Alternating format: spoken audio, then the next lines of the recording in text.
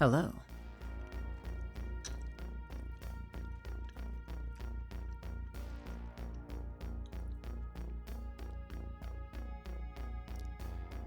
Dum, dum, dum. Is this thing on?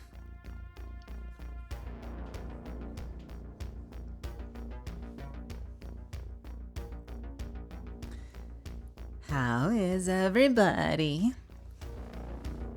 How you doing? I am just about ready.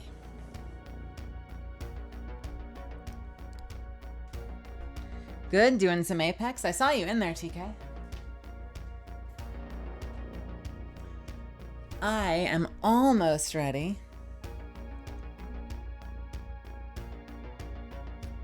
So, bear with me for just a few moments. Hey, and we'll get started. And then we'll jump in. Boring fucking day. Purple, I'm so sorry. I had a pretty uneventful day. I mostly did errands. But I got to have lunch and coffee with Margot's voice actor. So we had a little Tressa Margot reunion today at the local cafe. How cool is that?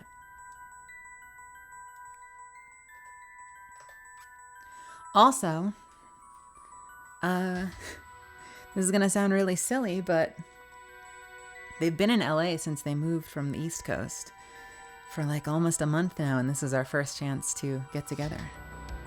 And the first time that our schedules managed to line up. My mouth is staying open way too long. What is going on here? So how cool is that? I'm very excited to hopefully spend a lot more awesome quality time with them.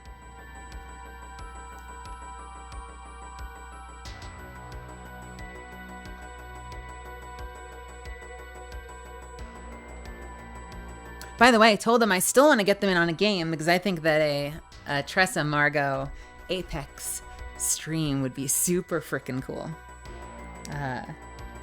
And they said they would be terrible, but they're willing to try at some point.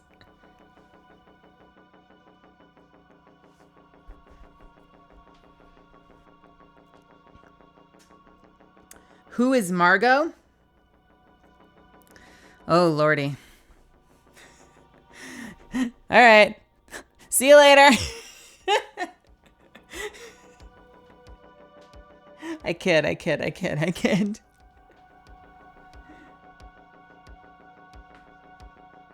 Who is Margot? Margot was the other character from my reveal trailer. With the glasses and the red hair. And the cool leather jacket and the bomb.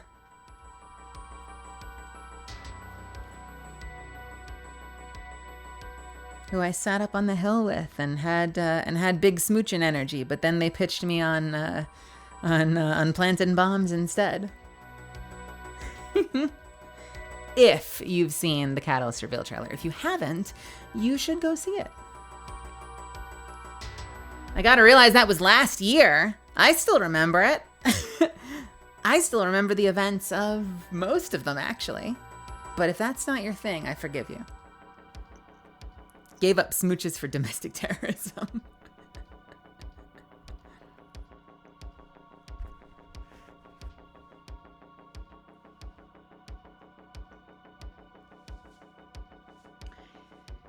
Yeah, and if you've never been around to hear the story, I booked probably last April or so.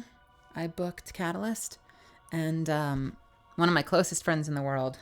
My mouth is still not moving right. I cannot wait until I have a proper model. One of my closest friends in the world, a newer friend, but a very close friend, very quickly. Who I talk about everything with, including the things I probably shouldn't sometimes, messages me one night and says that they got an audition for Apex. And they're like, I know I shouldn't say this, but it's going to be a thing. And like, I know you recorded like months ago and so it's probably unrelated, but like, how cool is it that we're going to be in the same project together? Because we're such close friends and we've never really worked on anything super close before. So like, even just being part of the same world, how cool would that, how cool is that going to be? And I said, yeah, tell me more about it. And when I had the original Catalyst audition, hey, Fall Gears, thank you so much for gifting the sub. I really appreciate it. Paying forward the gift they got from Maximus Prime to the community. And Fall Gears just gifted a sub to Thaddeus. Thank you so much, Fall Gears. And I said, tell me more about it. And when I had originally auditioned for Catalyst, they gave me a vague description of the story so far. And one of the things that it mentioned was that sorry for the lines, I'm still trying to fuck with the mouth microphone response is being weird right now. One of the things it mentioned was that she had a childhood friend growing up who went missing or who had an issue and was no longer in her life. And that character had a code name. And so when I said, oh, what are you doing for the game? Are you allowed to talk about it? And she's like, well, it's all code named. And she drops the code name, or they drop the code name, about the code name of Catalyst's best friend from my audition sides. And I freaked out because I realized that we were playing opposite each other. And like, what are the fucking odds? So it was like kismet.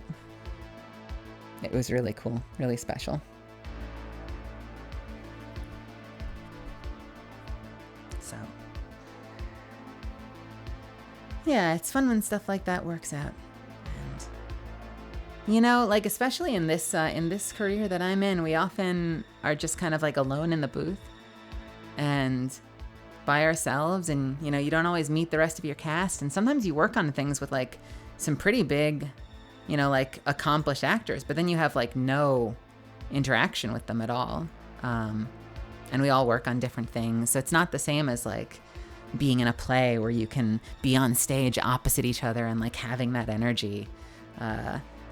But in some small way, it's always really exciting and meaningful when you get to like actually play opposite someone who you care a lot about. Why is like, what the hell is going on with my mic response? I'm gonna reload my model real quick because I'm confused.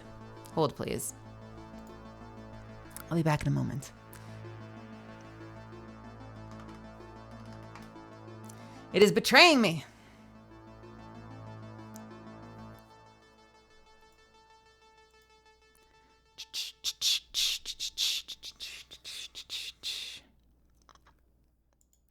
Double check all my tabs.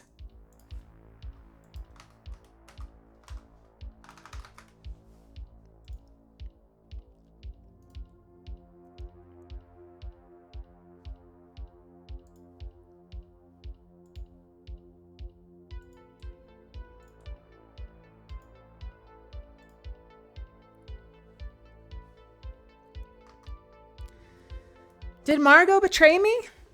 Do you think Margot betrayed me? Was that your take on it? I don't know. We don't know what's going on with Margot. Margot's fate is in the wind. But I can tell you on Anjali's behalf that they're like crossing every finger and toe and praying that they get to come back in some regard because we didn't see a body. And we both want to explore that relationship more, so we're keeping our fingers crossed. Anyway, let me go get my tea. 1 second.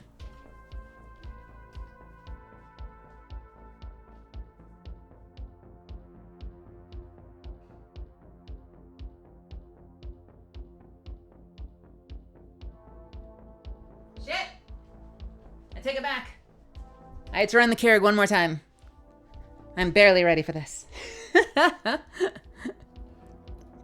right, let's scroll up to the top and say some hellos. TK coming in first. How are you, TK, my dear? Purple, good to see you. Croissant. Nilky, you keep your mouth shut. Pyros, good to see you. Zan, Wooey, welcome, welcome, welcome. Hey, Blue Pink. Infinite Variable. Nani Akami, welcome, welcome. Kiwi, good to see you. Rose, hello, hello. Scum, welcome, welcome, welcome. Jordan, good to see you. Blue Thompson, hello, hello. Yeah. Yeah. Yeah, we knew each other a long time before we were in the same state. And then they moved just recently. We'd actually even talked about moving in together for a while, but then the timing didn't line up. So it's just so cool. It's so cool. It's so cool. It's a dream come true, really. Foyer, good to see you. Welcome back. Thaddeus, hello. Colonel, good to see you. Dr. Victor, ayo, hold up. Melly, you were a voice in Fairy Tale. I was Demaria Yesta, the Valkyrie of the Spriggan 12 in the final season of Fairy Tale. I was the best friend and momentary killer, dispatcher. I don't know. Call it what you will of Brandish. I love that character so much. Solaris, good to see you. Sulcubus, welcome, welcome. Jen, hello, hello. Loving the new rainbow colors on your name. I really like it. Lunar, good to see you. Toe, indeed.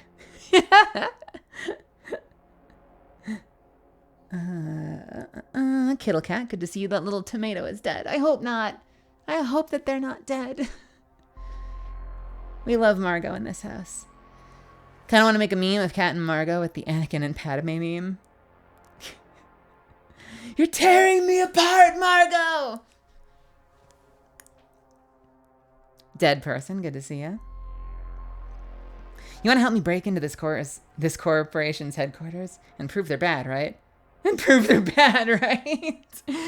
Yeah, see, and that's what's so fascinating, because I've had people ask, what's your relationship with Margot? And are they together or not? Was there a relationship there? And we don't know. I feel like when that trailer debuted, correct me if I'm wrong, chat, everyone felt chemistry. I have no doubt in my mind Catalyst had feelings, that Tressa had feelings for Margot. I don't know if Margot had feelings for Tressa. It's hard to say. We didn't actually get to the end of that moment, so even that's up in the air. I know how I feel as Catalyst, but I don't know how Margot feels.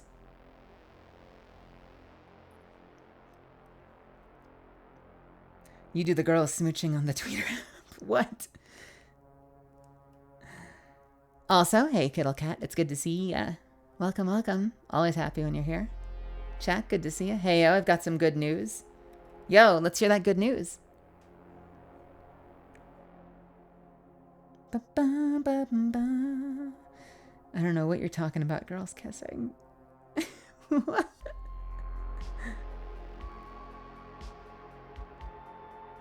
You get to the end of the moment. The moment was an accident and arrest. Yeah, well, but we don't. What I mean is when Tressa asks Margot why they're up on that hill, I personally got the inclination that Tressa was hoping that there would be more, between them.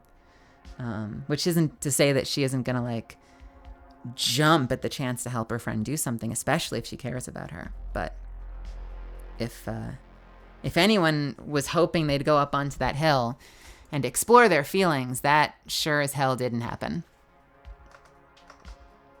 What we got instead was eco-terrorism.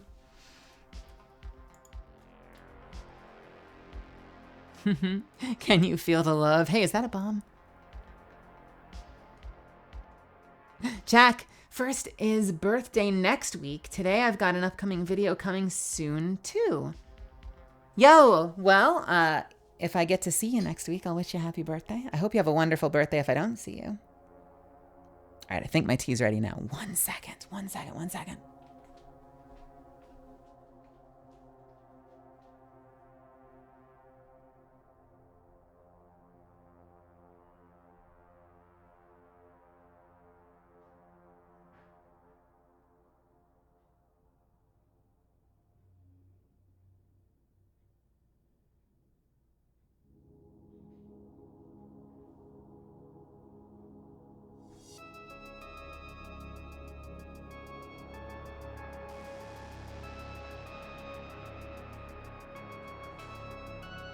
This camera, this camera, this camera. Let the people know what you got going on in your life. What's going on with everybody? What y'all been up to today? Tell me about what's going on in your life. While I continue to obsess over why my model is behaving so fucking weird.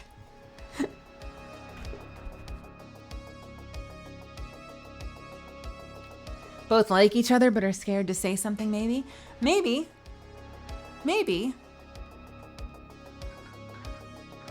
I think that definitely applies to Tressa. I got a lot of Margot content cooking right now. Do you? Oh, I would love to see more Margot. If you put out that Margot art, I'm here for it, Kittle Cat. I don't believe Margot's scared of a damn thing. Margot and Maggie would get along. You think so? You don't think Maggie's too tough for Margot? I guess we only know Margot as a kid, so it's hard to say. If she grew up, what would she grow up into? She gets pretty tough though toward the end. I mean, she's calm and she's soft and gentle, but I feel like when they get to that site, she edges up a little bit. Like when she's going through the plan, she's got some bite to her. It is interesting though that she stopped and hesitated when Kat said she wasn't on board with the plan to blow it up.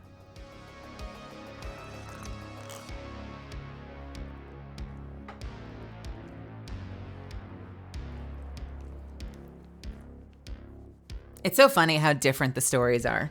Like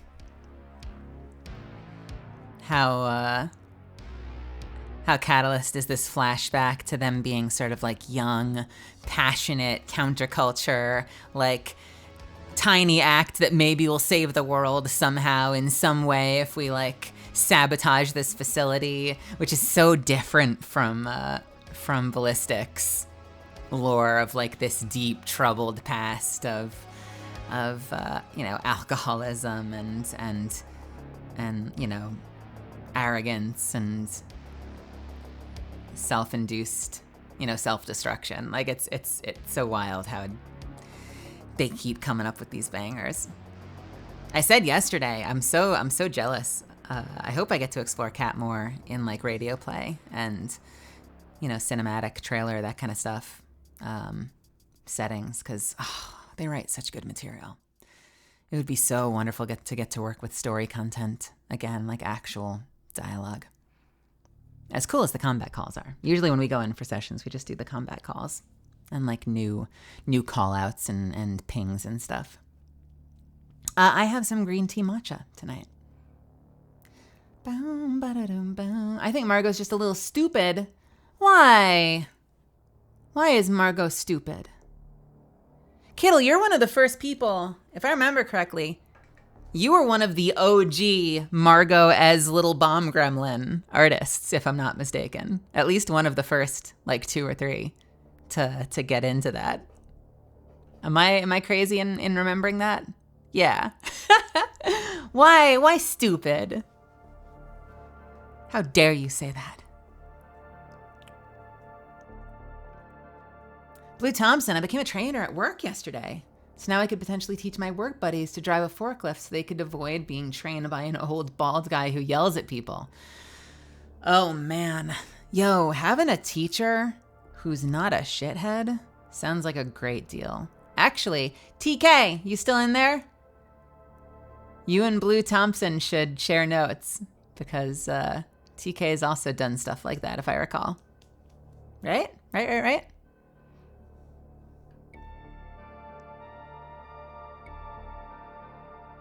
I think. I could be wrong. I think.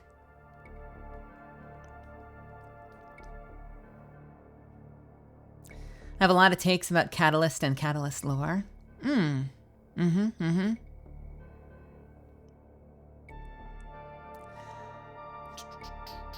also, can I recommend a brew I made myself called the Golden Tea? All right, Jack, tell me about the Golden Tea. I'm worried.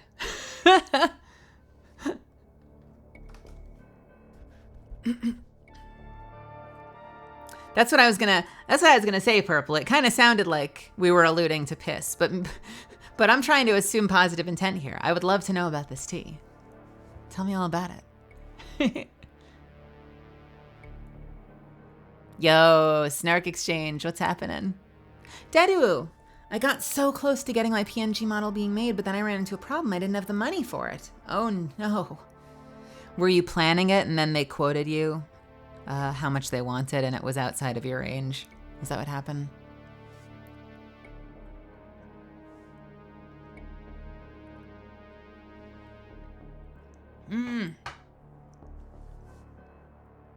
You know, I have some actor friends. I don't know where you were going through, but I have some actor friends that I'm still being self-conscious about my model not moving its mouth, and I'm very confused. I have some actor friends that have had really good luck going through Skeb. I don't know if you've ever used Skeb, but I know that's a site that people commission artists from sometimes, and you can get some pretty good stuff from artists on that site. And I think the way it works is you can, in some cases, essentially put out an order, and I think drop your budget. I could be making this up, but I feel like when I talked to my friend Emmy, she said that she basically just puts out an order with her budget, and artists respond, and she finds an artist that fits the style she's looking for, and then they collaborate. SKEB, I think it is. Skeb, I think. Someone fact check me on that. TK, I heard that forklifts were talked about while I was in the restroom. Yeah, TK, Blue Thompson just got forklift certified, or at least got approved to teach, and is teaching some forklift stuff at their work. And I mentioned that I think TK does some forklift stuff too. Am I not mistaken? Am I wrong? Yeah, welcome to the Forklift Club. Hell yeah.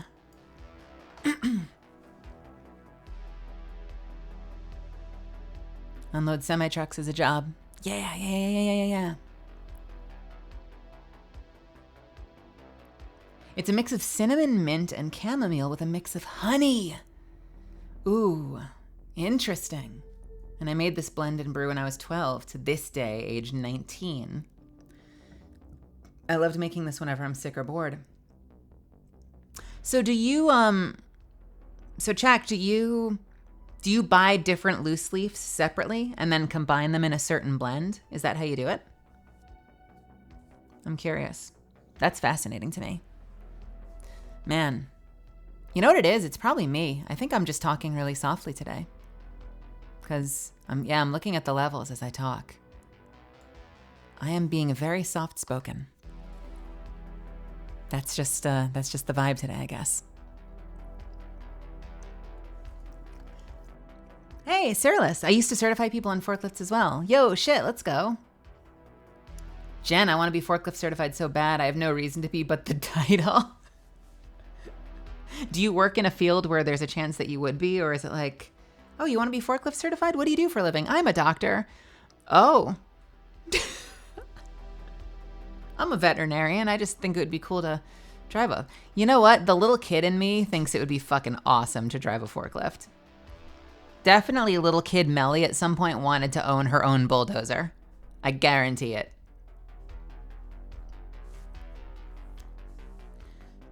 I have some stand-up and sit-down certs. Best advice, if you see a piece of wood on the floor and you're going to drive over it, don't put your tongue between your teeth.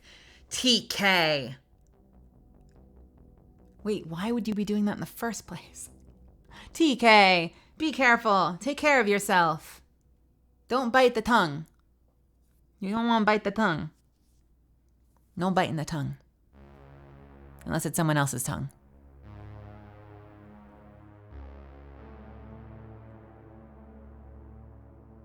Got a forklifts impatience.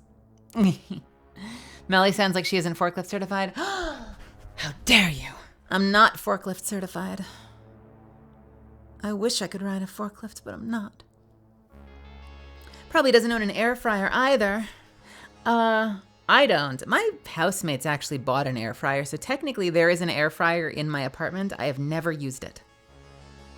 I do almost all of my cooking in skillets and saucepans.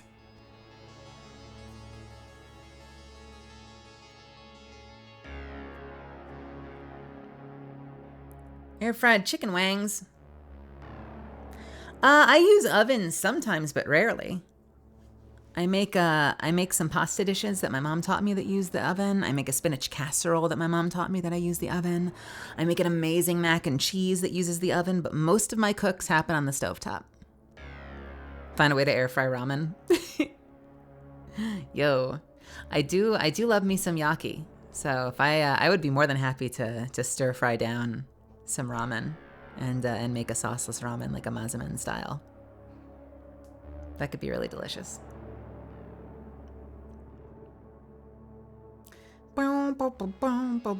8 hours of tense legs going over bumps you can barely walk. That sounds hot, actually. 8 hours of tense legs going over bumps you can barely walk.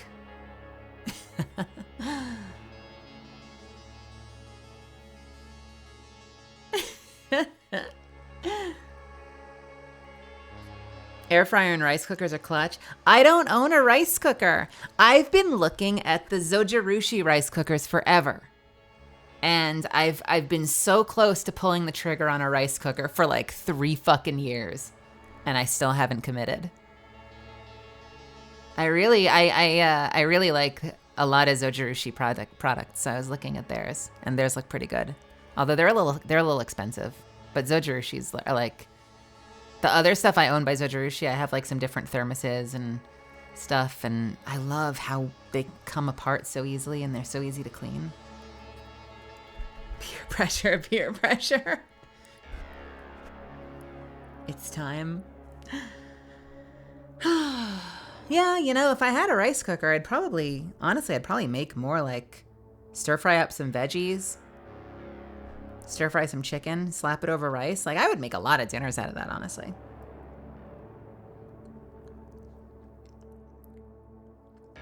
I went through a phase, and it's been a while since I've done it. I was probably healthier when I did it.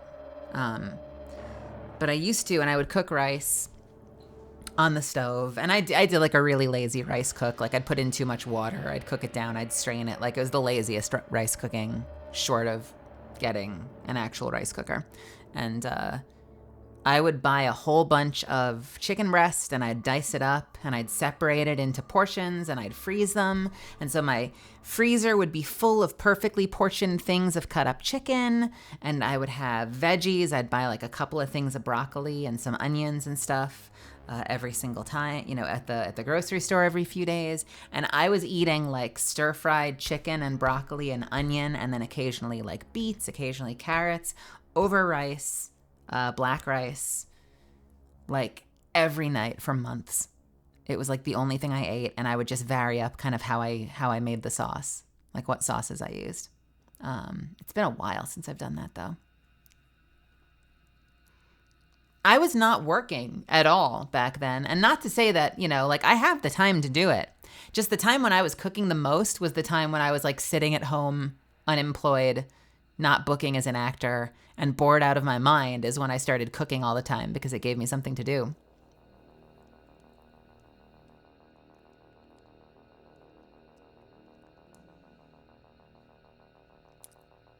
So Melly, hear me out. Do it. Concrete argument. I like it. I respect it. In Greenland? No, that's Svi. Svi was the one in Greenland, I think. I was not in Greenland. Jack, so I grow the mint at my house. Wait. In Greenland? Is that a Princess Bride reference? God, I've seen that movie like 100 times, but it's been years. Oh no.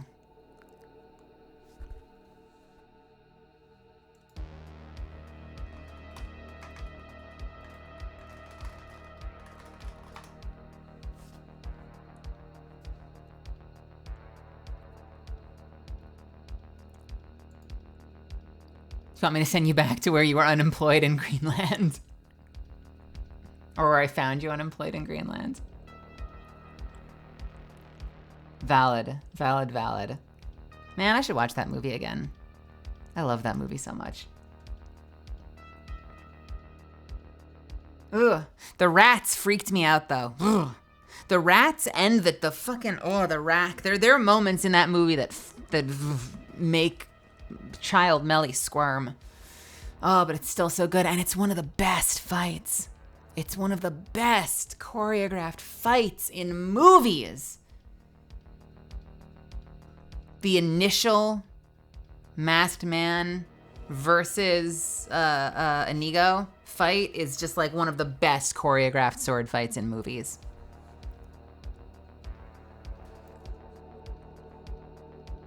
So you grow the mint at your house, though cinnamon is store-bought, and the chamomile is too, but the honey is made by my dad because he's a beekeeper.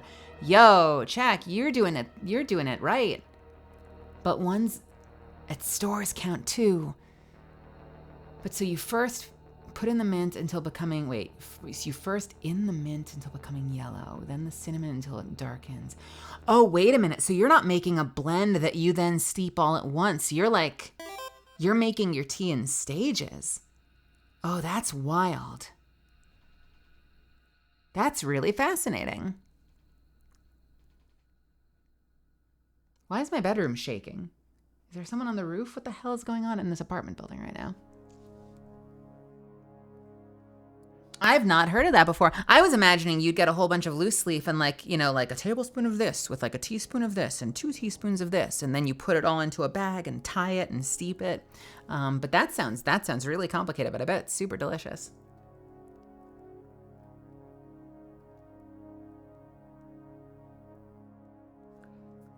Opal Viper, welcome.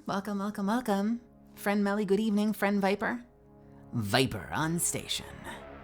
Rail, good to see ya. Broken Ace, is this the VA from the hit game Pong? You got it. I'm the one that goes. Boom, boom, boom, boom,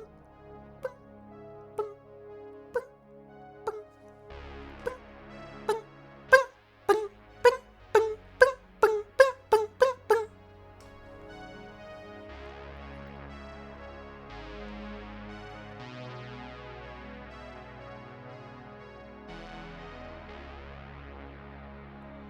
Oh, were you in an ad? I have not been looking because we've just been on a roll. I am so sorry. Yeah, I said that I didn't realize that you did it in stages. I thought that you had kind of like, you bought separate parts, like you bought separate things and then combined, like a tablespoon of this, a teaspoon of this, 2 teaspoons of this, and like put it into a bag and steeped it together. But it sounds like you're doing it in multiple stages in the cup, and that's fascinating. That sounds really cool.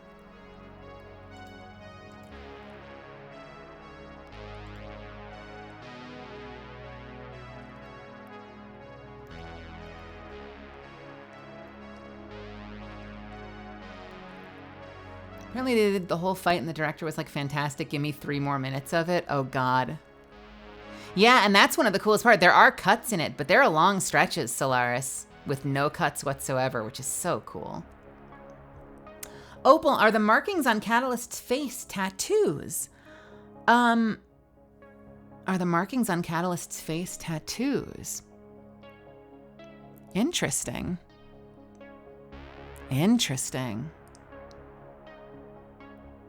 They are not.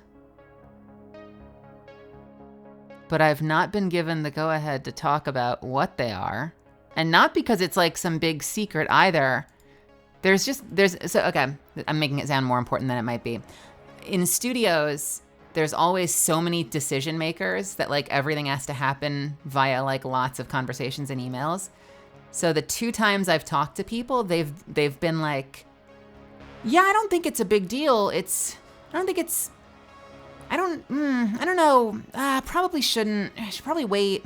I don't know. Let's not for now. But I have been told they are not tattoos. They are not tattoos. And they are not makeup either.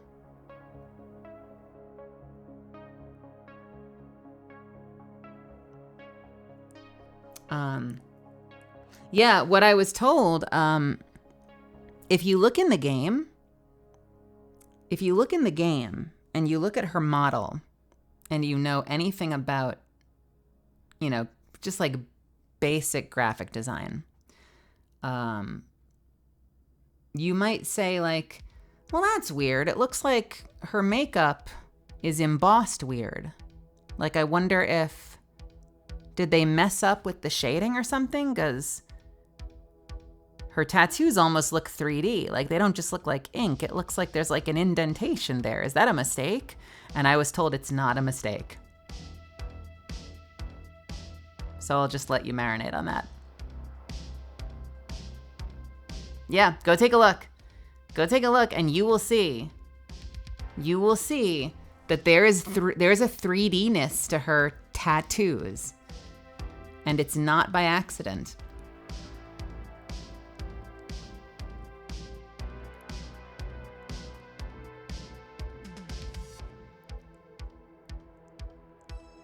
And I found out because I was like, hey, I wanted to let you know, I think there's an issue, like it's shading in a weird way because they look 3D and they're like, that's intentional. And I'm like, oh, okay.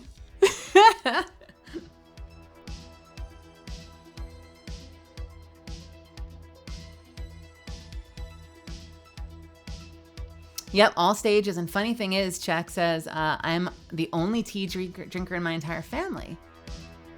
So you're the Uncle Iroh. Oh, that's sweet, Chuck. That's so cool that you grow the mint yourself too. My housemate Kaylee grows a whole lot of stuff.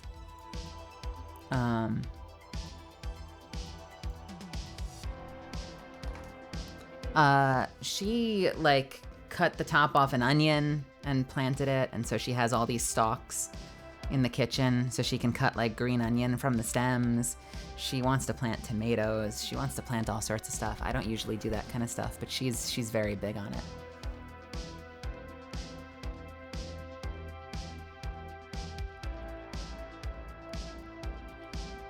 I love me some coffee. I probably drink way too much coffee. So I try to keep green tea as well as some black tea around the house just so I have something to change it up with. So I'm not constantly, like, green tea has, tea has acidity as well, and some tea has a lot of acidity, but I don't know. I try to not make coffee the only thing I put into my body. Hey, Arctic Ninja, welcome, welcome. What do you mean start a new game? I mean start a new game. We're gonna play something new. I wasn't sure what I was gonna do tonight. I've kind of been in a bit of a weird place today. Not lately, but today. Because, I don't know, I want to play more Apex, but I know I started back in December. I started playing a lot of solo Apex, and I have so much admiration for people like Doc, who does not only solo games, but solo ranked on a regular basis. And I had some fun doing it, but to me it's so much more fun a game when I'm playing with my friends and I get to like mess around with them and tell jokes and socialize and have fun together, you know? And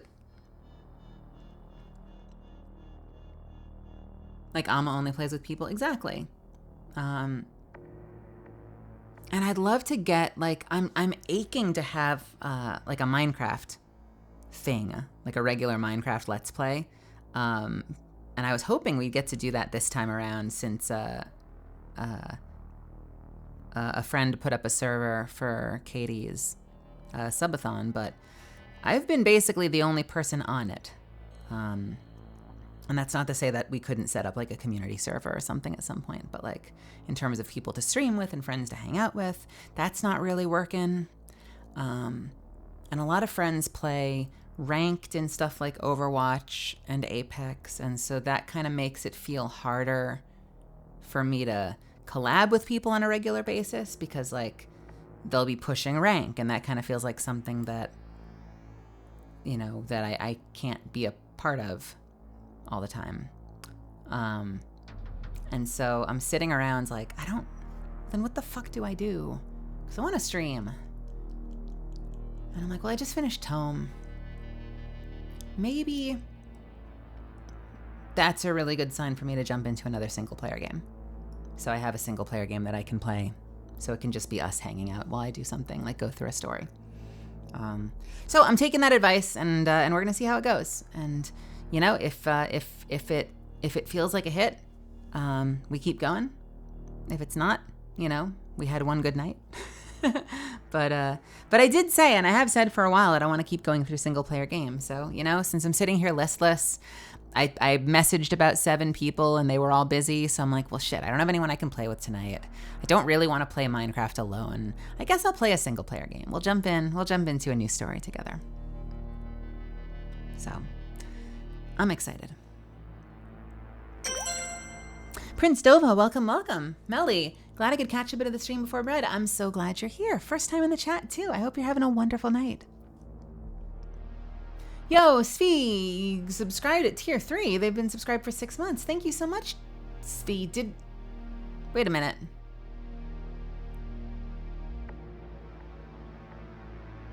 Didn't you just resub like yesterday?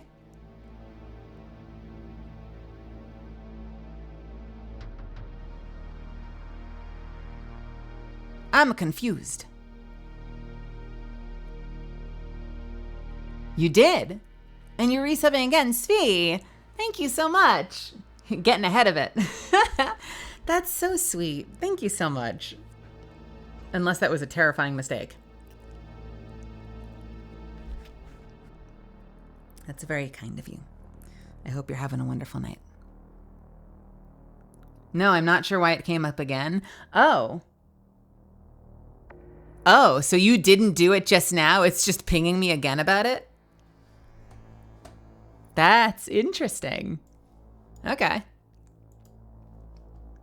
Well, hey, that brought us to 2 out of 10, so you've given us a head start. So I will say it again. Thank you so much for the sub. It really means a lot to me, and I appreciate you. Subception. We need to go further. Wow. Joni, good to see you. But yeah, Prince Dova, thank you so much, and welcome to the community. New friend. Having a limbo-like mood, because I've been there too. Yeah, I've just been sort of like... Limbo's a good way of looking at it. I've been sort of... like, I want to go live and stream, but I don't know what to do. So it's not even like, do I want to go live? I don't know. I want to go live. I just didn't know what the hell to do once I got here. And so I started downloading a game, and thank God it finished. I was worried it was going to be going for like hours, but thank God it finished quickly. Our download is fast. Our upload speed is kind of shitty. So I was really worried that sometimes those wires get crossed and it just means the overall package isn't that great, but it ended up finishing swiftly. You just downloaded Jedi Survivor. Can't wait to play in like 2 days. Oh, are they doing preemptive downloading for it to kind of curb the rush so that the servers don't go down or something, Kiwi?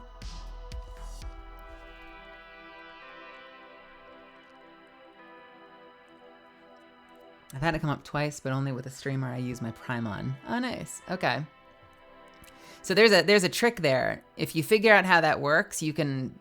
Don't do this with me, but you can probably abuse that and get all sorts of accolades and thanks from streamers all the time.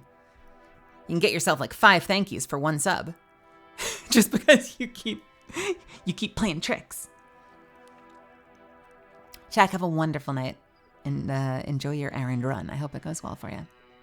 Melly, have you heard about Tales of Arise? I've not heard about Tales of Arise. Is it a brand new game? Tales of Arise. Tales of Arise. What does the wiki say?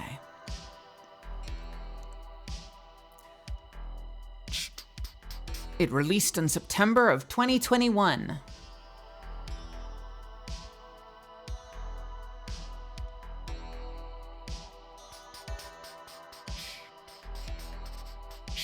Oh, is it a Tales game? Is it part of the Tales series? Developed by a team composed of both series veterans and newcomers, The aim was to revitalize the Tales series. My housemates back in Dallas played Tales of Zestiria. I've actually talked about. I haven't played it. I've only played one Tales game, and we only played it partway through because my housemates became flaky on me and started booking acting gigs, and were never busy like freaking successful people. The losers, she says with love.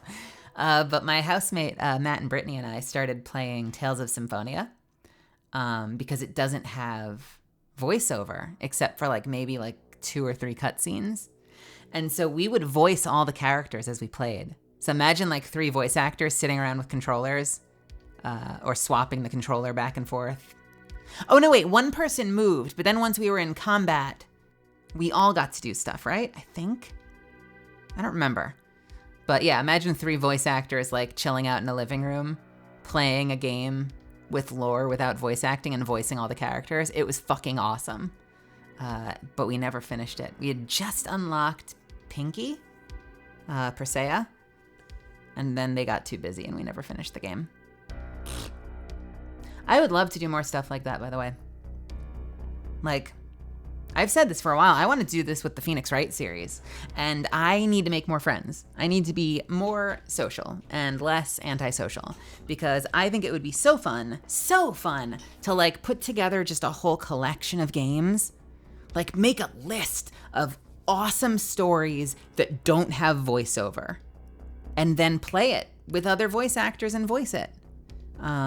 And like really go ham and like do it real. Like do that good shit. I feel like that would be so much fun. Someday when I have friends. When I have voice actor streamer friends, I should say, because I have all of you too.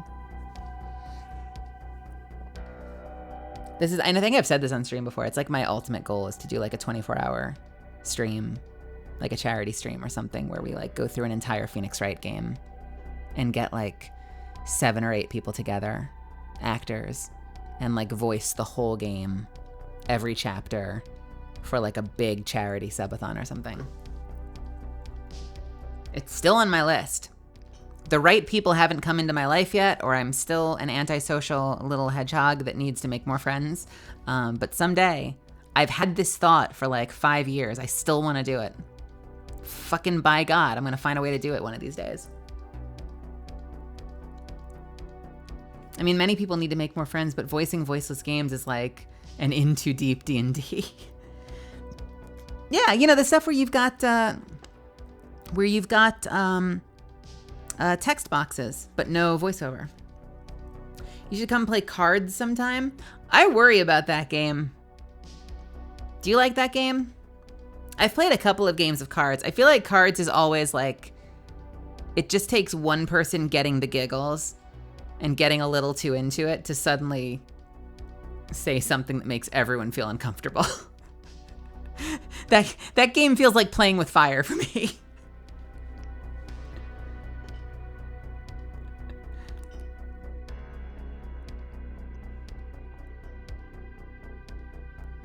Cards has been fun. Have you been playing Cards Against Humanity in Discord? Because I've seen a bunch of you in Discord some of the nights.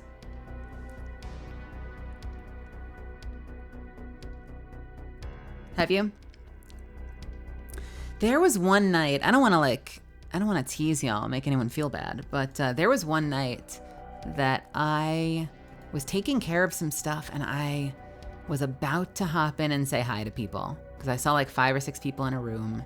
I'm usually taking care of stuff late at night, and like not necessarily like work, but like that's my downtime to like not have to be live, and I'll usually just like noodle around and like dig quietly in Minecraft while listening to YouTube videos to kind of like reset and kind of wind down.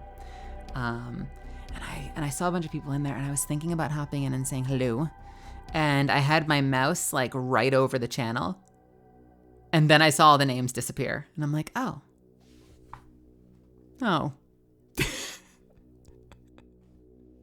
Like a handful of nights ago. It was extremely good timing, honestly. It's like, and here they're gone. Oh, okay. Oh, well.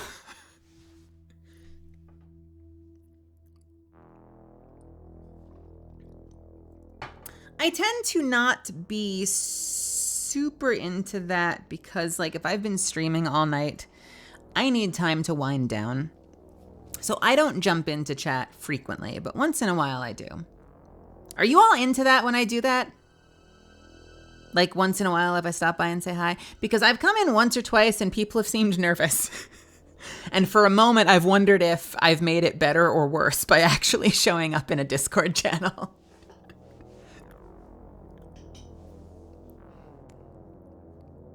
Where you come in, I'm like, hi everyone, and people are like, hello, and I'm like, uh-oh. Uh-oh. Should I reverse Kool-Aid Man back out the door? I'm sorry, I didn't mean to make anyone feel uncomfortable. I think it's fine. I love it. I want to say hi, but I also don't want to talk over everyone else. I feel like that's bound to happen. Just come and say hi. It doesn't hurt everyone. I'm always glad to see you. Okay. Good. That makes me feel good. That, I relate to that a lot, Jen. Actually, I've had open invite, like peace and love to Katie, because I fucking adore her. I've had open invite to Katie's streams for her subathon. Like, she gave me permission to hop into her channel anytime I want, talk to her, chat with everybody else.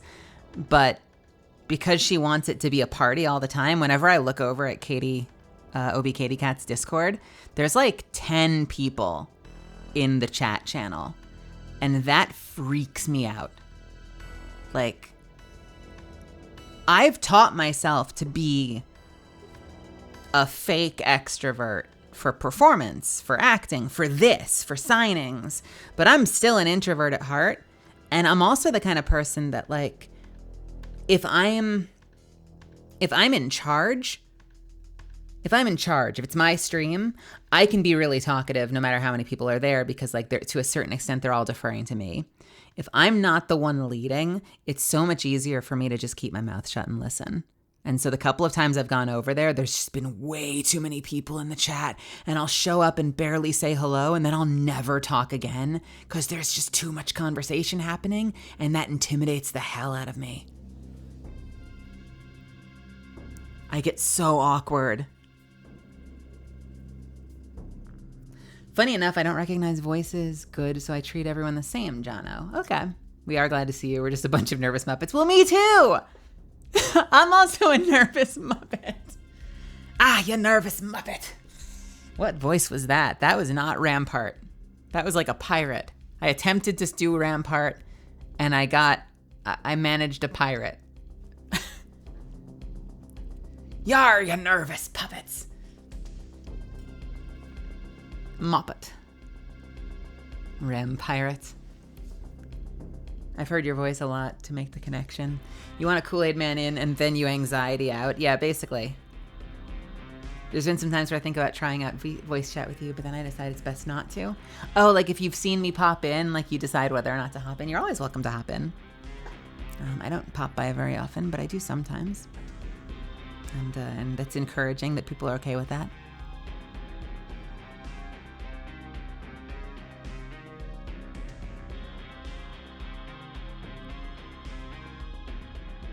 That's why large voice chats are great. You can hide in the corner.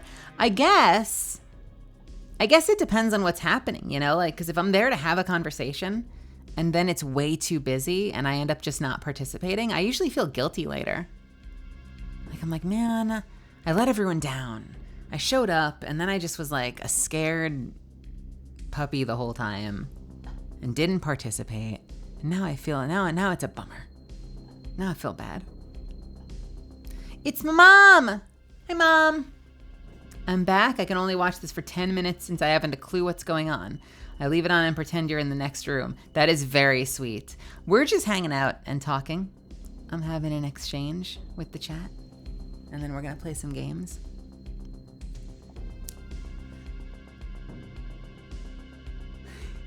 I love you, Mom. Melly, like the person who says hi softly and then fades into the background. It feels that way sometimes. And also it depends on the personalities. Like, I hang out with a lot of people privately who tend to be more quiet, introspective, thoughtful, you know, small group energy, small group dynamic people. any of you, if you're in the chat, tell me if I'm wrong, but like, I would say Derek, Zuffins, Rose, Rail are all fairly quiet, thoughtful people. And so we tend to have like smaller hangouts where we have like deeper conversations. And then occasionally I'll start screaming and ranting about something because that's my quirk, I guess. There are a lot of very powerful personalities in that Discord. And so I'm good at being like a fake extrovert, but then when a real extrovert comes along, I just go hide in a hole.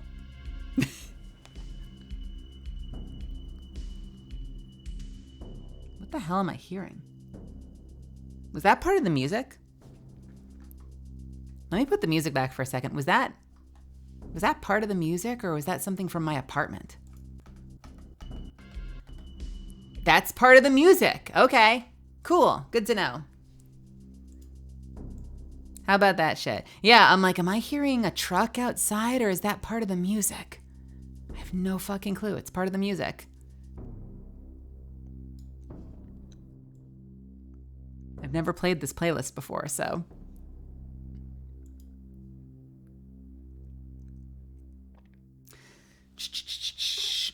Then again, I'm the person who everyone says carry the conversation energy in voice chat, and I don't feel like I do.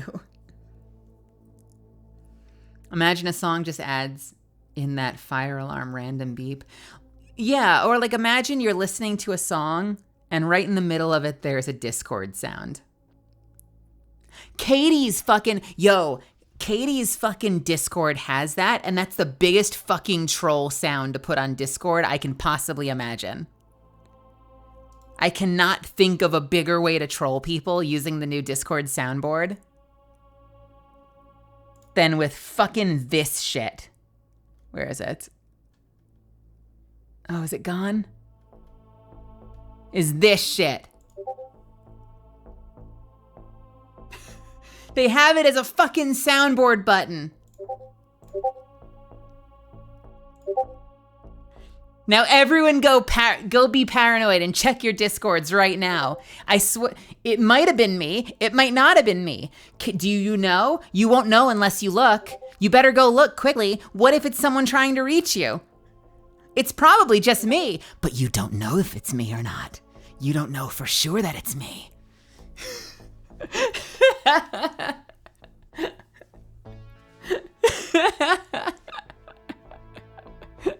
If you're that confident that your UI sounds are off, well then hats off to you. Spoon Kid is king. Welcome, welcome, welcome.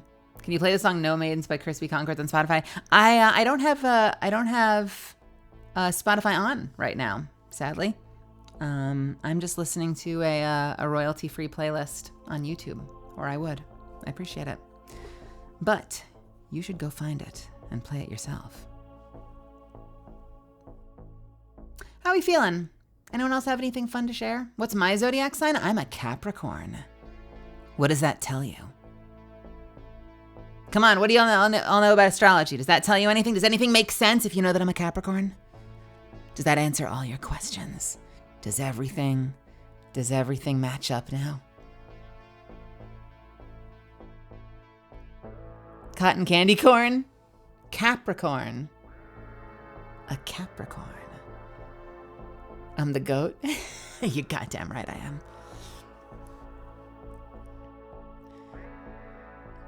Ran across the animated music video for Starship Velociraptor this past week. Yo, that video is wild. I learned about that from you guys. I think I learned about that from Svi talking about it in chat. That's a wild music video. It's really good. You could put on Good Kid instead. At this point, I feel like I'm just begging. I'm sorry if this is starting to get annoying. Put on Good Kid? What? Wait. Starting to get annoying. Did you ask for something else? What did you say before? Hey, Quispy. Welcome, welcome.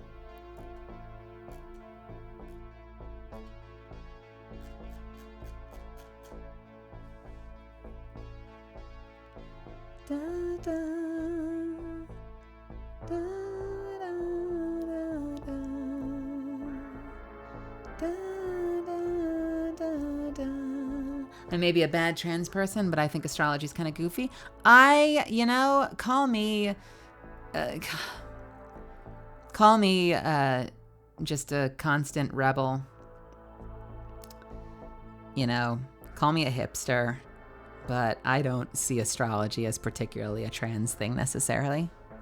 I'm sure many are into it, but also just a whole lot of people are into astrology. I don't take it super seriously, but I think it's cool. I file a lot of that stuff under cool to read about, cool to think about. Although a lot of that stuff is written very generically. So if you look at your horoscopes, it's always stuff that you could apply to anybody. I feel like if I go down the list and read everyone's horoscope, I'm going to be like, this is accurate. Wait, this is accurate. Wait, this one is accurate. Why are these all accurate? But they're still fun to read.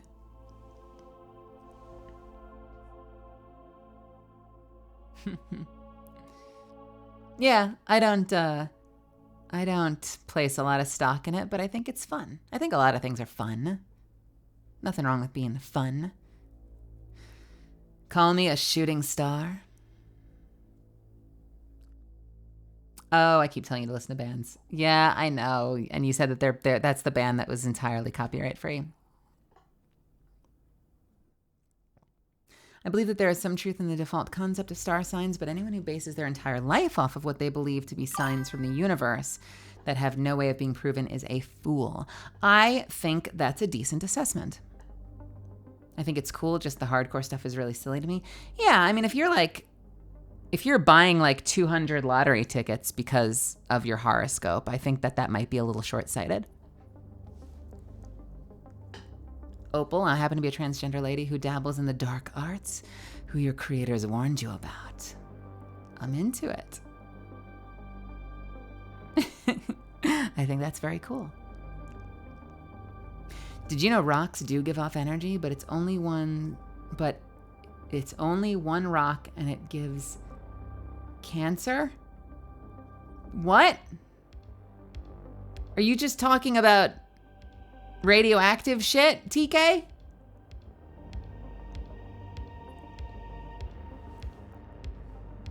Radiation. Great. Svi, you're a Scorpio. Oh, I was always jealous of Scorpios. As a kid, I loved scorpions. I think they're so cool. Which I believe means I'm James Bond-esque villain in a lair with a cat, like the guy from The Simpsons. Oh, villain in a lair with a cat. Yeah. James Bond-esque. That's, what the hell is his name? But the one Dr. Evil was based on was, oh gosh. I don't remember.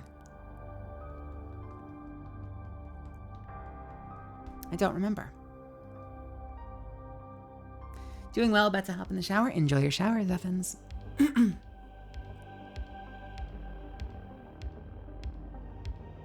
God, the name's right on the tip of my tongue too.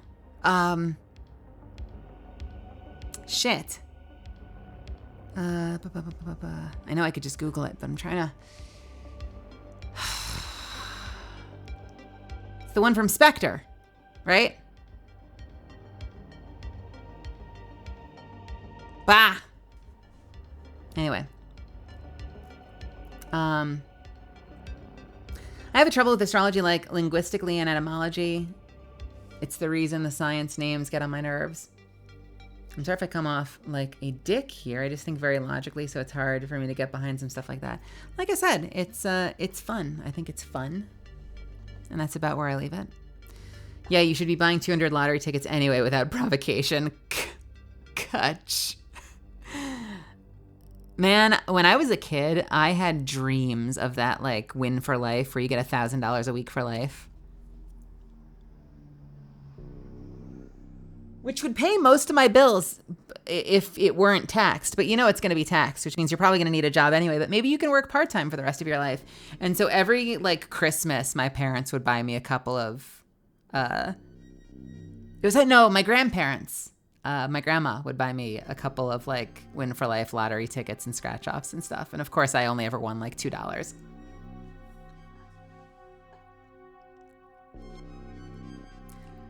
What is rocks are actually very soft and they harden when coming into contact with something else? What if? So they're always soft, but they become hard the moment you touch it?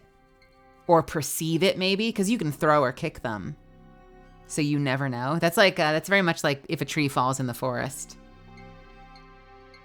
Does anybody care? Does anybody hear? If there's no one around to hear it, does it make a sound? That's how it usually goes. I always like, I forget where I heard it. I was like, if a tree falls in the forest and no one's around to hear it, does anybody care?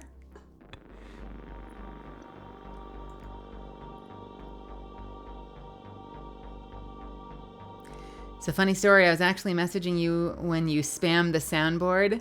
Ha ha, Flair. Gotcha. Maybe. Monarch, good to see you. Arctic Ninja, so something happened to me today and it's sad. Is it okay if I tell you guys? What's going on in your life, Arctic? I'm sorry to hear that. Are oranges called oranges because oranges are orange, or is orange called orange because oranges are orange? Wait, what's the term for that? When they have the same name as what they are.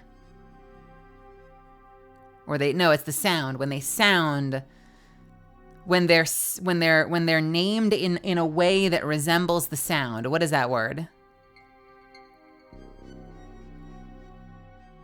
Onomatopoeia? Is that the word? Onomatopoeia?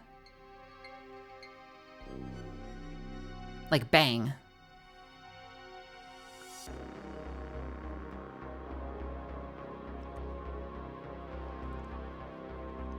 Onomatopoeia. Onomatopoeia. I love my dad's cooking. He made some nice taco bowls. Oh, nice. Nice.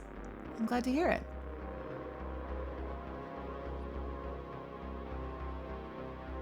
My mom told me to move out. Uh-oh.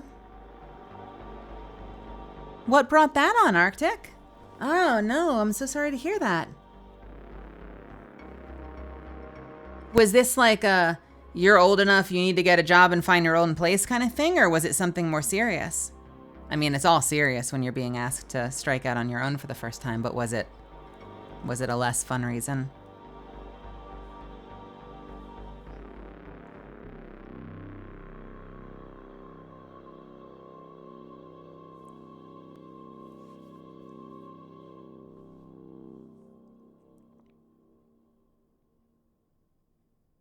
It was. I don't like that. Are you gonna be okay? Do you have friends you can stay with or a plan? What are you gonna do?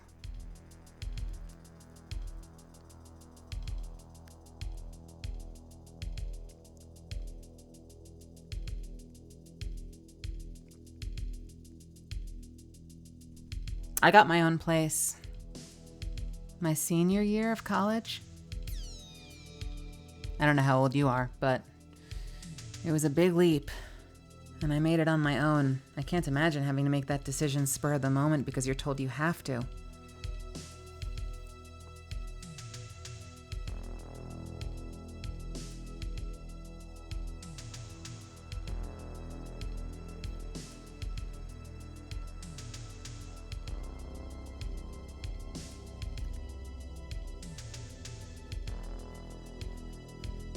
Hey, Fluffy. Welcome. Good to see you. Just like IKEA furniture assembly. What? Oh. And I don't know, to be honest, because I'm special needs as well. Were you given an ultimatum of some point? Like, when do you have to be out by? I would definitely start talking to friends at the very least. See if you have a way that you can find somewhere to stay while you figure out what your next move is. Oh man, I'm so sorry.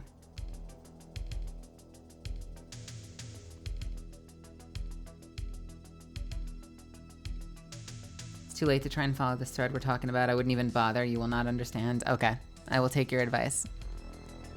I will take your advice on that.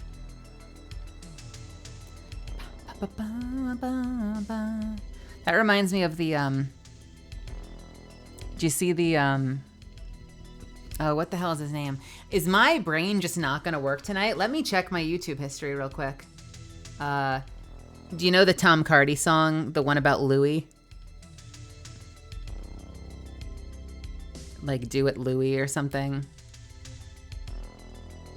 It gets so weird and like goes off the deep end into weird, into just like existential implosion mode at the end.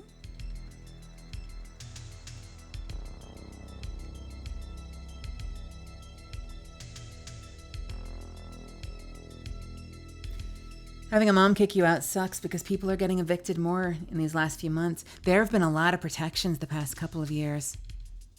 And a lot of that has started to end. So having that conversation with friends and talking to people. I know it's not quite the same, but I had an apartment once where kind of at the last minute I had a housemate say that they were... to be fair, I procrastinated, but I had a housemate decide to move out, and I was looking for a place, and I ended up getting baited and switched. So I was working with a broker that was showing me places, and I said yes to one or two places. And it turns out they were just more or less trying to... Oh shit, there was an ad running. Fuck. Sorry about that. There was... They were essentially trying to like manipulate me into taking a shittier place by showing me a really nice place first. And then when I said I wanted it, they would say that, you know, it was taken and then try to get me to settle on a shittier place, and just about everything fell through. And then I was kicked out of the apartment that I was in because they wouldn't give me an extension. And so I had nowhere to go. And for a couple of months, maybe a month, like a month or a month and a half, I had to put all my stuff into storage. And thank God I had a friend in Manhattan that let me stay on his couch for the better part of a month. And it was weird, because he's in a relationship, and so it was me, with him and his girlfriend,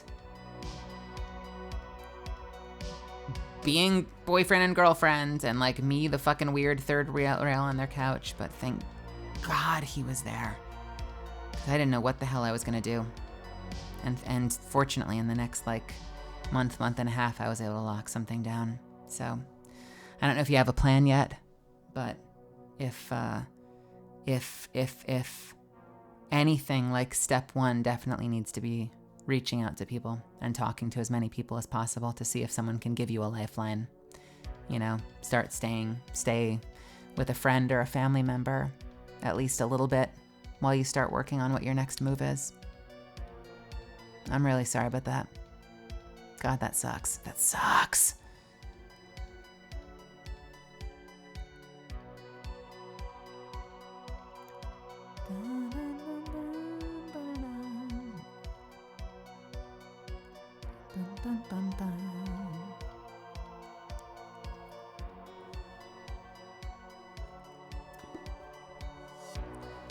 And, you know, for what it's worth, if it happened in a heated moment, it might be worth taking a few days, giving them a little time, and then revisiting it and talking about it and seeing if maybe you can come to a resolution. You know, sometimes when I have major disagreements with people, people can make rash decisions, and, you know, I don't want to get your hopes up because it might be no dice, but like it's still worth revisiting and seeing how they feel in a couple days, if you don't have to be out like tomorrow.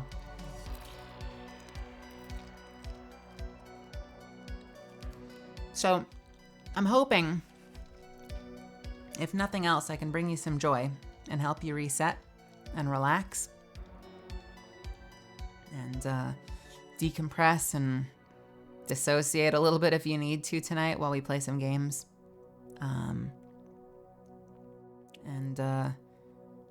Maybe do a good 3 or 4 hours and see how we feel and just kind of vibe together while we play some stories.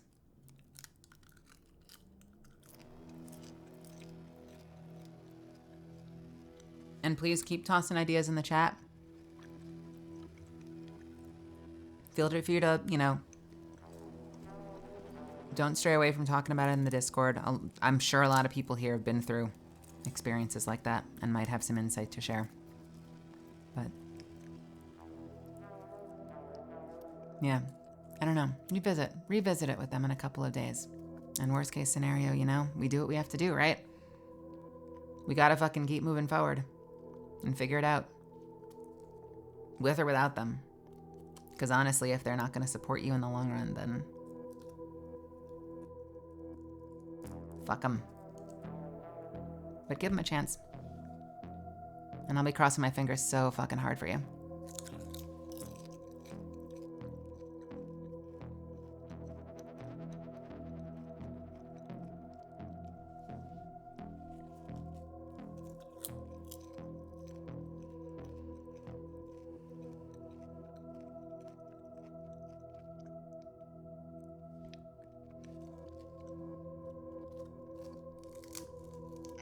All right. Sorry for the ripping sound. I'm having a piece of seaweed. I am going to jump into something. And it's something I've talked about for a little bit. I'm excited to dive in and see if it holds up. And hopefully it'll be something that, I don't know, that everyone's into and can enjoy. I don't know, is it? Is it? Is it? Let's find out. I had it muted. Let's turn on the sound and see what it says, what it sounds like. Ooh, that sounds familiar. I know that game. I swear I've heard this music before.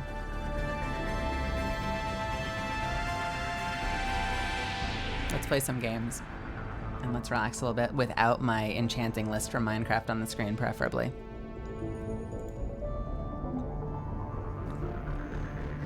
I thought we could start a playthrough of Legendary.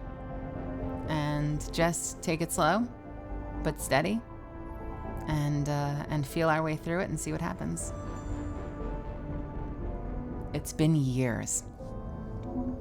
It's been fucking years since I've gone through this. I love this story so much. Let me change my stuff real quick.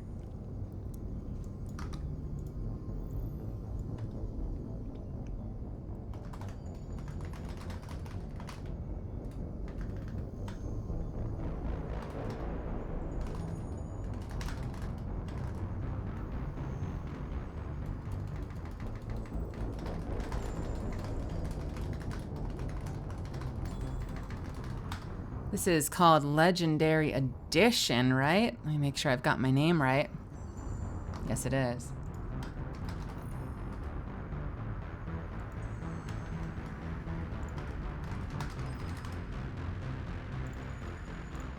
There we go. Arctic, what's up? Talk to me. Oh, we will get to Andromeda. We will get to Andromeda. I intend to finish that if it's the last fucking thing I do.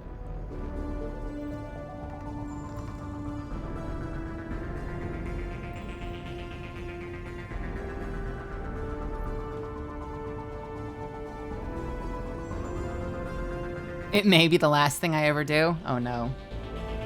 Is that a threat?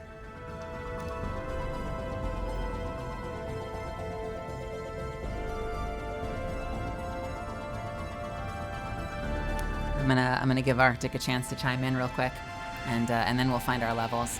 I'm sure the game's probably... Is the game a little loud right now? We can figure it out as we go. I tend to like to keep the music up, but I also want to make sure that we've got a good mix for you guys.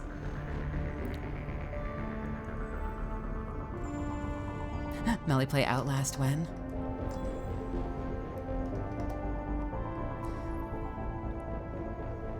How does my voice sound against the music, by the way? I'm curious.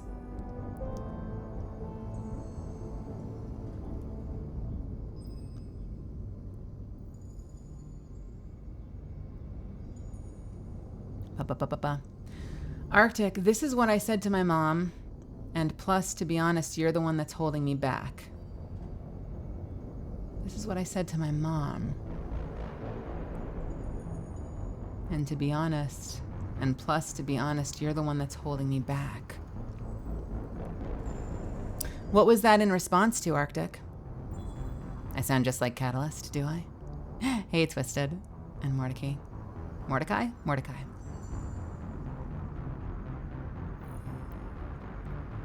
Yeah, we're gonna dive in.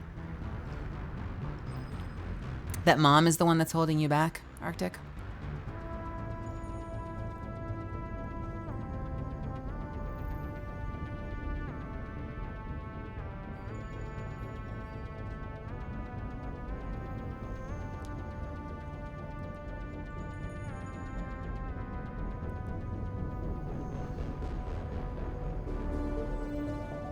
Families be like that sometimes. Especially if we're talking transition or coming out related stuff, you know. It can be a big adjustment for them, and not everyone takes it the same way.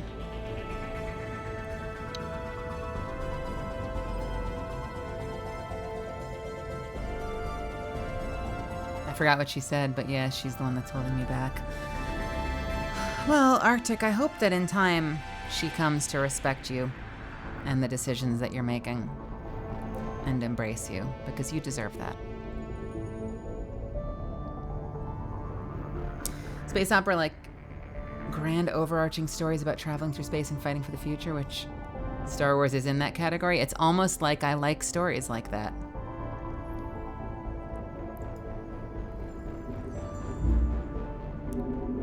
So I have no sound settings yet, or difficulty settings. So let's just see what happens if I click one. Let me know if this is way too loud, because I want to make sure that it's a good level for everybody. I'm also playing with my headphones off, so if there's any like weird echoes, I'll fix it, but I'm really hoping I can get away with not having to have my headphones on, because I was giving myself whiplash playing last night on Apex. My headphones need to be replaced, and my hair keeps falling out in front of them, and I keep reflexively shaking my head, and my neck started to hurt. So we're gonna try to play without the headphones tonight, and we'll see how far we get. Oh my god, I'm so excited. Here's what I know about Mass Effect, because I've played in the past. If you've never played a Mass Effect game, there is a morality system. Paragon and Renegade. Paragon being... and morality systems in EA games are funny. Usually Paragon means you're basically like a saint. You're like a living angel. You will run into the burning building and you will carry out every single baby by hand. And Renegade is not like arch villain. Renegade's kind of like you're a schoolyard bully. It's not anywhere near the same degree of goodness. Like Paragon is so much more good than Renegade is bad.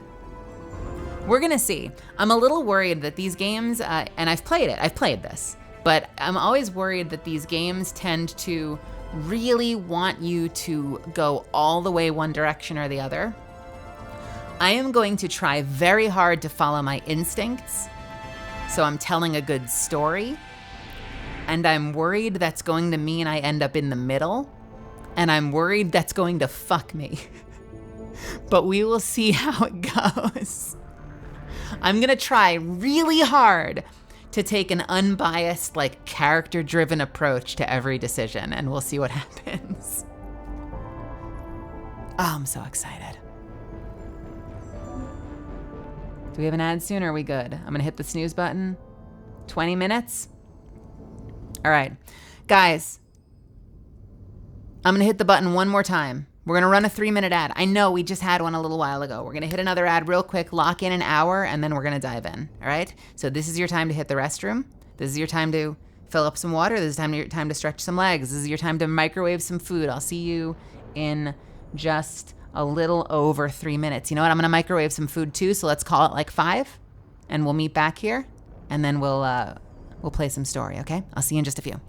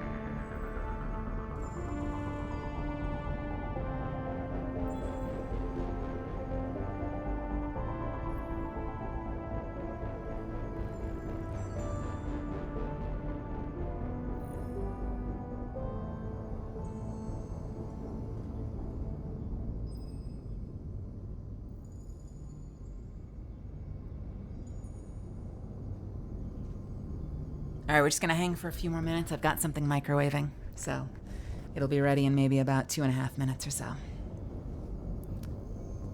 In the meantime, just gonna say a quick welcome to Hanabadas. Welcome, welcome, welcome.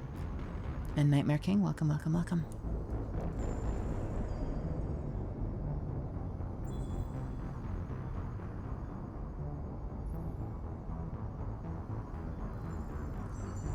Jorlin, good to see you.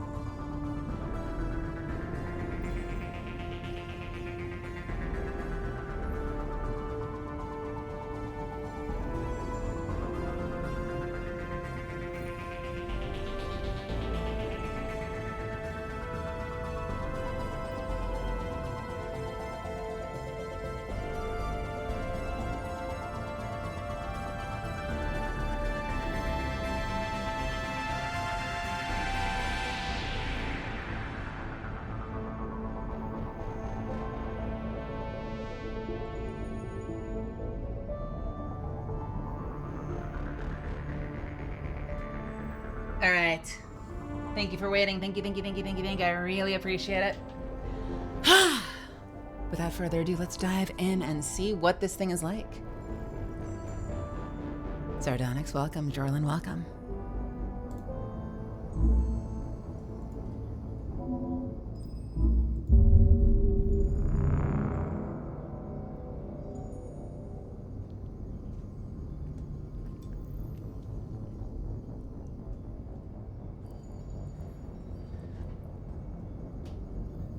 I assume this is a loading screen. Whoa. Hey!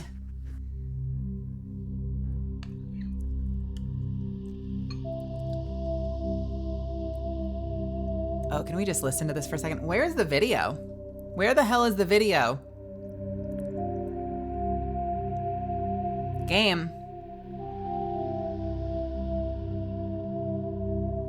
Hold, please. Why am I not getting video?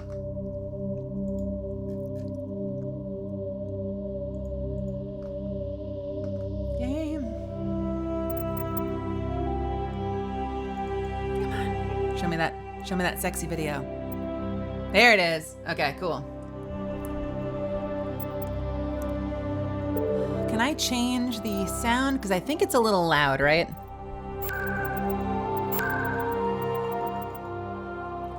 Is this now too soft or does this sound better? Give me some feedback. Compared to my voice, does this sound all right? Did I now make it too soft? Was it perfect before? Was it loud before? It felt loud before.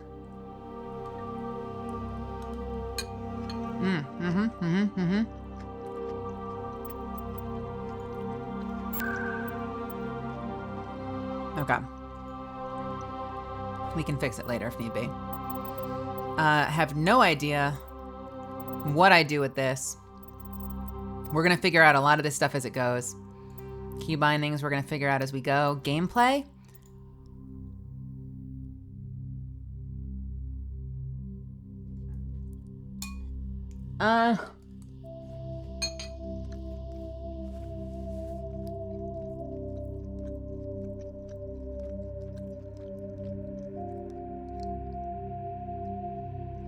Man, I kind of want to put it on Insanity and see what happens.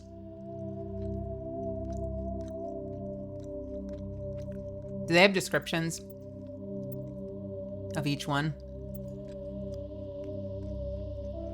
I have played Mass Effect before.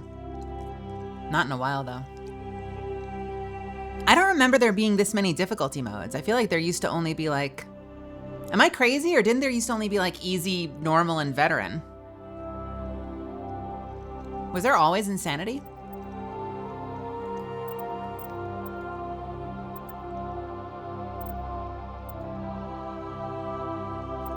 They don't seem to, although they may once I make my character, so I guess I can wait. Auto level up? Nope.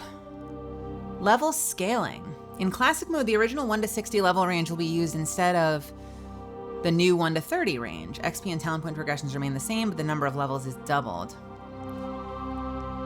Squad power usage. Determines which skills we'll use in combat. Defensive or all. Determines which skills and talents squad members will use in combat. Just defensive versus all. Why wouldn't you want your squad members using everything? I wonder. Like, why is it default to defensive, I wonder? Subtitles I want on. Autosave, yes. Enable tutorials. Briefly. But not for long. Squad power usage. I like to square some of this stuff away early. Squad power usage. I'm gonna actually Google that real quick. Mass Effect squad power usage. Defensive or all is literally the first autofill. That's hilarious. That's super funny.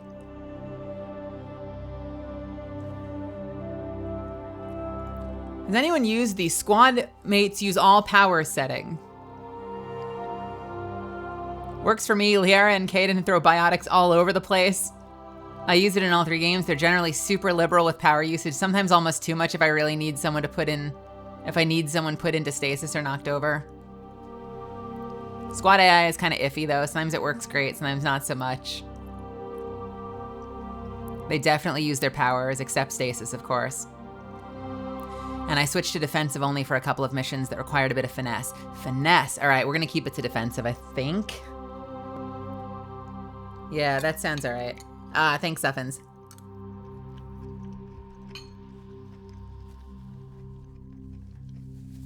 Suffins, did you play on Insanity?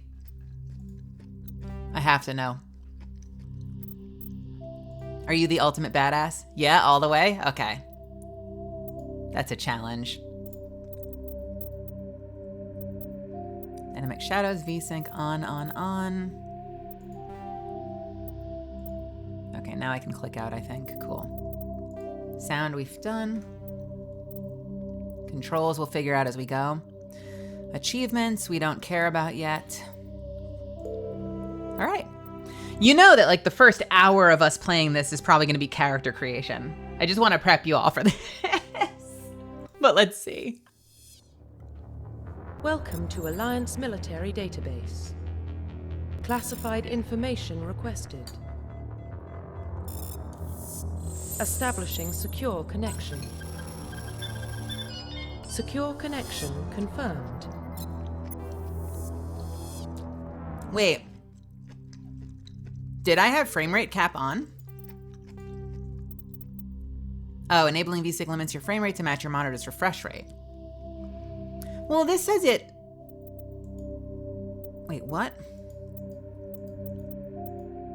Well, why don't I just do that then? VSync off, but cap it to my... Just do like a manual. VSync off, but just a frame rate cap. It's probably fine either way, honestly.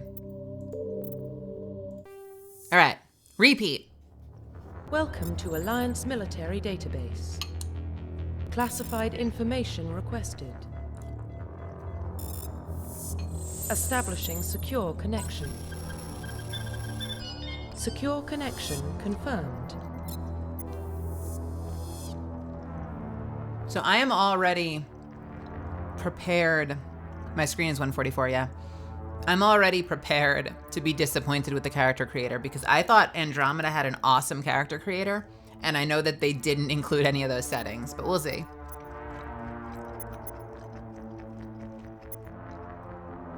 Wait a minute. Due to your covert N7 status, ID records are incomplete. Please confirm identity. Manually enter career info and physical stats into the Normandy crew database. Confirm your ID is CDR Jane Shepard Alliance Marine. Oh, is this like a prefab character model? Or you can make your own. Oh, we're gonna make our own. Custom female. Please log in to access. I'm a custom female.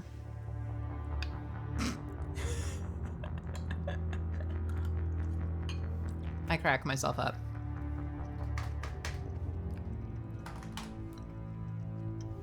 Mel Shepard. Melly Shepard sounds cute. We're gonna go with Mel Shepard. Melizan Shepard. Mel Shepard. Mel.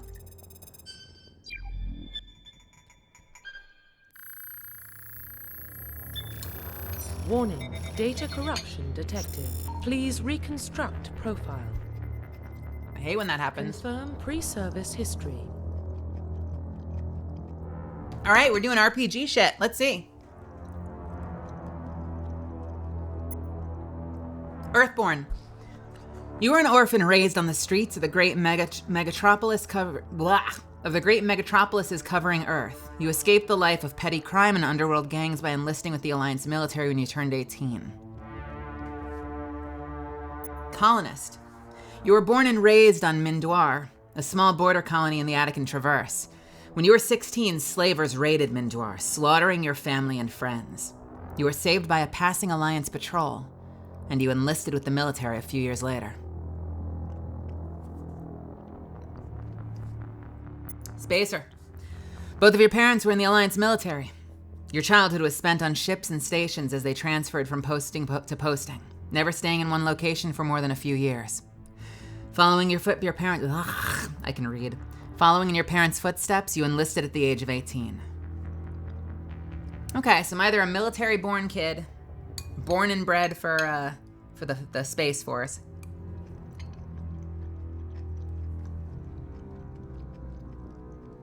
Born and bred. You're a refugee.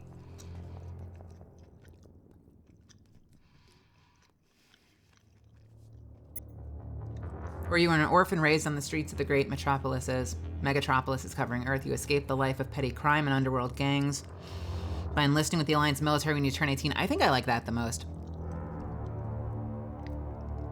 TK would play Army Brat. I think I played Army Brat my first playthrough, way back when.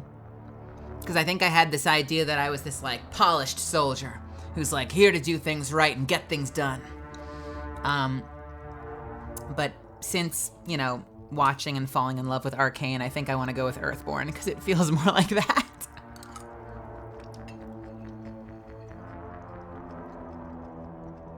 Yeah, right. So what would this be then? Bangalore? The colonist would either be Seer... Well, no, Slaughtered. Seer, Catalyst, Fuse, or Maggie, maybe. Oh, you're right. You're right. Well, small border colony. Lobo was raised with a silver spoon until the incident. And Earthborn would be, do we have any, like, little, like, petty career criminals that joined up? Like, little toughies turned goodies? Crypto? Could be a spacer, you think? Crypto actually might be Earthborn. Fuse and Maggie. Yeah, that's fun to think about. Yeah, escaped a life of petty crimes. Let's think about this for a second. So yeah, born and raised, traveling from post to post, military kid, joins up as soon as you possibly can because I'm following in my parents' footsteps. A little boring. Born and raised, colony, refugee, parents slaughtered by slavers, was saved by a passing Alliance patrol and enlisted in the military a few years later. Escaped a life of petty crime. So growing up poor on the streets, falling into crime, wanting to do something better with myself, on a whim, jump a shuttle, Captain Kirk style, to space and join up with the Alliance military. We're going to Earthborn. Confirm psychological profile. Psychological profile? This whole night is just going to be character creation. Hey, Brian.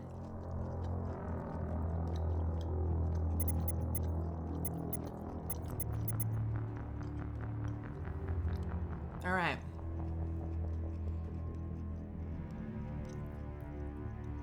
When I saw in West, I already knew where you were going, TK. I knew exactly where you were going with that.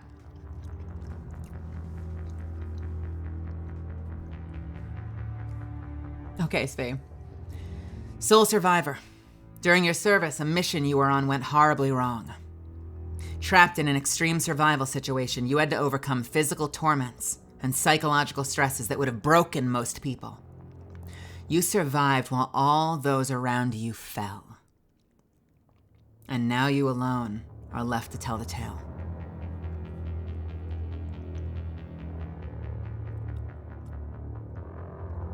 That is very compelling. I really like that one. War hero. Early in the military career, you found yourself facing an overwhelming enemy force. You risked your own life to save your fellow soldiers and defeat the enemy despite the impossible odds. Your bravery and heroism have earned you medals and recognition from the Alliance fleet. Okay, decorated. Doing the shit. Doing it well. True paragon through and through, war hero.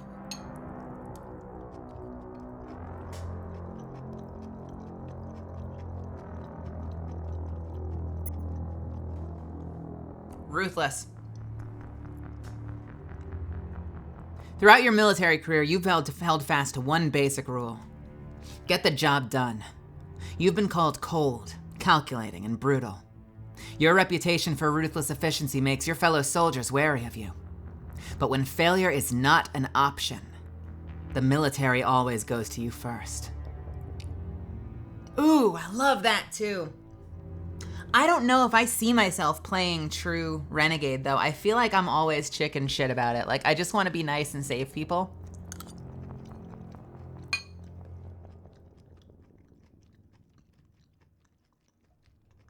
But by the same token, I have never played a full Renegade game before.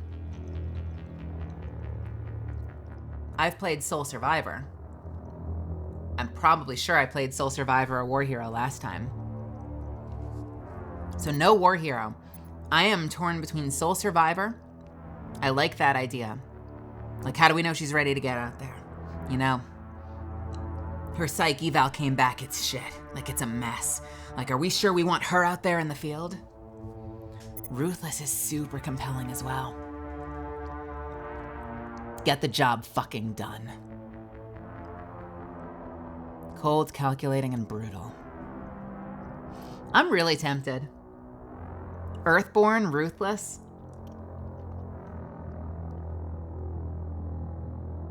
You know what's wild?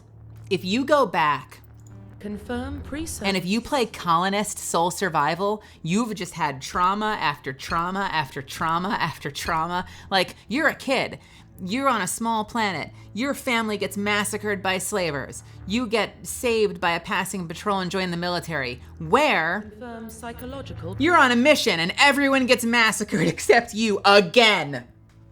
Like, oh my God, the psych profile on that shepherd. Holy shit. That's intense. So you know what? Maybe we do the old Harrison Ford.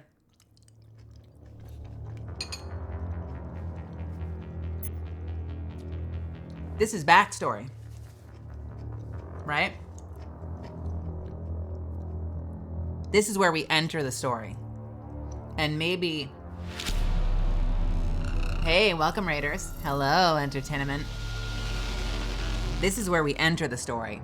So maybe the story is about how she goes from Earth, life of petty crime, joins the military, never really learns her lesson. She's ruthless, she's efficient, she doesn't give a shit about others, and she learns to. That could be interesting to explore. I don't remember what's coming on a micro level, so who knows if that'll be possible, but I think that's kind of compelling. Oh, thank you, thank you, thank you. Yeah, let's do fucking Ruthless. Confirm military. I was hardcore Paragon the first time, so it'll be interesting to see how this goes. Profile reconstruction. This is where I get boring. I like gunplay. I think biotics are cool, but I like gunplay, so.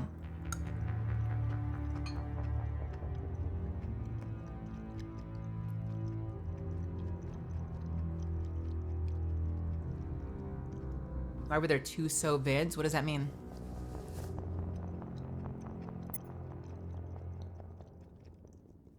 Vanguards are biotic warriors. Oh yeah, I appreciate it. Thank you so much. I hope you have a wonderful night. I appreciate you stopping by. And hey, welcome everyone, new people. I'm Melly Grant, I'm a voice actor. I voice lots of stuff. One of them is I play Catalyst in Apex Legends, that's me. And we're playing some Mass Effect. We're doing a single player game night for the next couple hours. It's day one. Vanguards are biotic warriors. They combine biotics and weapons to take down opponents and are especially deadly at short range. They specialize in pistols and shotguns. Nope. Sentinels are combined biotic and tech abilities. Typically they use biotic abilities and advanced healing skills to defend allies, though they can also disrupt opponents with biotic or tech attacks. They're more efficient at tech and biotics than other classes, but at the expense of combat. Okay, nope.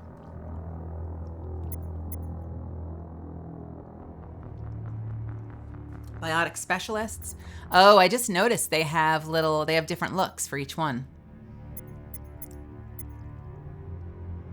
Engineers or tech specialists using holographic Omni tool, they can decrypt security systems, repair or modify technical equipment, disrupt enemy weapons or shields, and heal their squad.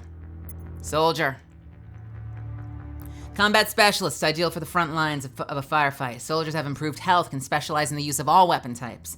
Start with the ability to wear medium armor and can train the use of heavy armor. Adepts are biotic specialists. Through upgradable implants, they can use biotic powers to lift or throw objects, shield the squad, and disable or destroy enemies. They can only wear light armor. And you know I'm saving the one I'm probably going to play for last. Like, obviously, I came from both sides. You know where I'm going with this. You've seen me play Apex, haven't you? You've seen me play Destiny, haven't you? Infiltrators combine combat and tech abilities to specialize in killing or disabling enemies at long range, baby. Can we get some snipes in the chat? Come on, knife. Come on, we got a better emote than that. Infiltrators are trained to use Omni tools, focusing on decryption and offensive abilities rather than healing. They can specialize in pistols or sniper rifles and wear medium armor. Let's fucking go. Confirm facial identification. The fake out. All right. Truly, what is a sniper rifle but a long-range knife? Yo, hell yes, B. Welcome, Big Germ. Welcome, Zenguts. Let's see how this thing works. Let's try some randoms first. All right, so the character creator, while being higher fidelity, is just about as bad as I remember it. Oh, there you go. Just about as bad as I remember it. So, facial structure. I love that it's a slider, but it's going between specific settings.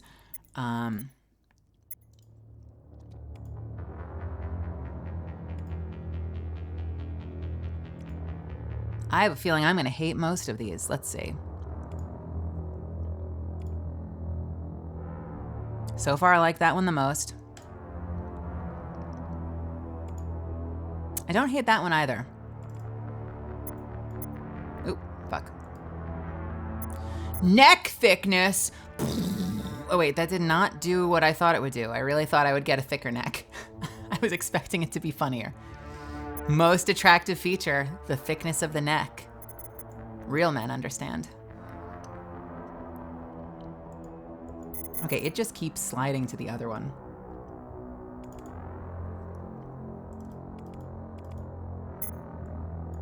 Okay, I would really like if you just faced forward, thank you.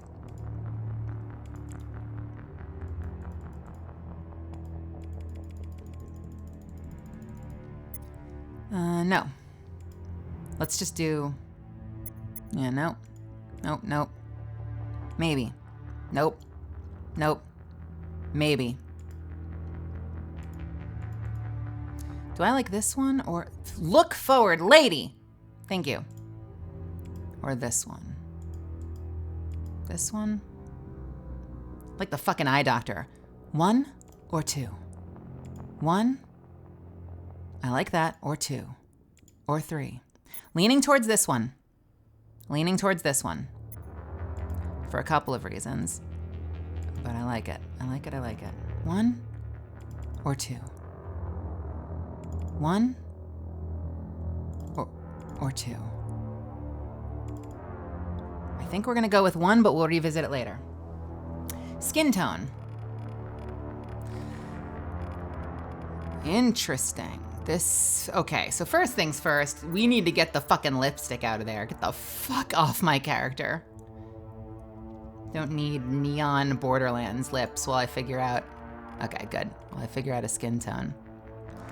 Let's hold my arm up to the screen. Oh, interesting. It goes from light to dark. Oh no. What's the difference between...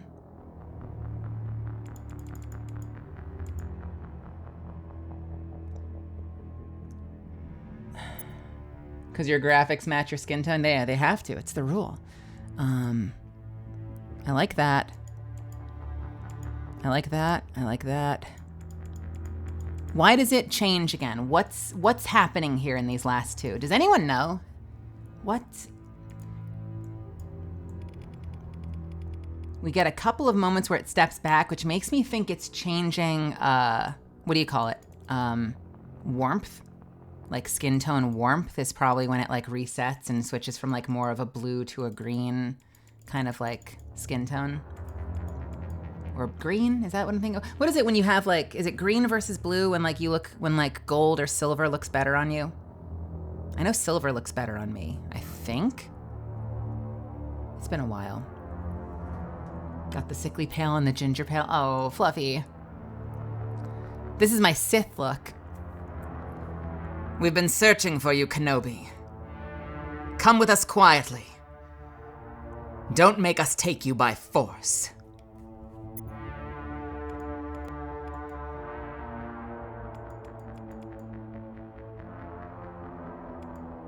So what's the difference between that one? This one? That's a little more red, isn't it? There's like a little more pinkness to her skin tone. Let's stick with this one for now. Complexion. Huh. Okay. Super smooth. I spend all my time in the sun, and I got some freckles. All right, let's stick with that for now. Head. How thick do you want the neck to be? I suck at this shit, by the way. Freckles are cute. Freckles are cute. Actually, I don't hate that. Right there. Just like that. I don't hate that. I'm keeping that for now. Face size? What? Oh. Okay. It was kind of fine where it started, honestly. Cheek width. I suck at this stuff so much. I'm probably gonna just be fucking default. I swear I'm just gonna end up mostly default because I suck at designing characters.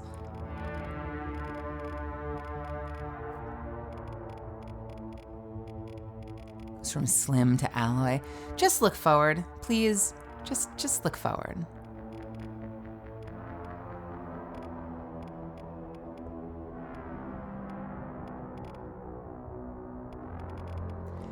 Yeah, you're probably better at it than me, Svi.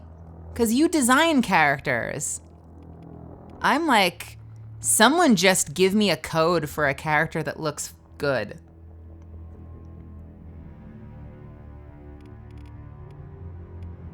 I don't know, we'll keep it there for now. Cheekbones. I can't turn, so I can't. Oh, wait.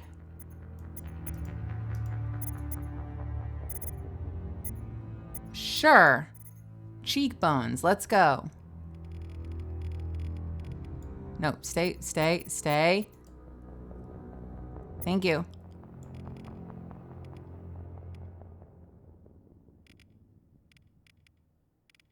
Oh God, stay there, oh stay there. No! Please!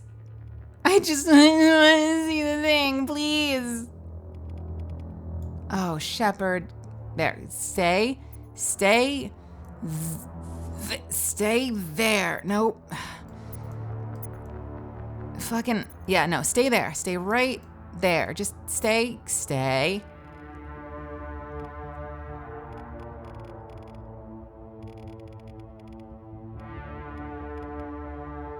No.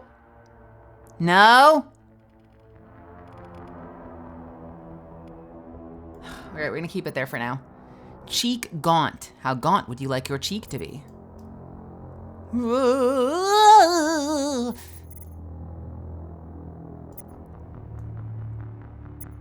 Look forward, please.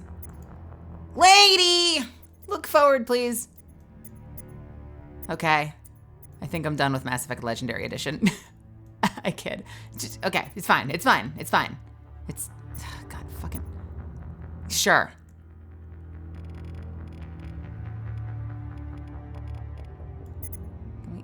Can we just get. There we go. Sort of. Oh, wait, actually. Ooh, yeah. That's. The cheek gaunt is so much more pronounced at that angle. No, I think we'll just keep normal cheek. Ears size? I don't fucking... They were fine. Ears orientation, what does that mean? Oh. Things you can't see for 1,000. We're gonna come back to that later. Let's go eyes. Lady!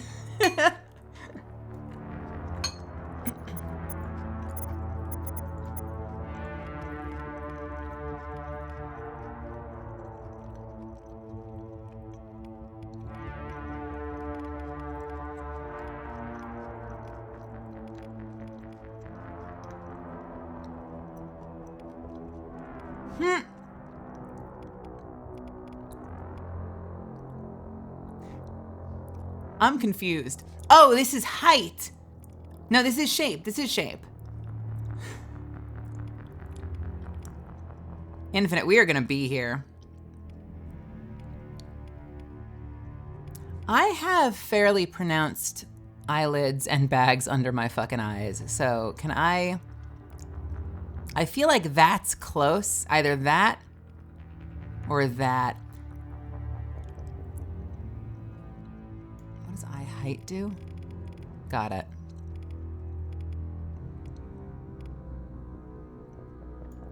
Tempted to go for this one actually, but we'll keep it here for now and see what happens.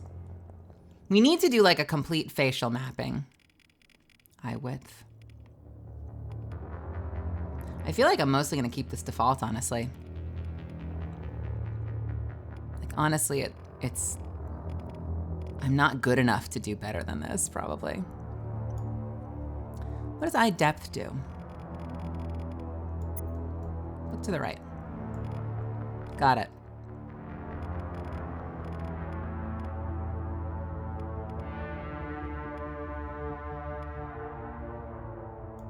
Yeah, I mean, it's pretty fine. Brow depth?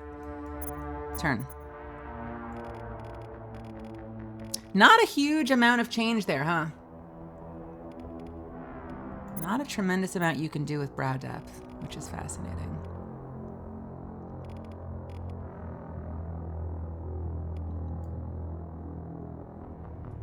Brian, you joke now. Brow height.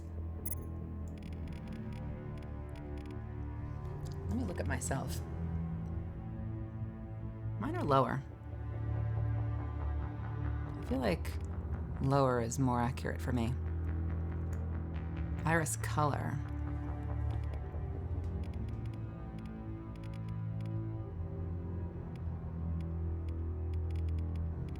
I want to zoom in for this.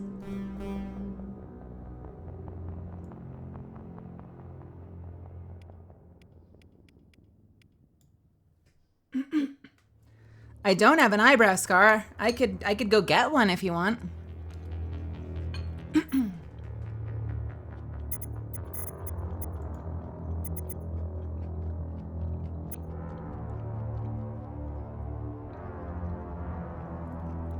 BRB. Chin height.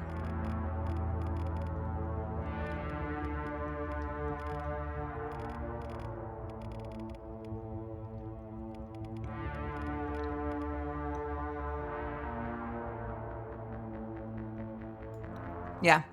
Chin depth. What the hell does that mean? Oh. Yo, you said, who is it that said they wanted Giga Chad version? We could do Giga Chad.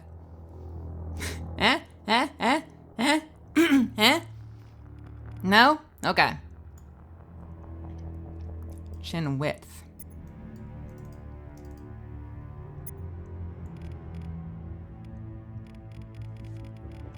I put my hand over the slider when I do this and kind of just land where I think looks good.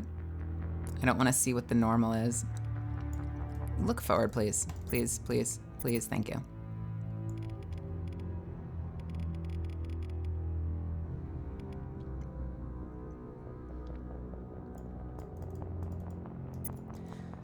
You know what's gonna make this take forever is not being able to put her fucking face where I want it to be. That's what's gonna make this thing take fucking forever.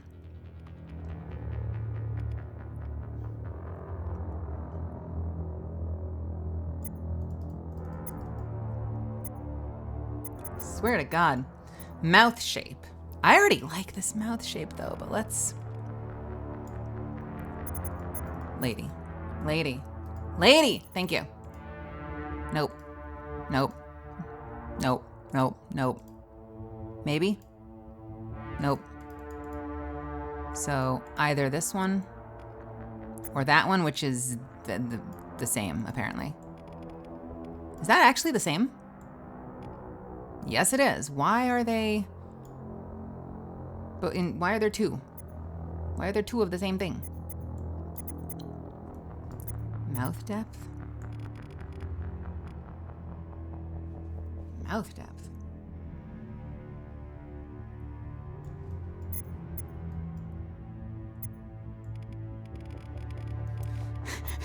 Hey, baby.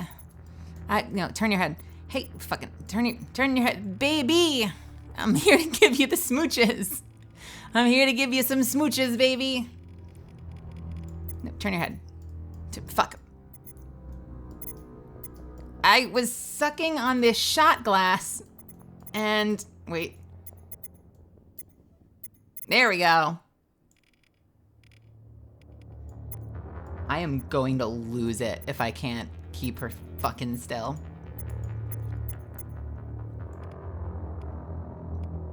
Yeah. Mouth width.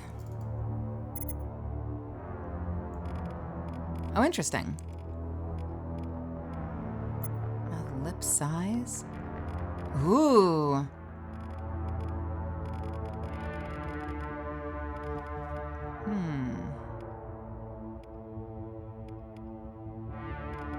Yeah, they kind of... I'm just gonna end up with fucking default. This is humiliating. This is humiliating. I've like almost stuck to default on everything because I'm incapable of creating anything. Mouth height.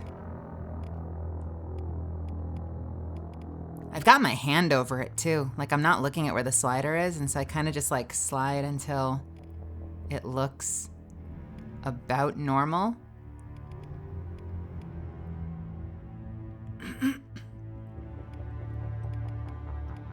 Yeah, it's basically fine.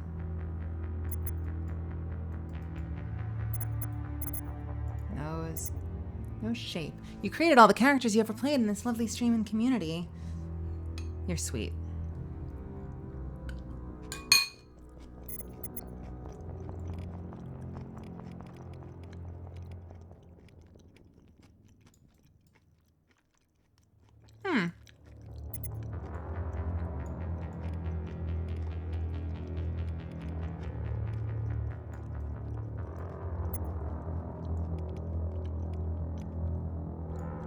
Turn. Thank you. Oh my god, turn.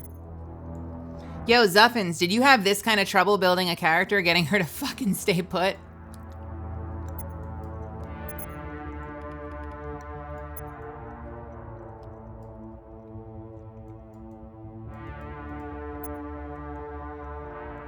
Nose height.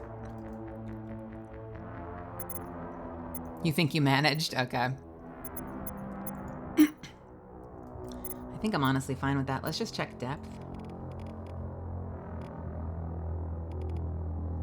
You know what? I could do stay turned, stay turned, stay turned, stay turned, stay turned. Please, please, please, please, please, please. I can't do the depth if I can't turn your head. I kind of want to shepherd. Shepherd. Shepherd. Shepherd! Thank you.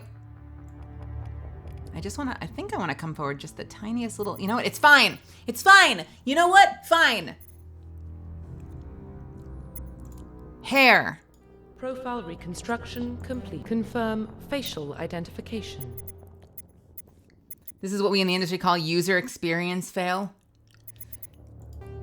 Hair. Do they have a nose hair setting? 'Cause I'm going to give her a ton of it. I swear to fuck. All right. Hair color is probably already where I want it to be. I can go full black, but I like texture. The texture, the color. We always want to go full black, but then you lose the texture. So I always like to add a little bit of shine or something. I think the default I think was here. I think I want to go one darker, but I like this. My only worry is that the in-game lighting is gonna fuck with it. Give her that Italian grease. Thank you. Thank you. Black hole hair. Yeah, right, exactly. Way too put together. I don't hate that. I do not hate that. That's cute. This is really cute. This is super cute. That is confusing to me. What is happening No, I think this is black hole hair. If you do this plus the jet black version, this is her getting sucked into a fucking Gary's Mod black hole. What is going on here? Oh, my braids are coming out of my head.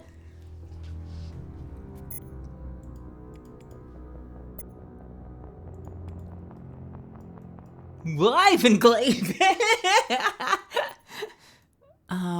This is my assumption is to always go for this because it's closer to my hair.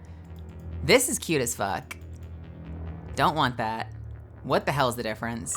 Is that literally her hairline? Yo, thank you for the bits. Hair.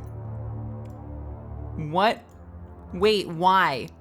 Oh, there's a thing tied. Oh, it's tied, but you can't tell because you can't turn her head enough. Thanks, Shepherd. I'm happy for you. Ooh.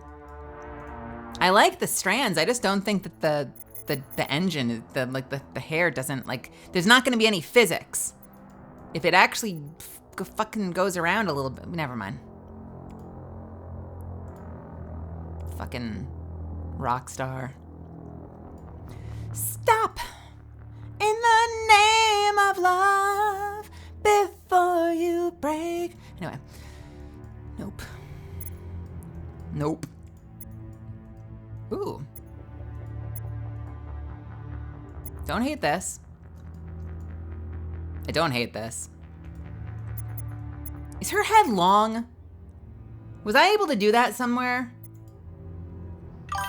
Was there like head depth? I'm feeling my own head now. Is her head long? I feel like her head looks long. She got a little bit of xenomorph going on.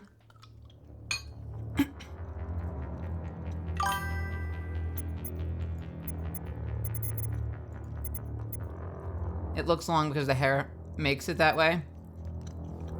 Thank you for the bits. Thank you for the bits.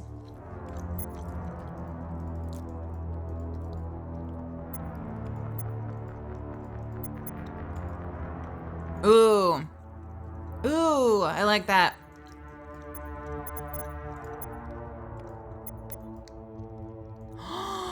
Yo. Yo.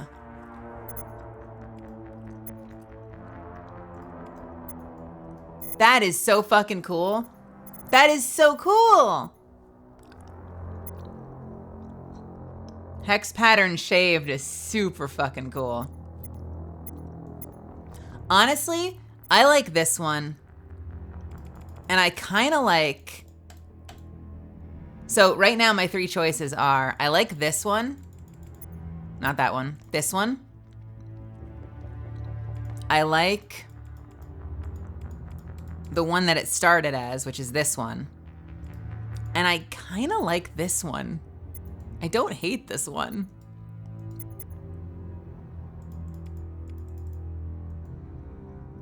Does this look... Wait, where the hell did that come from? Oh, there was one left. Oh, interesting. Wait a minute. Was this always in the original game? I designed a character in Andromeda that had a hairstyle like that. I don't remember that from the original Mass Effect. Interesting. Hanabatos, have a wonderful night. I will see you soon.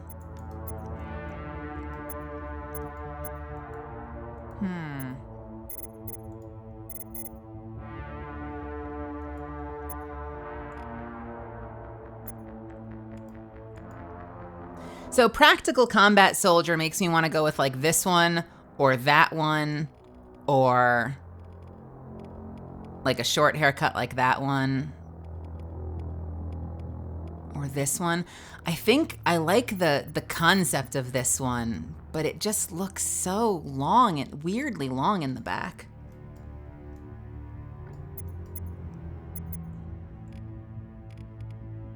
You see what I mean? I think it's just that there's like a whole lot of messy tufts in the back that kind of makes her head look long when you actually look at the shape of her head.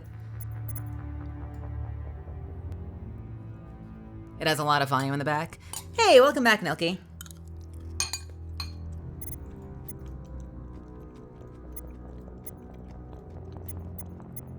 God, I kind of like the... I'm not gonna lie, I kind of like the braids. Not this. This is way too basic. Is this the same as this? No, this is... Okay, so you have the fades options. Is this the same as the first one? No, it's not. Interesting. Okay.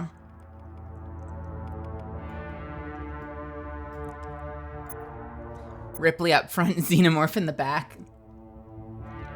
It does look shorter, doesn't it? Can I, if I do, where do I see the...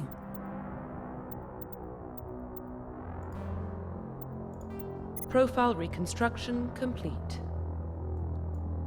I just want to see like the zoomed out version. I feel like she needs hair. I feel like she needs more hair. Once you're zoomed out, it's totally different, isn't it? Like the zoomed in looks wonderful. The zoomed out looks a little... Wow, Melly, that's insensitive? What's insensitive? That she needs more hair? It feels like the graphics change once you're zoomed out, like the proportions don't feel the same. Confirm facial identification. It's the padding on the neck of the suit, I think. Is it? Hang on a sec. Profile reconstruction. Oh, is that what it is? It's because the outfit's changing? I don't like the neck of that suit, honestly. Confirm facial identification. She looks slimmer now. Yeah, she does. What does the last one look like zoomed out? Profile reconstruction complete.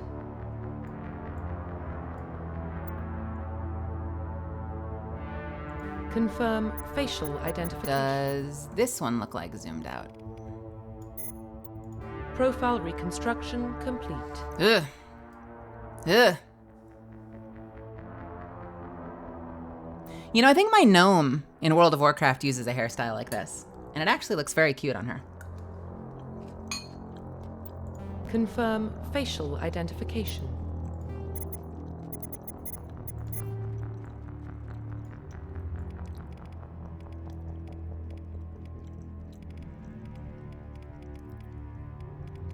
What does this one look like? Profile reconstruction complete. I don't hate it. I don't love it. Confirm facial identification. We're close, fam. We're close, I swear.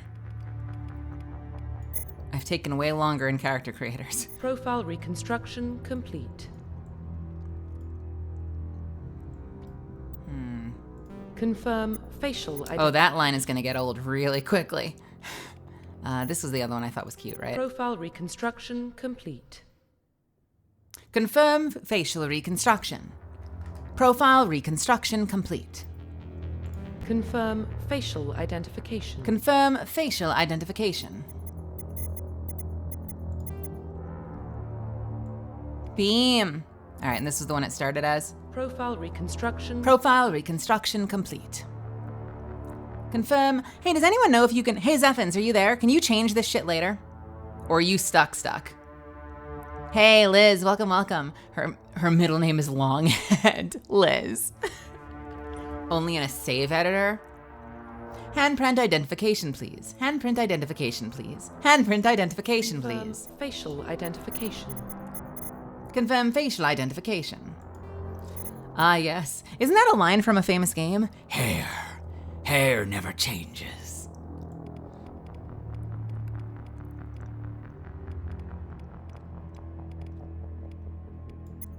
And this one we're barely gonna see, Profile right? reconstruction complete. Confirm facial identification. Yeah, I know. Profile reconstruction complete. Turn.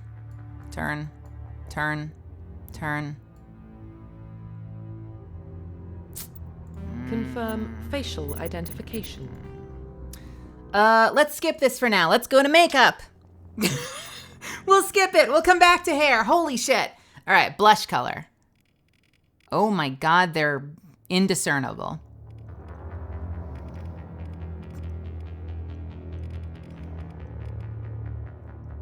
I honestly think it was fine. You know what helps sometimes from like a psychological perspective? I feel like it helps to see the swatch, even if it's very subtle. Even if it's very subtle on the character, I feel like seeing the swatch helps a tremendous amount in terms of making decisions like this. Like, I don't know if I should be lightening her cheeks or not. I guess the dark one makes her look a little more gaunt. The lighter one makes her look a little more full-faced, doesn't it? Your girl doesn't do makeup. So, I'm kind of terrible at this shit. True and correct take on swatches. I think we're gonna leave no lip color. Eyeshadow color I do care about though. I'm a big fan of that Kuvira, like no lipstick, but like awesome eye makeup. I can't do eye makeup to save my life in real life, but that might be a little too much.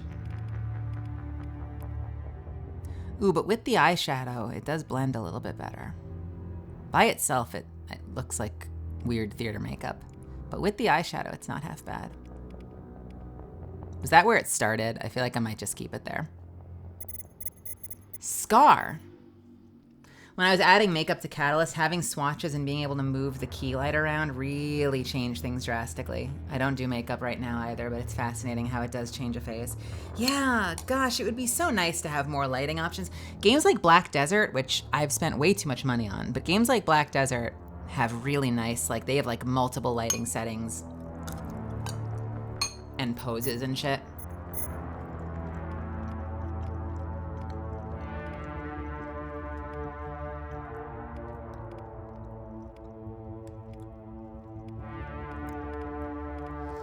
I like the eyebrow. I'm not as much a fan of the chin, if I'm being completely honest.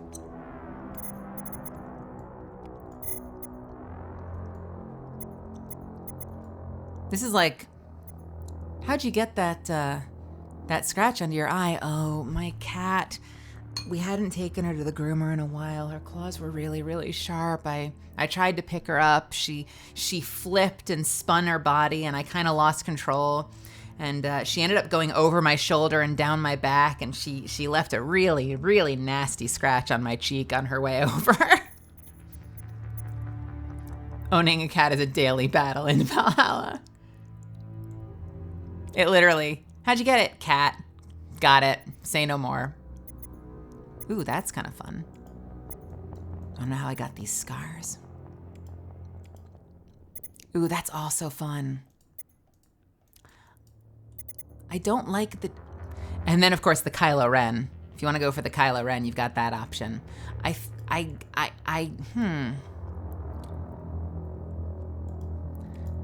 like that one. And I like the one it started with, honestly. I like that. And I like that. We are still in the character creator. I know, it's crazy. The good thing is we'll only need to really do this once per game.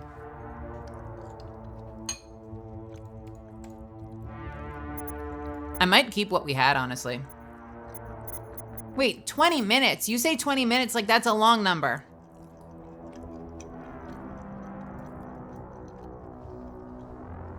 Oh yeah, you're right. I think you might be able to make a couple of changes in the subsequent games, but it does port if you want it to, I think.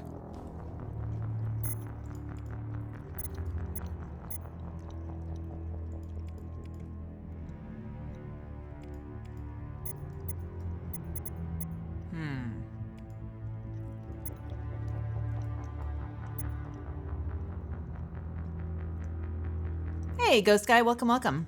Ooh, the lip scar from that angle looks super cool.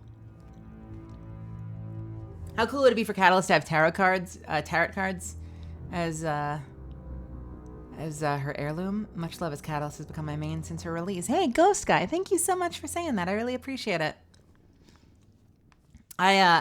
If she had, like, if she could fan out a deck the way that Loba like fans out her fan. That would be super cool.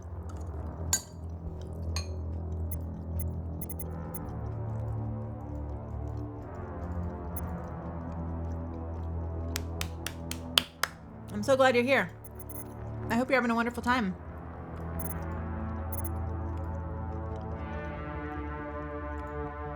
Dual disc heirloom. All right. Eyebrow and chin. Cheek. Lip. And cheek. That's a really brutal one on the cheek, isn't it? That's kind of gruesome. I like the lip design. The cheek one is very thick. And from this angle kind of looks like it's made of putty. The front angle looks fine. From the side, it looks a little bit like it's made of putty. This one is kind of cool as well. I don't mind that.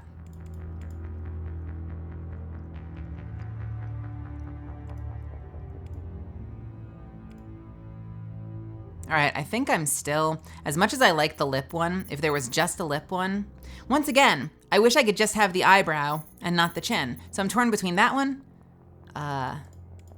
this one, and this one.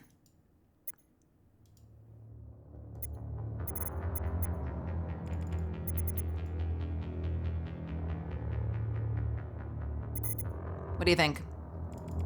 I'm leaning eyebrow chin. But does anyone feel really passionate about right cheek? Does anyone feel really super passionate about this one?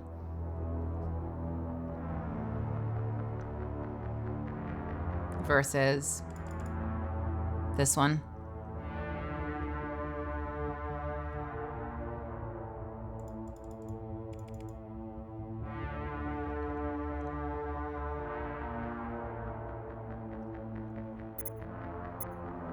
Hey, Perplexity. Welcome, welcome. Also, does her right eye look more made up than her left? Is it just me, or is her eye makeup uneven? Yo, can anyone chime in on that as well? I swear her right eye has more makeup than her left. I don't think I had the option of... Maybe it's the lighting. You think it's the lighting?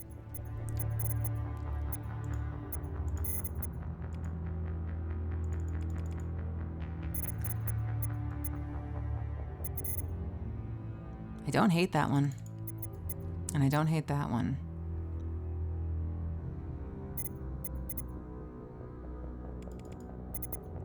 Oh, you know what? I have to do one more thing, actually. Let's keep it with this for now. Now that we've got, if we're looking at the shorter hair, that gives me the option to just quickly check the ear orientation.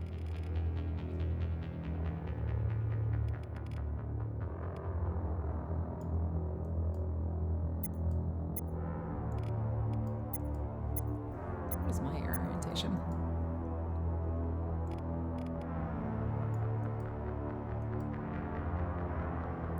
The corgi good luck have fun is super fucking adorable.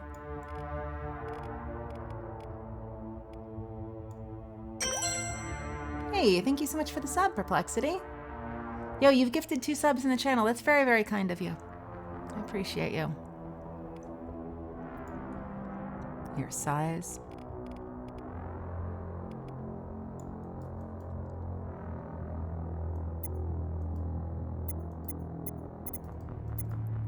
We're so close. We're so fucking close.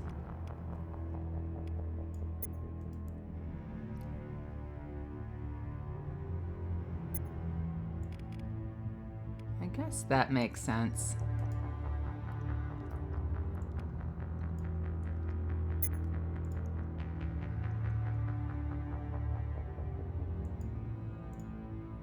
Suffins, why are you linking me stream elements? Oh, there it is. Yeah, Perplexity gifted a sub to... Wait, to Stream Elements? Wait, what? What?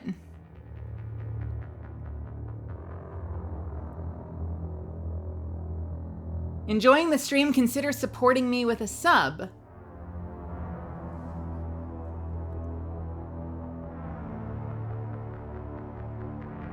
Wait a minute. That's supposed to be a message from me. Enjoying the stream, consider supporting me with a sub. And Perplexity, you gifted the sub to Stream Elements. That's adorable. That's fucking amazing. I love you so much right now. That's so fucking cool. Yo, fucking let's go Perplexity. I gotta give you a shout out now. You are so fucking cool. No, don't flee. You're welcome here. We love you. Thank you so much. That's very, very kind of you and awesome and hilarious. Sub love and welcome Stream Elements.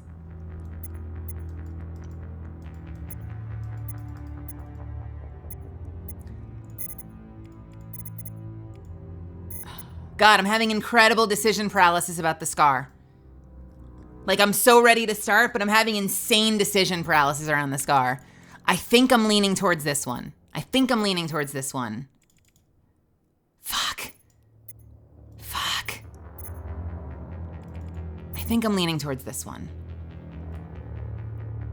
Eyebrow scar looks cute. Purple likes eyebrow scar. I like eyebrow. I do kind of like. Do the one you're leaning towards.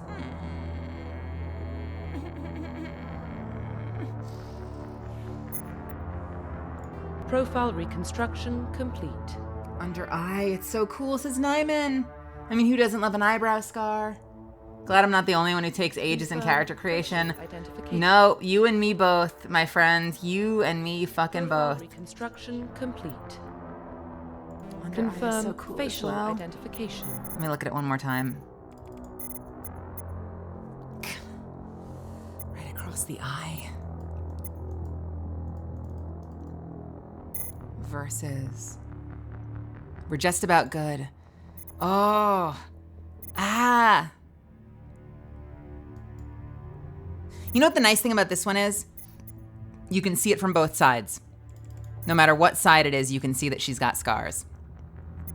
I don't hate that. Profile reconstruction complete. One is fashion, the other is some real shit. Yeah, I guess I'll do a quick zoom out with the cheek scar and see what it looks like. Profile reconstruction complete. Also, in the spirit of avoiding confusion with my fellow purple people in chat, everyone just calls me Perp. In the Twitch streets, if that's easier. Hey, Perp.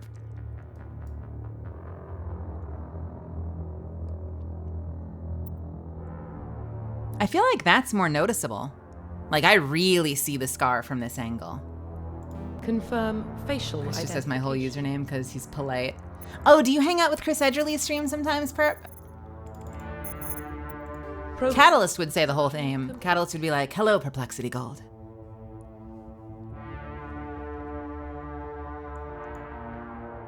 I'm kind of being swayed by the fact that you can see the other scar easier from a distance.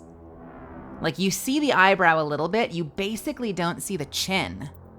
But if I go for the other one, okay, narrator, you need to stop. You really see. Profile reconstruction complete.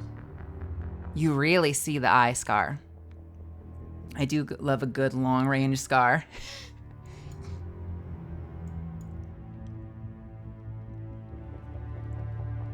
Ruthless and Earthborn. Confirm facial identification. Straight across the face, we get the eyebrow as well as the nose and the cheek.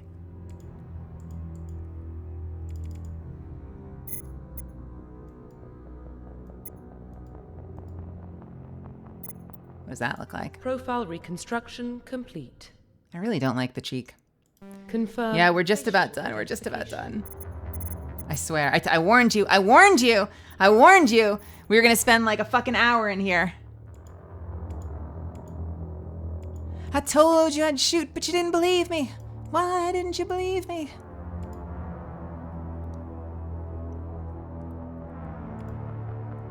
Commander Mel Shepard, Doom Guy is proposing a war alliance. What does that look like from a distance? Profile reconstruction complete. Doesn't read that much, but I bet you'll see it a lot in the cutscenes. Confirm facial identification. You're after my own heart with your choices. Am I really?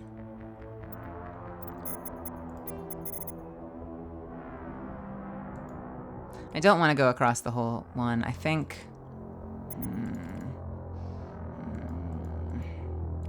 Do I? Would that be insane? I don't like the either sideness of it. If it was just the center scar, the, I don't know what you call that, the outliner on the other side, it's a lot.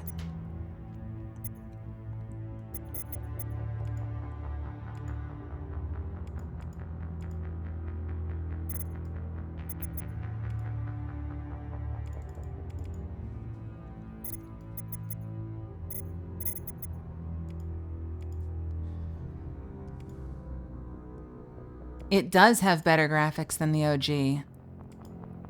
Although it still bases everything on the OG, so they didn't add like a ton of new options to Character Creator, it looks like.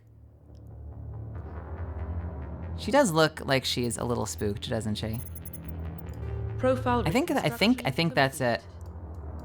I think that's it. The only thing I'm not entirely torn on. Facial identification. I really like the braids, but I'm very tempted to also, I'm very torn on if one of these other ones would make sense.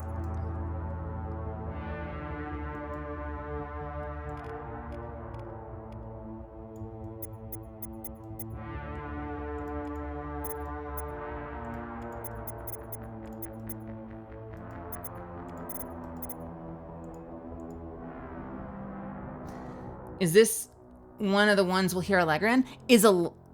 Was Allegra in... I know Allegra's in Dragon Age. Is Allegra in a Mass Effect game?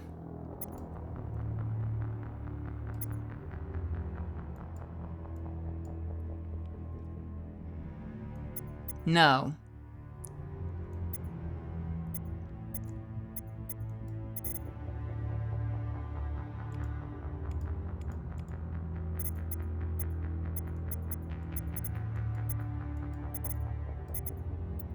Profile reconstruction complete. Confirm facial identification. Profile reconstruction complete.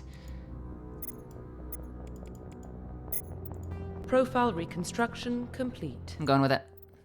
Once you confirm your character is complete, you will be unable to change any settings.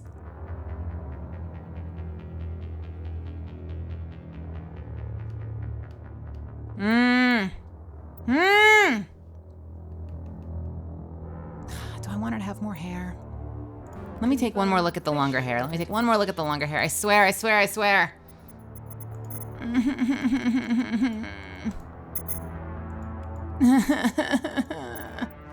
Profile reconstruction complete. Confirm facial identification. Don't make fun of me. This is hard.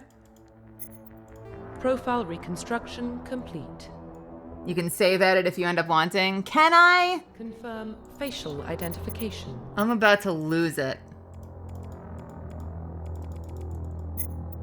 Profile you can. Reconstruction complete. All right.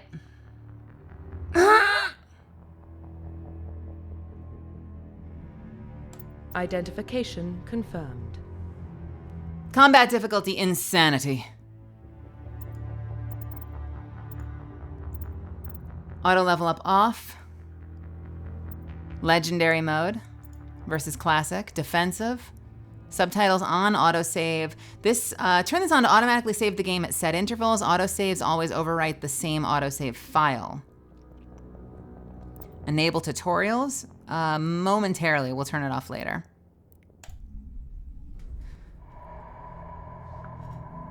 I'm turning the lights out for this. Well, what about Shepard? Earthborn, but no record of her family. Doesn't have one. She was raised on the streets. Learned to look out for herself. She got most of her unit killed on Torfin. She gets the job done, no matter what the cost. Is that the kind of person we want protecting the galaxy? That's the only kind of person who can protect the galaxy. I'll make the call.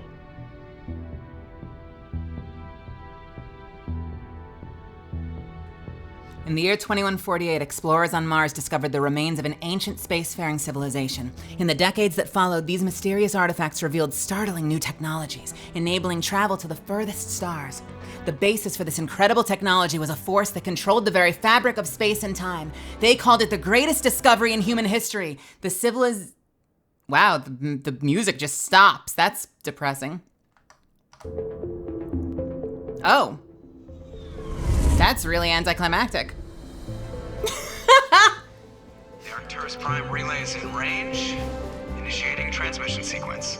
Commander?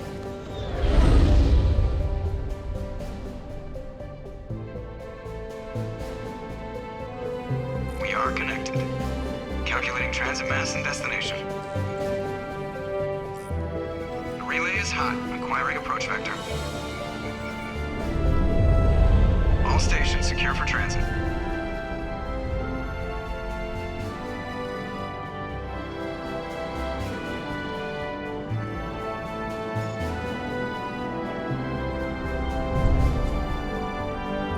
Board is green.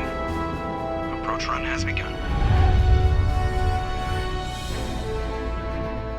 God, I love this music so much. I love the music in Mass Effect. I own all the OSTs. They're so fucking good. Relay in 3, 2,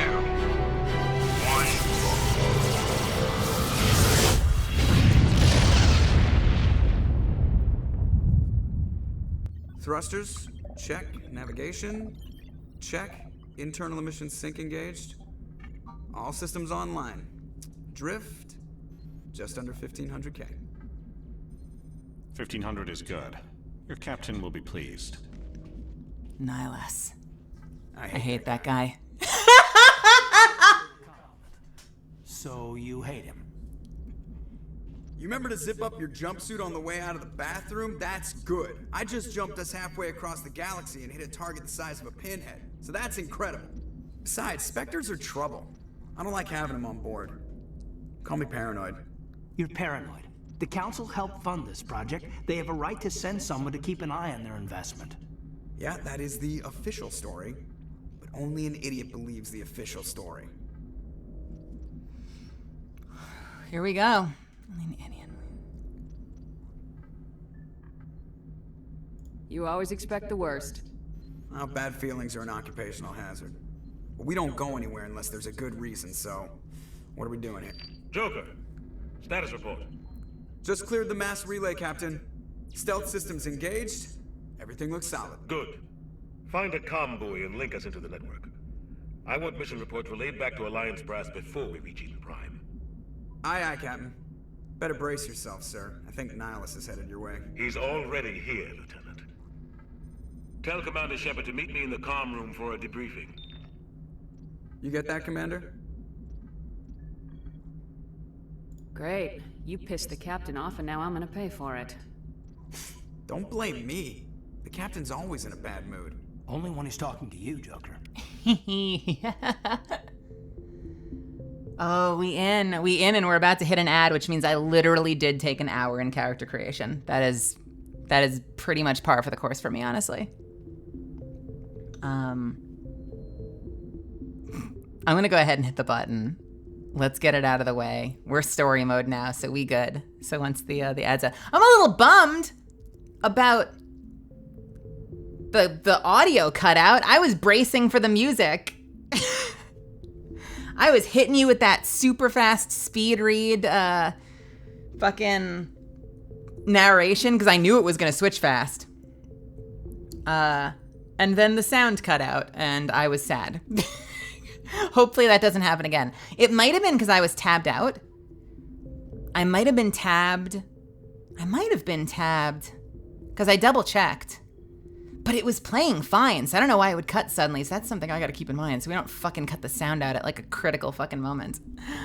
All right, let's do this thing. I'll see you in just a few.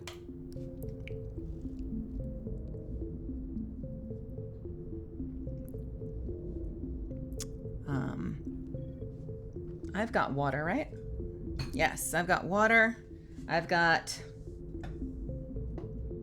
tea. Let's drink some tea.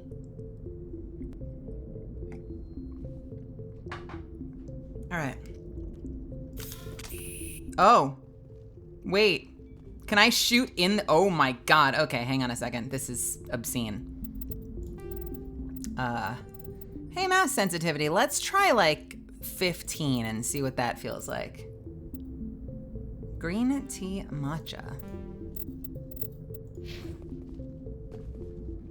God, this feels sensitive as hell.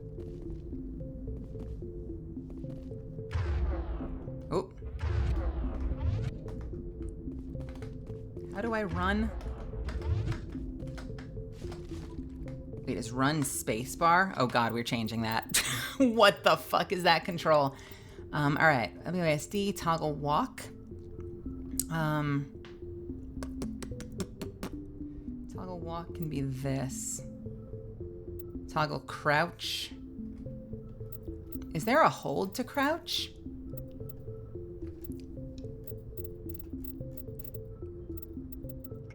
Can you hold? It's just a toggle. Okay, toggle crouch, toggle walk. So crouch control, use and sprint is spacebar.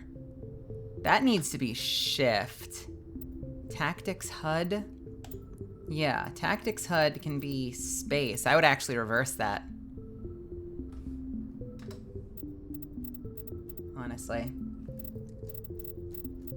Slam space for tactics, that makes more sense to me. Map M, equipment I, squad U, journal, codex, quick save. Equipment is I. Is E doing anything? Is it not? Can equipment just be E? Well, unbind your order squad mates. Oh, right. Q and E are your squad mates, aren't they? All right, so we won't do that. Yeah, use and run are the same thing. Shoot is left, aim, change zoom level, middle mouse button. I don't like that either. Change zoom level. Why isn't it just the scroll wheel? Holy shit. Let's do that, and I'll change toggle walk. How often do I need to walk? What was it originally? Just T? Whatever, we'll do T. Melee is F? No, melee wants to be... I'm gonna set up my gaming mouse. Throw grenade, holster weapon. Hey, Jelly. Previous weapon, next weapon, last weapon. How many weapons do you usually have? You have 3, right? First, second, and power, or is that not in this game?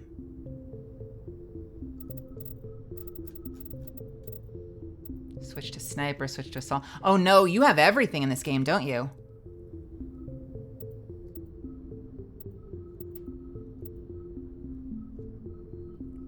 How are you, love? 4 of them. Holster weapon is H. Throw grenade. Use first aid. Throw grenade. Let's for now do that. I'm gonna get abilities later though, aren't I? Aim, shoot. I feel like we normally have like a tactical. Isn't there like a tactical ability button? Order tactics to pistol. Tactics HUD, last weapon, next weapon. Throw grenade, first aid, melee. What do we have on tactics right now if I save this as is?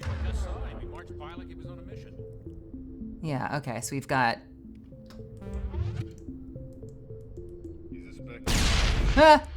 Sorry! Just throw grenades right on the ship. We can shoot on the ship. In outer space, we can shoot our weapons on the ship.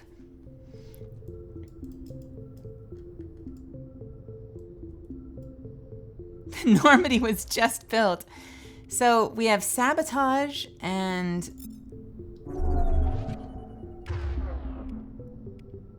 overload. What are the key bindings for that, though? Hang on a second. Hey, welcome back, by the way. What are the fucking key bindings for the abilities? Do I have to do it from the tactics menu? It's been a while. Grenade, first aid. Tell me I can't bind my abilities. Quick slot. Oh, quick slot. Okay. So we can do this the way I do this in Apex. So grenade will be there. First aid will be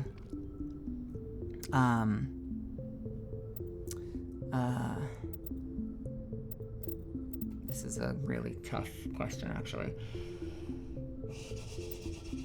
For now, let's make first aid this. And if I use quick slot 1 and 2, does that immediately auto assign to what I already have? No. Nope. Can I move them? So they're stuck at 2 and 4. That's exciting. All right. Cool. You know what I'll do then? For now, I will just try to get used to what they already had. What was it? Grenade was this, and F. We'll just leave that for now and worry about it later once I've got more abilities that I can use, because I feel like as I get the abilities, it'll make sense. And I think we'll keep that like that now, so I should run with sprint. Oh god. There's no jump in this game either, is there? You just, right, don't you sprint up to something and then you take cover and you can jump over it? Uh-oh. Shepard's acting weird again. Don't worry, she's got some idiosyncrasies. There's no movement in this game.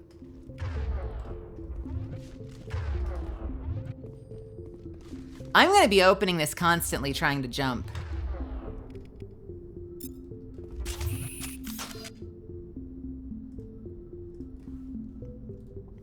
What would normally my favorite weapons be? I've got a shotgun, assault rifle, and sniper rifle. I feel like shotgun and sniper rifle are a good tag team, right? When it comes to taking people out close range versus far range. So for the time being, let's make toggle sniper rifle and toggle shotgun.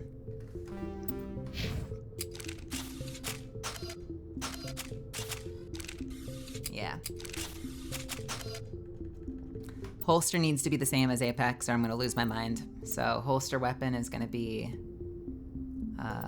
this, which overrides change zoom level. So change zoom level is gonna have to be I guess it's just gonna be middle mouse. I kinda hate that.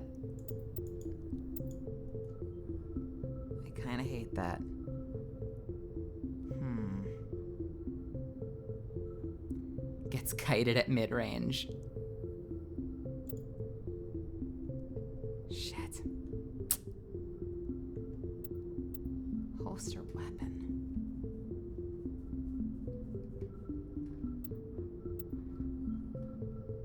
Oh, this is the worst. Order rally. We can't use that. Fuck.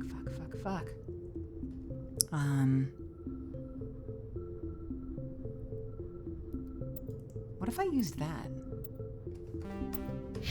Okay. I don't hate that.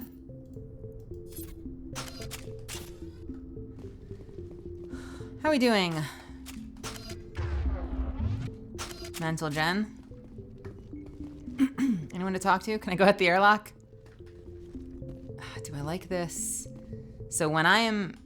okay, sensitivity needs to come up. Mental Gen!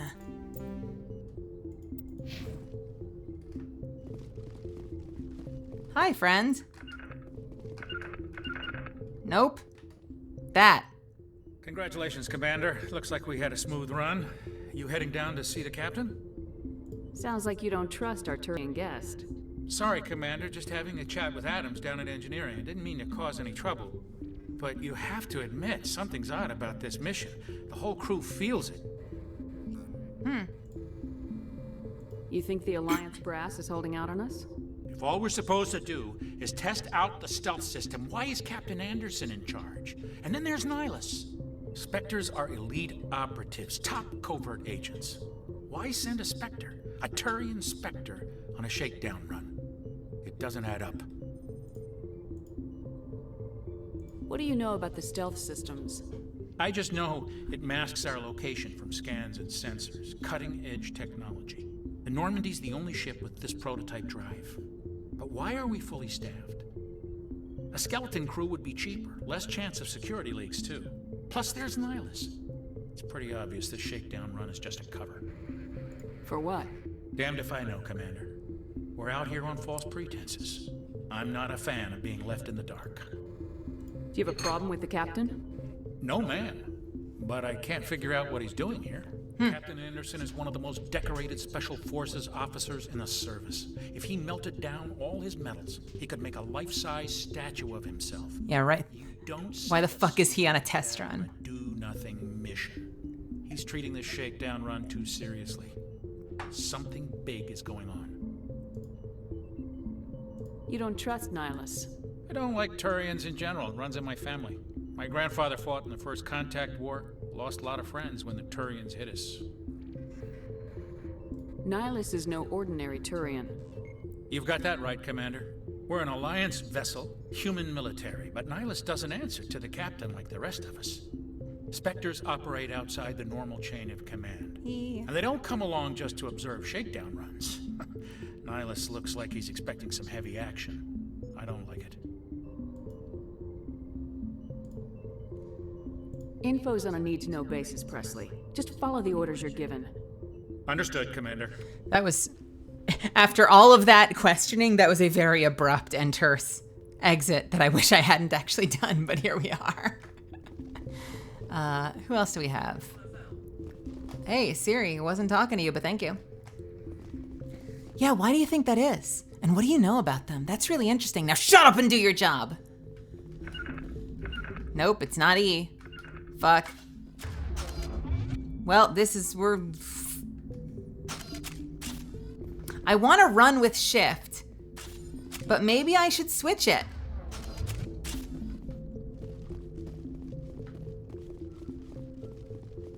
See, that's the thing. If it's just sprint, I want it to be shift.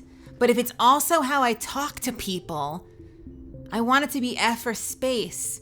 Svi, I'm on the same fucking page as you. The fact that it does both is gonna break my brain.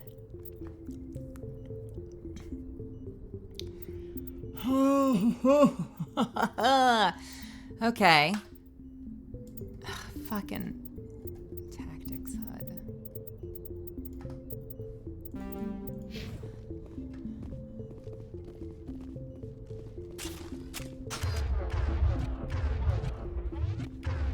Man.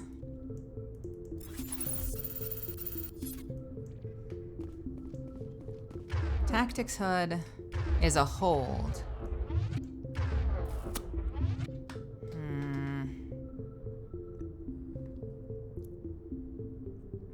And then the fact that they updated things game to game was nice, but it also broke my brain. Wait, they updated things game to game in Legendary Edition, or you mean in the original Purple?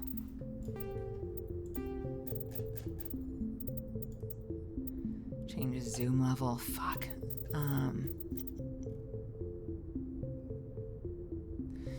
They update the settings game to game in Legendary? They didn't streamline it? Oh no! Oh no, that's horrific.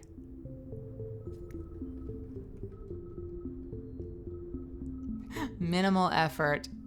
All right, we'll change that. Holster weapon might have to go back to...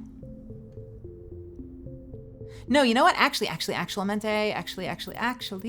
change zoom level can be down here. And holster weapon can still be... Right? So if I'm running, That's how I activate that.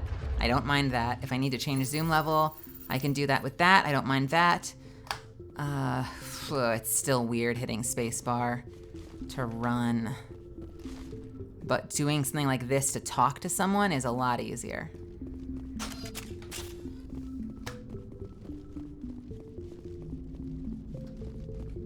The captain's waiting for you in the comm room, Commander. The captain's waiting for you in the comm room, Commander. Nope. Wait, what does F do? Is that first aid?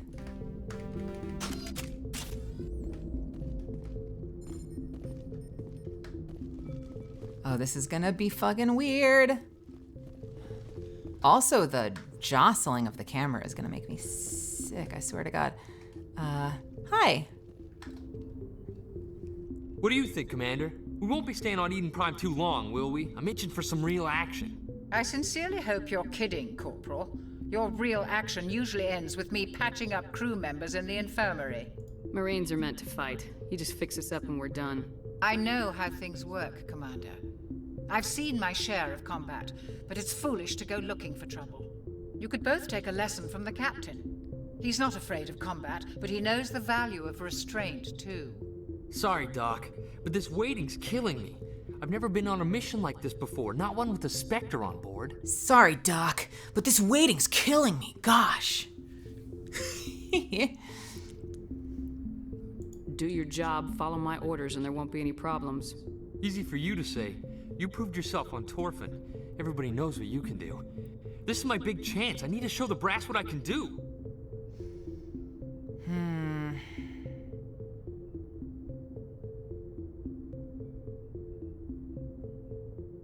I'm worried about that exclamation point, but I'm curious. This mission isn't about personal glory, Corporal. We have a job to do. Don't do anything stupid to mess it up. Don't worry, ma'am. I'm not gonna screw this up. Now, random Corporal, tell me about Nihilus. What can you tell me about Nihilus? Turians are generally well respected by the other species. Their fleet has more patrols protecting Citadel space than any other. They don't always get on well with us, though. Some people find them too rigid. Others still blame them for the First Contact War. As for Nihilus, I haven't said more than 2 words to him. He usually only speaks to the captain. I hope we get a chance to see him in action. I heard Nihilus took down an entire enemy platoon all by himself. Some say the Turian are too rigid. I can tell you from my last playthrough that Garrus is just the right amount of rigid. What do you know about the Spectres? Only what I've heard. Spectre agents work directly for the Citadel Council. They usually work alone or in small groups. Spectres don't have any official power, though. Basically, they're a shadow organization with a mandate to preserve and protect galactic stability. Protect it at any cost. Don't forget that part. Spectres operate above the law. Why don't we have any of our own people in there? Spectres usually come Ambition. from the council races, like the Turians. We've been trying to get a human accepted into their ranks for years now. So far, it hasn't happened. Hey, Commander, you'd make a good Spectre. Well, Damn right I would. That's what they're looking for. Success at any cost, ruthless efficiency, show no mercy.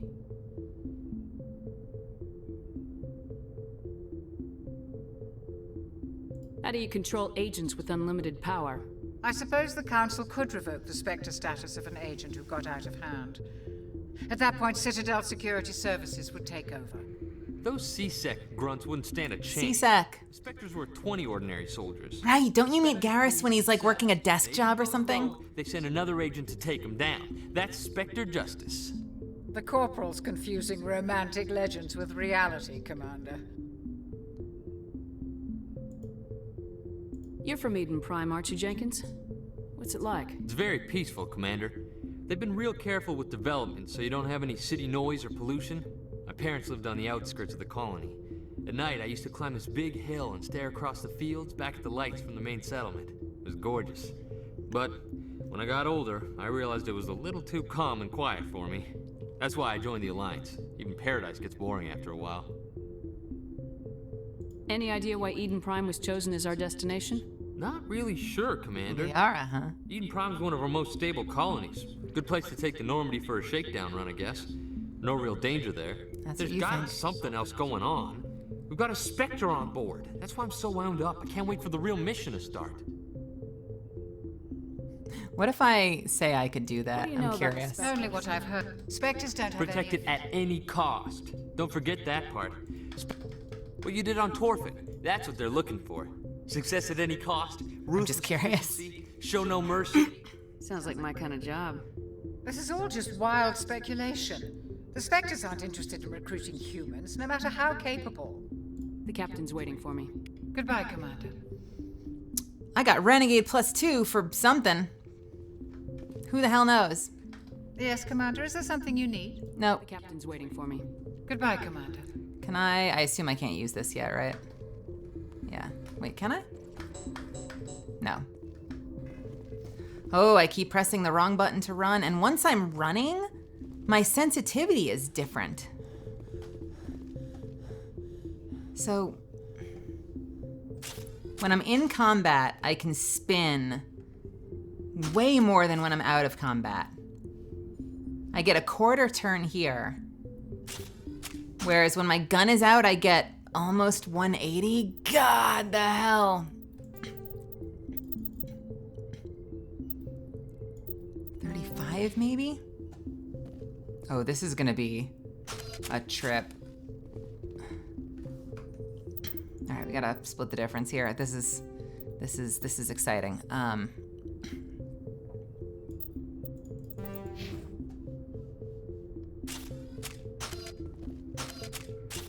So if I'm like this,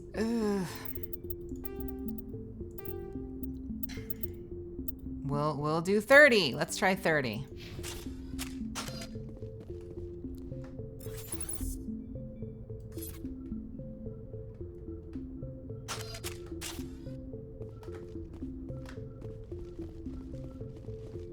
Oh, and when you're running, you can't really turn. That's what's wild, is that like you have to turn and then run. You can't, once you're running, you're like a rhinoceros. You can't turn around.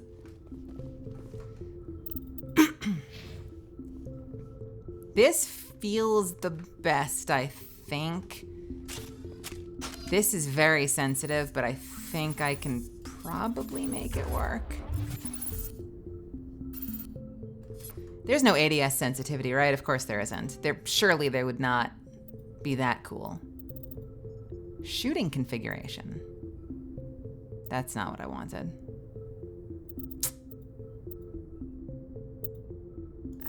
27. It's fine. It does get better with later installments, all right. Nope. Okay.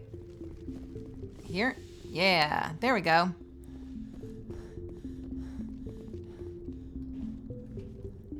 Commander Shepard, I was hoping you'd get here first. It will give us a chance to talk. The captain said he'd meet me here. He's on his way.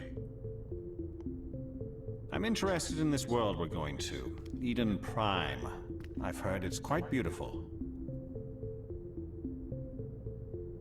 I've never been there. But you know of it. It's become something of a symbol for your people, hasn't it? Proof that humanity can not only establish colonies across the galaxy, but also protect them. But how safe is it, really? Are you trying to scare me, Spectre? Your people are still newcomers, Shepard. The galaxy can be a very dangerous place. Is the Alliance truly ready for this? I think it's about time we told the commander what's really going on. This mission is far more than a simple shakedown run. I already figured that out. We're making a covert pickup on Eden Prime. That's why we needed the stealth systems operational. Hey, Hunter, welcome, welcome. You just finished it? Oh, cool, cool, cool. Stealth systems operational. I don't like being kept in the dark, Captain. This comes down from the top, Commander. Information strictly on a need-to-know basis. A research team on Eden Prime unearthed some kind of beacon during an excavation. It was Prothean. I thought the Protheans vanished 50,000 years ago. Their legacy still remains. The mass relays, the Citadel, our ship drives. It's all based on Prothean technology. This is big, Shepard. The last time humanity made a discovery like this, it jumped our technology forward 200 years. But Eden Prime doesn't have the facilities to handle something like this. We need to bring the beacon back to the Citadel for proper study. Obviously, this goes beyond mere human interests, Commander. This discovery could affect every species in Council space.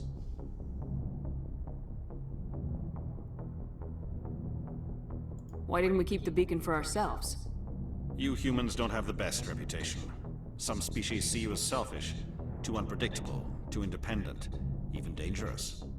Sharing that beacon will improve relations with the Council. Plus, we need their scientific expertise. They know more about the Protheans than we do. The beacon's not the only reason I'm here, Shepard. Nihilus wants to see you in action, Commander. He's here to evaluate you. He's here to evaluate me. I remember, God, there's a mod for Fallout. I don't know if it was there for Fallout 3, but there is for Fallout 4. And it's a mod that changes what displays on the HUD so that it actually fucking reflects what you're about to say. Because when you get these, like hell he is, I guarantee she's not going to say anything like that whatsoever. I also love that since, you know, only these moments are the ones that they voice the different, like, Paragon Renegade lines, and she sounds, you know, the same all the rest of the time. It's so funny to get a little bit of that whiplash where she's like, why am I here? I mean, why do you think they would do that? Well, I need you to do your fucking job. It's like, oh, wow, okay. Whoa. It definitely feels like most of the normal Shepard reads angle you towards Paragon. She either is consistent and like a hero, or she has like major personality whiplash.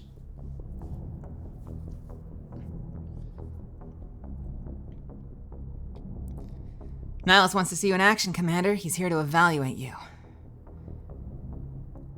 Since when do we answer to the Spectres?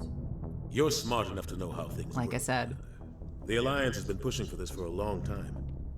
Humanity wants a larger role in shaping interstellar policy.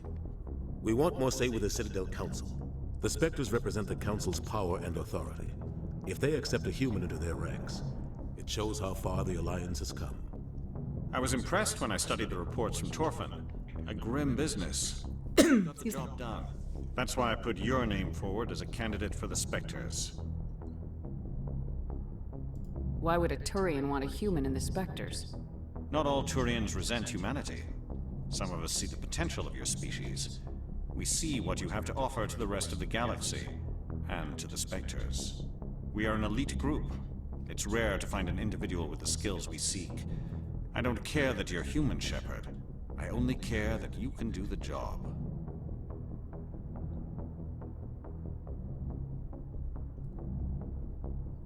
See, I think I want this, though. I'm a little ambitious. I assume this is good for the Alliance. Earth needs this, Shepard. We're counting on you. I need to see your skills for myself, Commander. Eden Prime will be the first of several missions together. You'll be in charge of the ground team. Secure the beacon and get it onto the ship ASAP. Nihilus will accompany you to observe the mission. Why is this beacon so important? All advanced galactic civilization is based on Prothean technology. Even yours. If we hadn't discovered those Prothean ruins buried on Mars, we'd still be stuck on Earth. That's where we finally are, right? Data cache. Who knows what we can On learn from Mars? this beacon? What if Or is that a it's different weapons game? archive? We can't let it fall into the wrong hands. Like who? The Attican Traverse isn't the most stable sector of Citadel space. There are plenty of raiders and criminal groups active in the region. They might figure a Prothean beacon is worth the risk of attacking an Alliance ship. Plus, Eden Prime is right on the border of the Terminus systems. The Attican Traverse is under Citadel protection. If the Terminus systems attack, it's an act of war. Technically, yes. But some of the species in the Terminus might be willing to start a war over this. The last thing the Council wants is to get dragged into a major conflict with the Terminus systems. We have to keep this low-key. I'd like to know more about Eden Prime before we touch down. It's a peaceful farming world, but it represents something much bigger. Eden Prime is one of our oldest and most successful colonies. It proved we were ready to face the challenges of settling new worlds, to forge a place for humanity beyond Earth. It symbolizes humanity's growth and evolution as a spacefaring species. And after this, It will be known as the world where humans made a discovery of galactic importance. What do you know about the Protheans? Just what they taught us in school. They were a technologically advanced species that ruled the galaxy 50,000 years ago. Then they vanished. Nobody really knows how or why, though I've heard plenty of theories. But everyone agrees, galactic civilization wouldn't exist without them. Their citadel is the very heart of galactic society, and without their mass relays, interstellar travel would be impossible. We all owe the Protheans. Right, I forgot that the Citadel was something we found, right? I think we learned that later, that the Citadel was not made by us. We fucking found the Citadel and we're like, it's like, you know, you find a village in Minecraft that's like really nice and has a blacksmith, and we show up and we're like, oh, yo, this is great. Let's use this. We don't need to build a home. We got one right here. And we just took over. I also love that, like, this decorated commander, we're like, what do we know about the Protheans? And there's no, like, secret files he's willing to share. That the commander is like, only what they taught me in grade school. It's like, oh no. Oh boy. What the hell? So we are going in blind. Let's do this. Just give the word, Captain. We should be getting close to Eden. Captain, we got a problem. What's wrong, Joker? Transmission from Eden Prime, sir. You better see this. Bring it up on screen.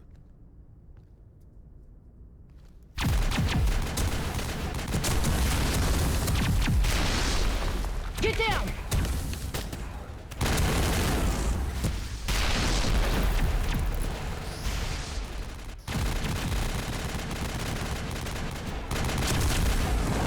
We are under attack, taking heavy casualties. I repeat, heavy casualties.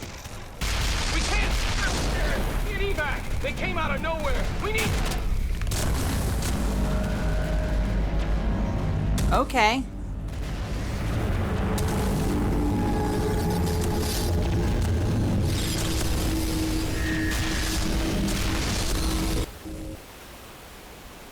Everything cuts out after that. No comm traffic at all. Just goes dead. There's nothing. Reverse and hold at 38.5.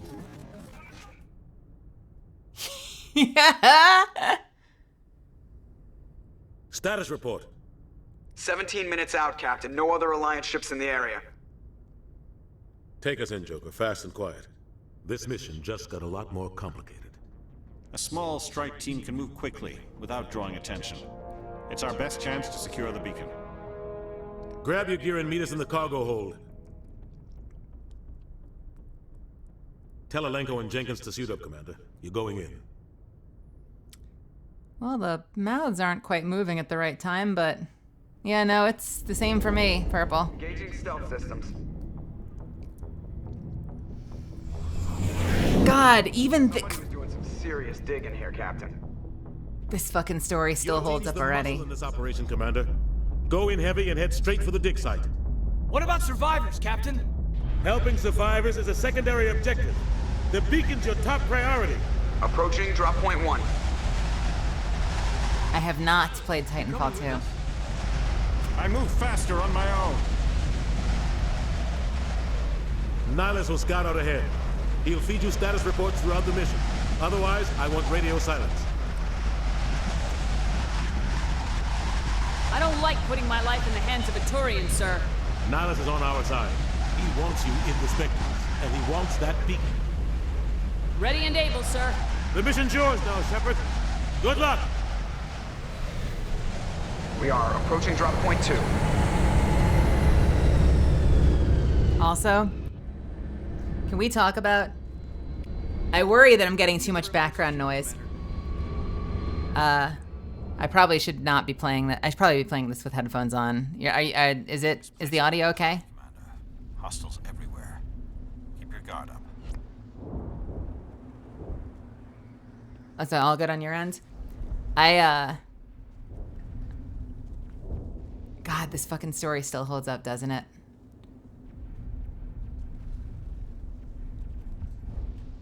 All right. Smells like smoke and death. Oh God, what happened here? All right.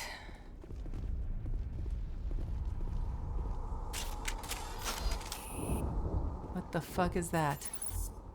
What the fuck are those? What do these things do again? Overheats nearby enemy weapons and burns them for minor damage. Damages enemy shields within a certain radius. Got it.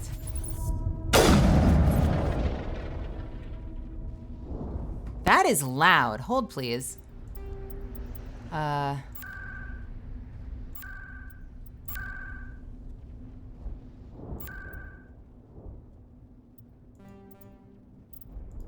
Maybe not 2 ticks. Maybe just 1 tick. Oh, the ticks are weird. Shit.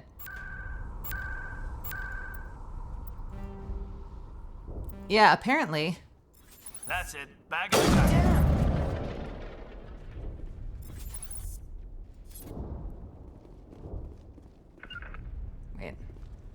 Wait, what's rally? Okay, that's rally. Eden Prime. So does this affect their lines? We'll never be the same again. Check your targets. Could be friendlies. Okay, that sounds good for that. Music volume, we'll put at 55. And let's bring sound effects down to 30. So much calibration to make this game work. Wrong. Oh, I'm sorry. Did the branch block my fucking sniper round? All right. Let's remind ourselves how fucking combat works. Combat, right? Can I? Nope, do I not? Oh no, did they add the cover system in a later game? Was that like 2 or 3? Or no, but is it when I have my gun out? Is that when it happens? Okay, cool. It's when I have my gun out that I can use it. Got it. Okay. Guns out, because we don't know what we're here. We don't know what we're fighting. Gotta play it safe. I think we're going this way.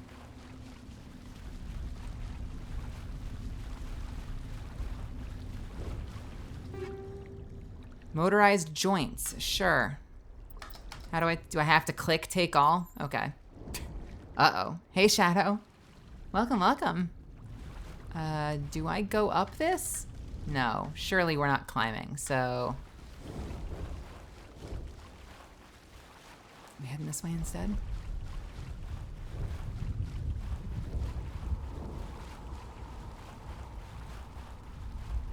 Am I losing my mind? Okay, no, we can go up here. What happened here? What happened where? What are you commenting on? I mean, I guess just everything that's already happened, but like, why are we saying that now?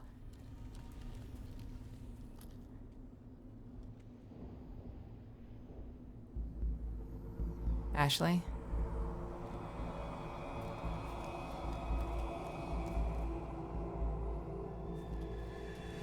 The xenophobe. Buddy! What? Oh, buddy.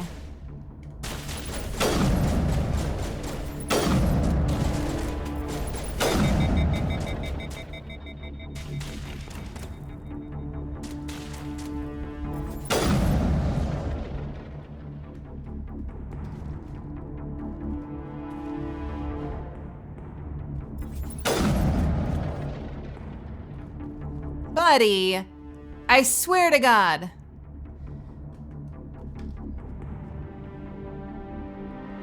Ripped right through his shields. They're out of chance. Sometimes Marines die. The rest of us just have to carry on. We still have to find that beacon. Fucking rip, bozo. We should move, Commander. Did it just spin me? Okay. Metagel is a heal to heal injured squad members. Omnigel can be used to bypass decryption and electronics challenges. Both can be acquired by defeating enemies and opening containers. Does that mean if I use this now, I can heal him? Cool, awesome.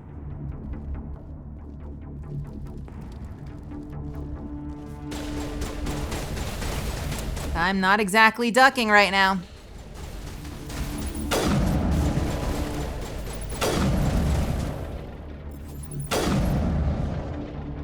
I've got some burned out buildings here, Shepard.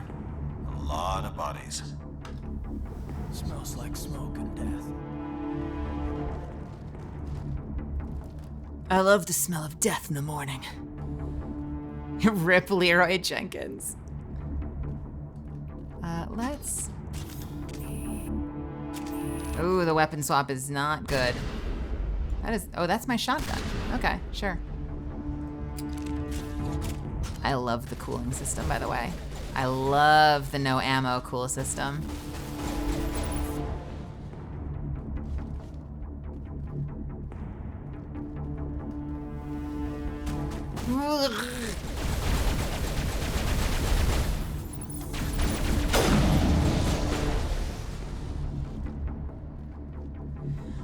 You know what? I think it's in Mass Effect 3. They add like one gun, or maybe there's like one or two guns that use the legacy system.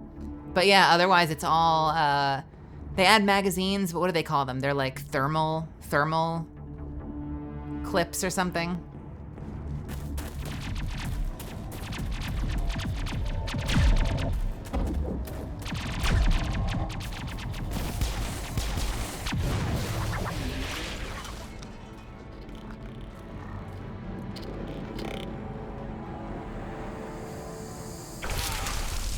Oh no.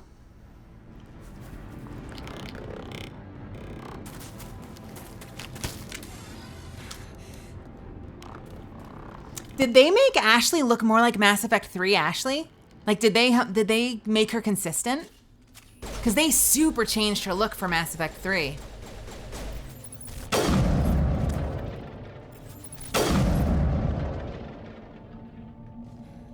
Thanks for your help, Commander.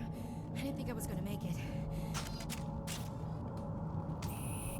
Gunnery Chief Ashley Williams of the 212. You the one in charge here, ma'am? Give me a status report, Williams. Oh, man. We were patrolling the perimeter when the attack hit. We tried to get off a distress call, but they cut off our communications. I've been fighting for my life ever since. Where's the rest of your squad? We tried to double back to the beacon, but we walked into an ambush. I don't think any of the others... I think I'm the only one left.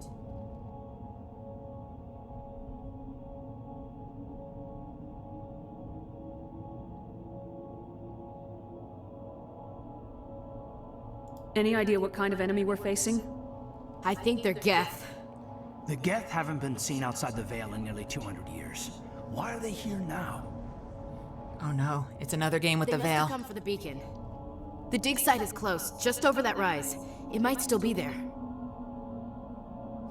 Yeah, I don't want to say you abandoned them, because, like, I'm not looking to pick a fight. We're on a fucking mission. So we got to stay... I feel like my playthrough, like my pragmatic playthrough, will probably land me right in the middle and everyone's going to die, because I won't have enough Paragon or Renegade rating to save them. Lieutenant Alenko and I will take care of this. Let me come with you, ma'am. The Geth slaughtered my unit. Give me a chance to get even. She knows the area, Commander, and we could use the extra firepower. Yo, can I just say, I know I mostly stuck to the default, so probably, like, the answer is obviously because they came up with it. Shepard looks pretty good in the helmet. Like, that face design's working for me. I'm into it. Just don't forget who's in charge. Understood, Commander. You give the orders and I'll follow them. Have you seen a Turian Spectre around here? There aren't any Turians on Eden Prime. None that I've ever met. Not sure I'd be able to tell if one was a Spectre anyway. If you saw this guy, you'd know. Carries enough firepower to wipe out a whole platoon. Luckily, he's on our side. We think. Sorry. Like I said, no Turians. Describe what happened leading up to the attack. We gotta go, but I want to get answers. From the main colony to secure the area. Seemed like a routine patrol until the Geth hit us. We never knew they were coming. It's so funny to do the investigation after she's like, let me come with you. We gotta get out there right now. But first, we need to ask you some questions. Way too many questions, considering we just established we have to move. What happened to the researchers at the dig site? I don't know. They set up camp near the beacon. The 232 was with them. Maybe their unit fared better than mine. Tell me everything you know about the beacon. They were doing some digging out here to extend the monorail and expand the colony. A few weeks ago, they unearthed some Prothean ruins. And the beacon. Suddenly, every scientific expert in the colony was interested. That's when they brought us in to secure the site. I don't know much about the beacon itself, but I heard one of the researchers say this could be the biggest scientific discovery of the century. What else do you know about the Geth? Just what I remember from history class back in school. They're synthetics, non-organic life forms with limited AI programs. This is very immersion breaking to be like...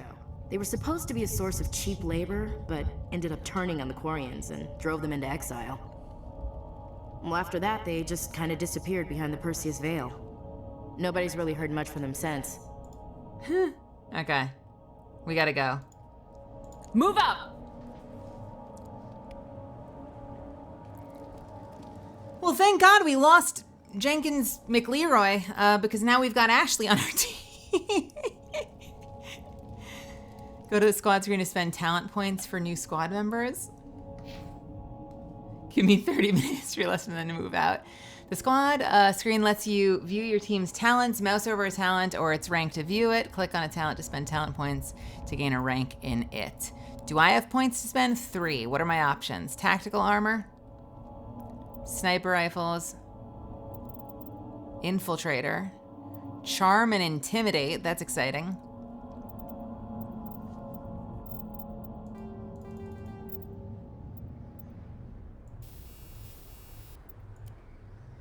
Helmets off. Nope. Let's see.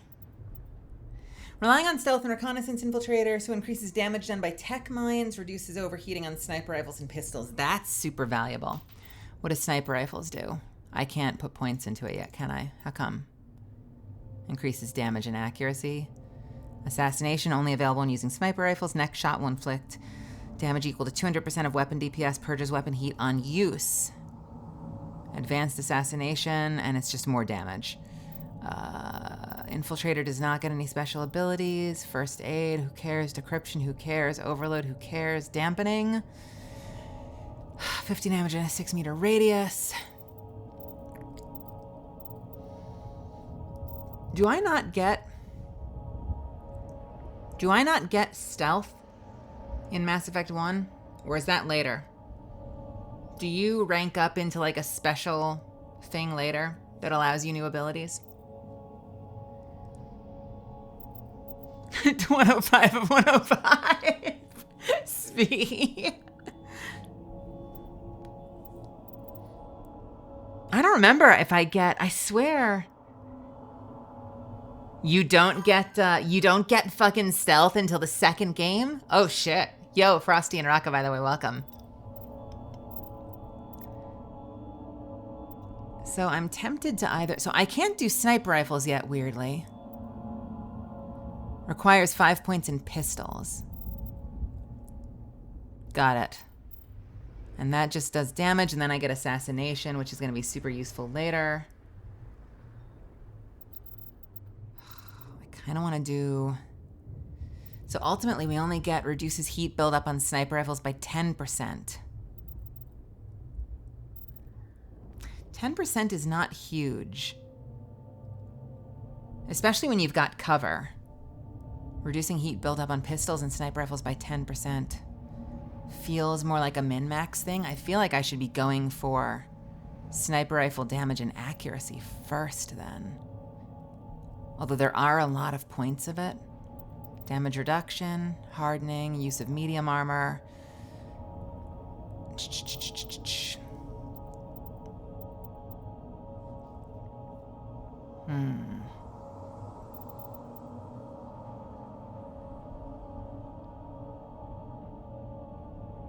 Duration 6 seconds, recharge time 45 seconds. 45 seconds. You know, once you're using stealth in Mass Effect 2, you can stealth like every 6 seconds if you build right. 45-second recharge for like a one-shot super shot is not great. I think I'm gonna put it into Infiltrator to start, and we'll take it from there. Oop, can I not go higher than that? Because I need to be a higher level, I guess. Okay. And I can't go to 5 yet for sniper rifles either. So let's just do 2 and let's sit up on the rest. Let's just sit on the rest. Kaden, what do you got?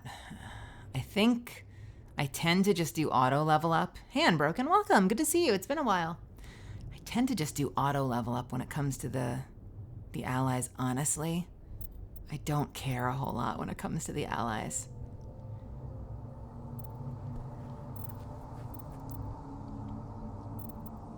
Bolsters your shields with a biotic barrier that will absorb up to 400 points of damage.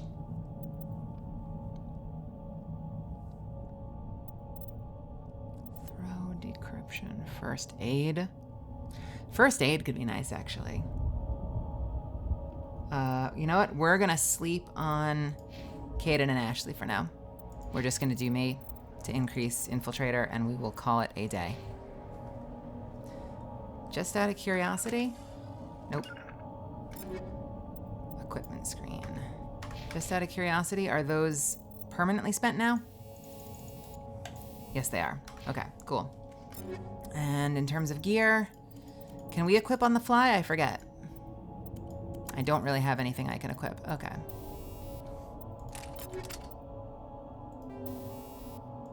Motorized joints plus 10 smash damage. Okay, so we did get some stuff. Did we? Empty. I don't remember if it shows you the stuff or if you have to click into every single fucking one of them. Looks like I don't really have anything from the outset, so we are fine. The beacon's at the far end of this trench. And actually, if I get mostly bonuses in sniper and pistol, then I probably want to take the shotgun off my quick bind and make it the pistol. 1 F2. Because those are the ones that I'm going to get all of the bonuses in. Ooh, really? I think for me, I auto level the teammates I don't ever use. Do you, maybe that's what it is. Do you get really specific, Frosty, when it comes to the teammates that you like to use? Because I feel like I usually run Garrus, and I don't know who else I use in this version. I remember in Mass Effect 2, I think I was originally I used Garrus and like Zaire or something.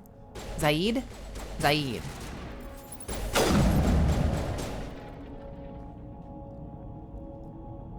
I see you over there.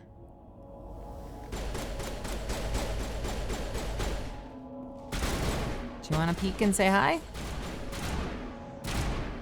Really? What does this do? Damages enemy shields within a certain radius, overheats nearby weapons, burns them for minor damage. Let's try this.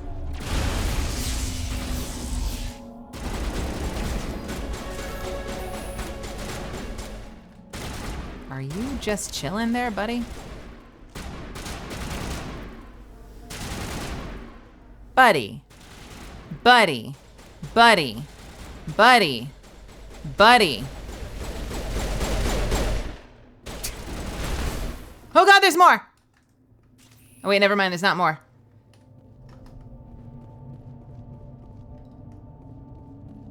Okay, dig site to investigate.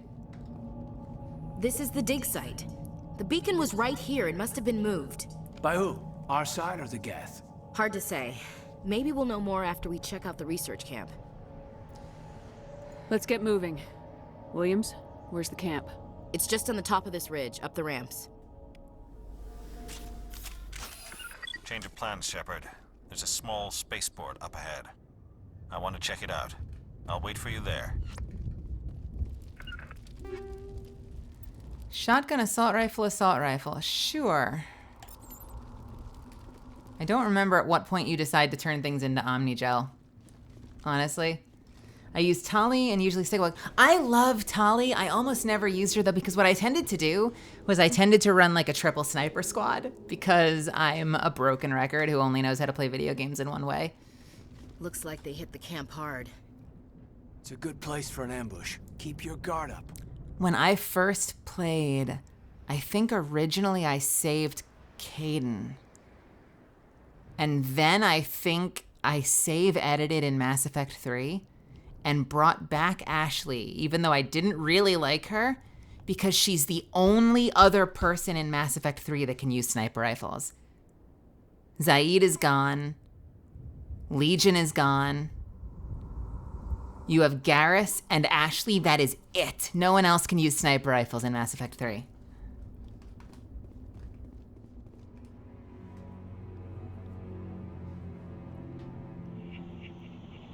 Oh, God. Oh, God. They're still alive. What did the Geth do to them? They're the Borg.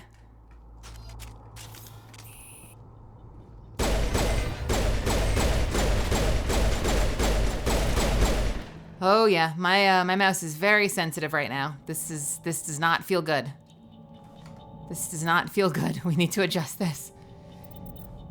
I am never gonna get this right. Fucking, all right, let's go back down to 20. Get your mouse some therapy.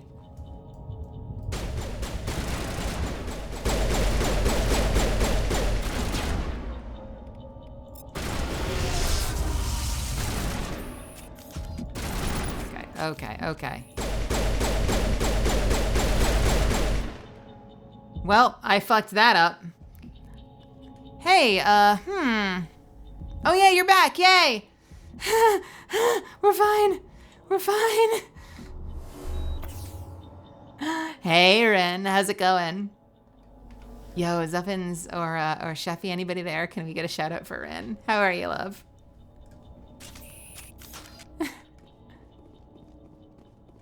Where'd the corpses go? Is that your application for Modsby?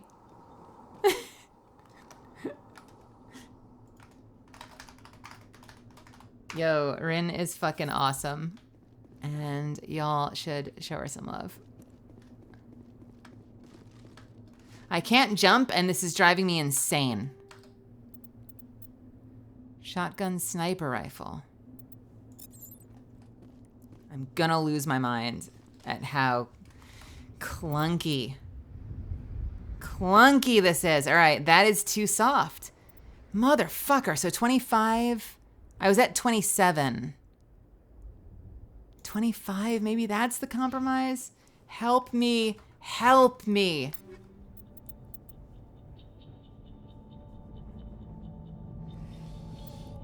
All right, what are my sniper rifle and pistol options? Pistol, we've got an edge one. More DPS. Slightly less accuracy. Same heat sink. I think I'd rather use that, honestly. But how do I know if it's equipped? Equipped, selected. Equipped, selected. Equip. Cool. Sniper rifles. Hammer. Slightly more DPS. Heatsink capacity 2 versus 1. Second. Heatsink capacity. I don't know what that means. And slightly less accuracy.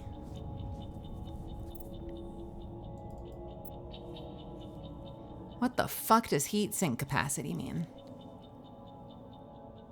Red means worse, though. I think I'm gonna keep the Avenger. Honestly. Okay.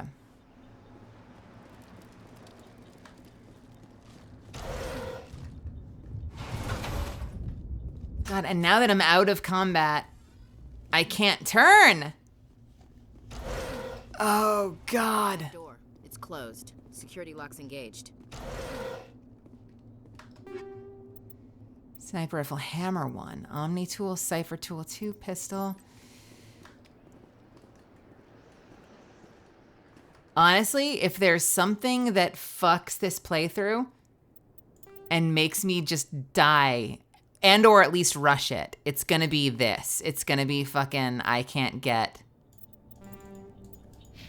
the movement controls to play nice. Some locked objects require decrypting or electronics to access. If any squad member has the required talent, you'll be able to unlock the object using the decryption or electronics interface or by spending Omnigel. Advance to the central core, move the mouse to move around the ring. Got it. So I need... Oh. I don't remember. Oh, yes, right. Nice. Humans. Thank the Maker. Hurry! Close the door before they come back. What are you doing here? I'm Dr. Warren. I was in charge of this excavation. We hid in the shed during the attack. They must have come for the beacon. Luckily, it wasn't here. It was moved to the spaceport earlier this morning. Manuel and I stayed behind to pack up the camp. When the attack came, the Marines held them off long enough for us to hide. They gave their lives to save us. No one is saved. The age of humanity is ended. Soon, only ruin and corpses will remain. Okay, you need to get... Williams, take us to the spaceport. You can't stop it. Nobody can stop it. Night is falling. The darkness of eternity. Hush, Manuel. Go lie down. You need to fucking chill. Medication kicks in. I actually didn't mean to end that conversation. You're wasting your time. The age of humanity is over. Our extinction is inevitable. Manuel, I need to ask you something. It's probably best if you just leave him alone. This seems incredibly uncalled for.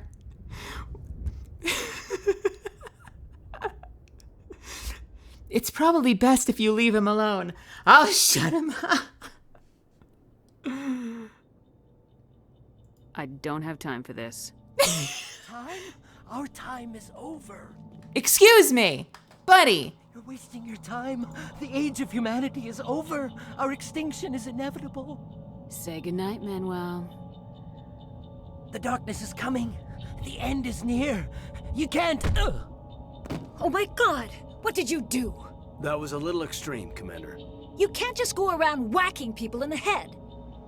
It was only a matter of time till he did something crazy and dangerous. I suppose you're right. By the time he wakes up, the meds will have kicked in.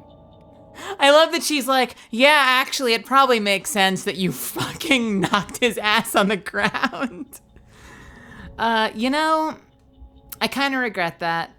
I feel a little guilty.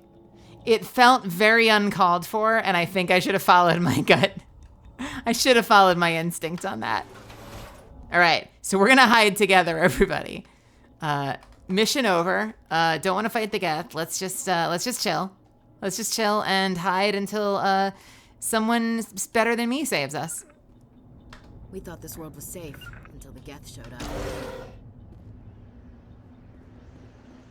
Yeah, right. It's so hard to hear you over that broken jaw. Hey, Annika, welcome. Thank you so much for the sub. Thank you for 5.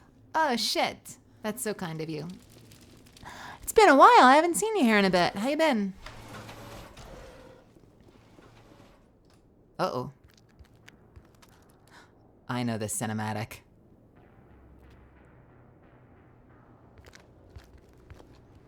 Nihilus. Saren. Saren?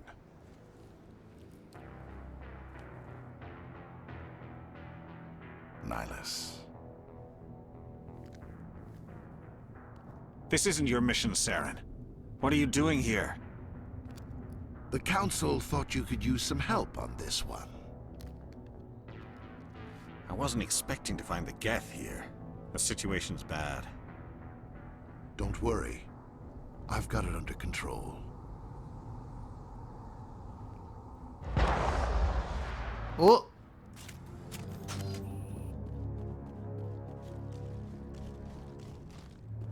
What is that? Off in the distance. It's a ship. Look at the size of it. Okay, or not. Did the leaf block it? Oh no.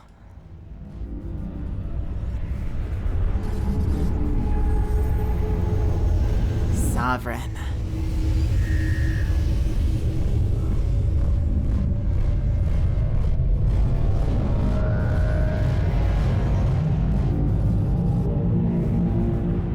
Transnet firing? I don't know. It used to be beautiful here.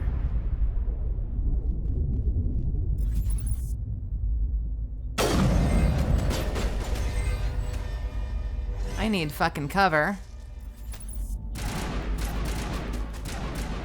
I've got the high ground. Don't try it. That should have hit something. Uh-oh. Oh god, I hate this mouse sensitivity. Oh, I do not like this mouse sensitivity.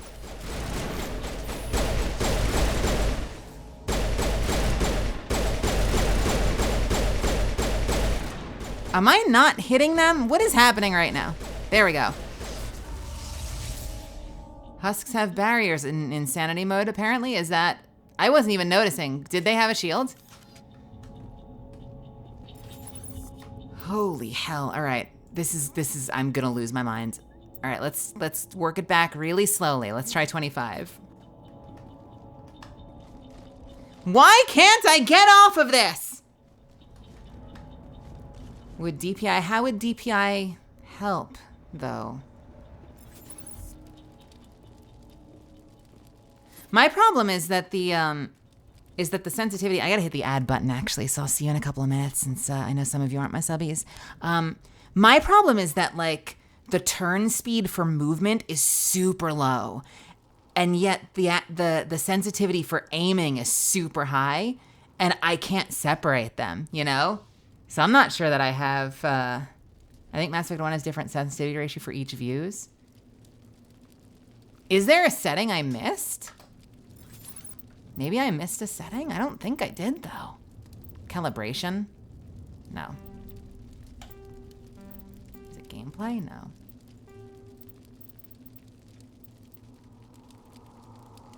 Yeah, that's the challenge. The challenge is that it's at odds at... I hear what you're saying, though. That makes sense. You can get a mod to fix it? Okay.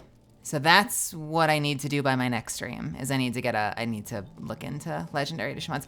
I don't know why. I thought that... I just assumed Legendary wouldn't have access to mods. But if that's something that I can fix, I will Google that like the moment we're done tonight. I appreciate the heads up about it. Because I'm going to lose my mind.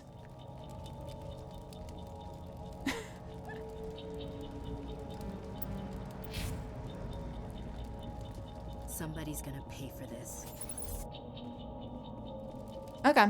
No, thanks. I appreciate it. No, yeah, and Frosty, sorry, I'm not I don't mean for that to sound like I'm taking a shot back at you. I just like it's frustrating that I can get one sensitivity where I want it, but then it fucks the other one is basically what's going on.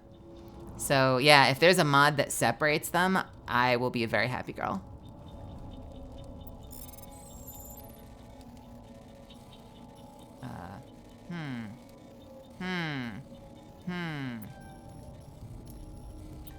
No, wait. It is not, that is not moving where I thought it would. Everybody stay calm out there. We're coming out, we're not armed. Is it safe? Are they gone? Stop right there.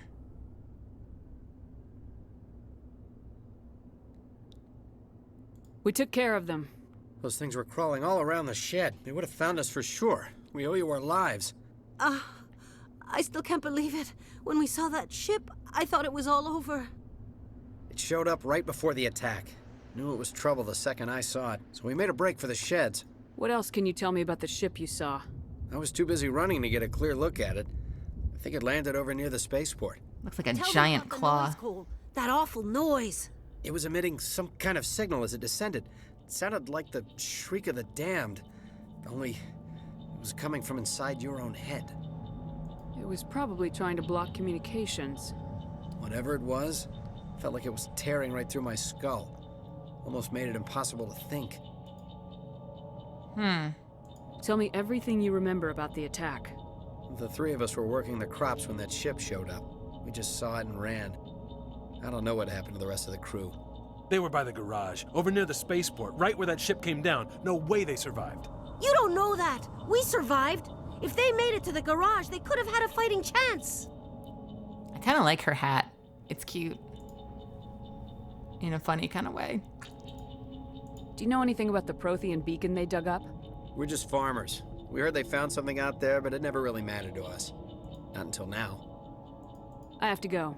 Hey, Cole, we're just a bunch of farmers. These guys are soldiers. Maybe we should give them the stuff. Give us the stuff. You gotta learn when to shut up. If there's something you're not telling me... Some guys at the spaceport were running a small smuggling ring. Nothing major. In exchange for a cut of the profits, we let them store packages in our sheds. Find it funny that Saren supposedly just found Sovereign and literally no one questioned it at all. Yeah, I mean, you know, they're Spectres. They're used to just kind of getting what they want. So he probably saw it and was like, yo, sweet ship upgrade, let's go. That feeling when you're a farmer and you constantly talk about how you're just a farmer. Yeah.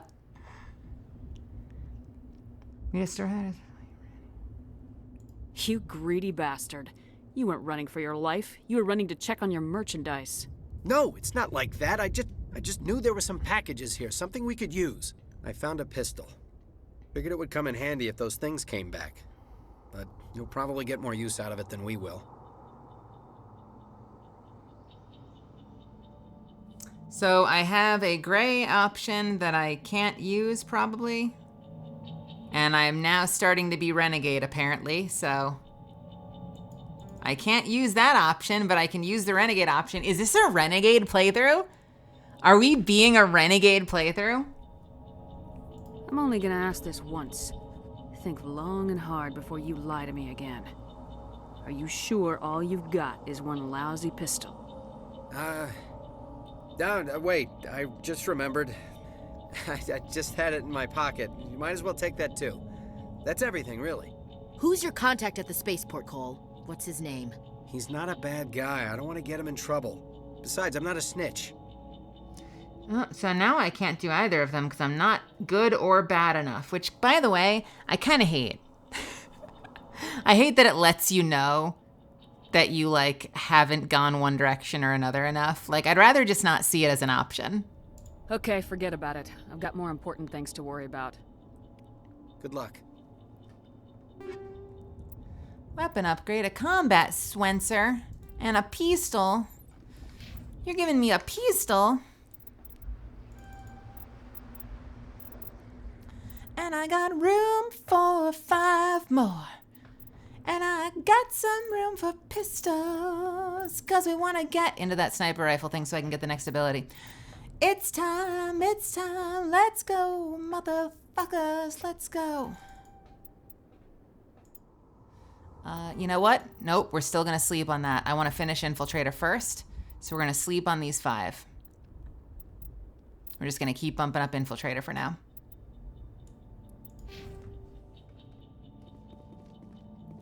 You called it. What'd you call? You tried to be mean but went Paragon. Let's loot your shit anyway, my friends. Huh. So you can't, because it's a circle, you want to move your mouse in a circle, but really all you're doing is left and right. And that's throwing me off like crazy trying to move this thing. Can you reduce them to Omnigel afterwards? Yes, you can. Okay, cool. So 150. Oh, literal straight upgrade other than a little bit less accurate. We're going to use the Avenger. Shotgun, how we doing here? 128, 766. That's what I like to see. Pistol, we got a couple of them. We got a Stinger too, actually. That's exciting. More accurate. Why does it go from green to yellow? Is yellow better than green? Does yellow just mean way better? That's a strange color coding. If it's red, it's bad. If it's green, it's good. If it's yellow, it's even better? What? Svi, have a wonderful night. Thanks for hanging out with me.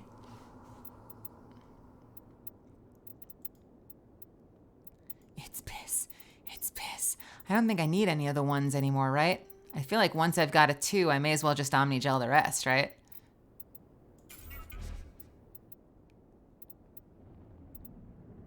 I don't trust that all button. Let's equip more stuff first. 83, 150, 82, 447. Slightly less accurate, but lots more damage and more heat sink capacity. All I think we're gonna go with that for now. Omni, Cypher Tool 2, shield bonus. And do we get more armor? No. We have medium armor we can't use yet. So let's see what happens if I convert all to junk. Is this gonna ruin my life?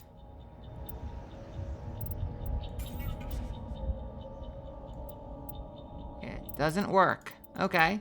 Can I turn this one into Omnigel? Oh, do I have to select? Nope. Ooh.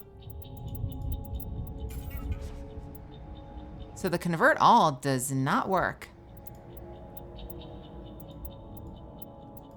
All right, I'm gonna call that a day. Kaidan, oh shit, I have to upgrade their gear too.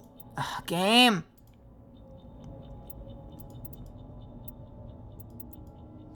They're gonna manage their heat sink a little bit better, aren't they? I don't think I want to care.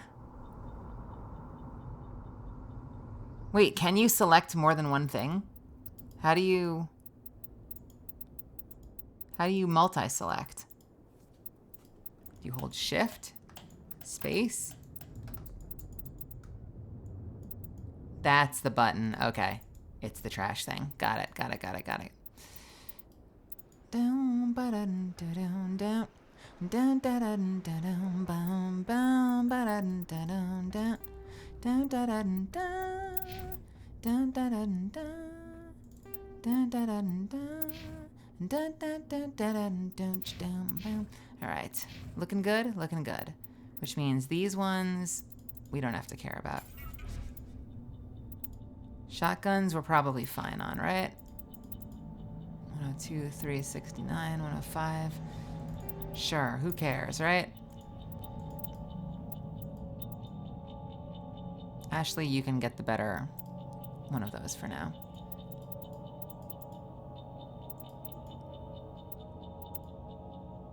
Ooh.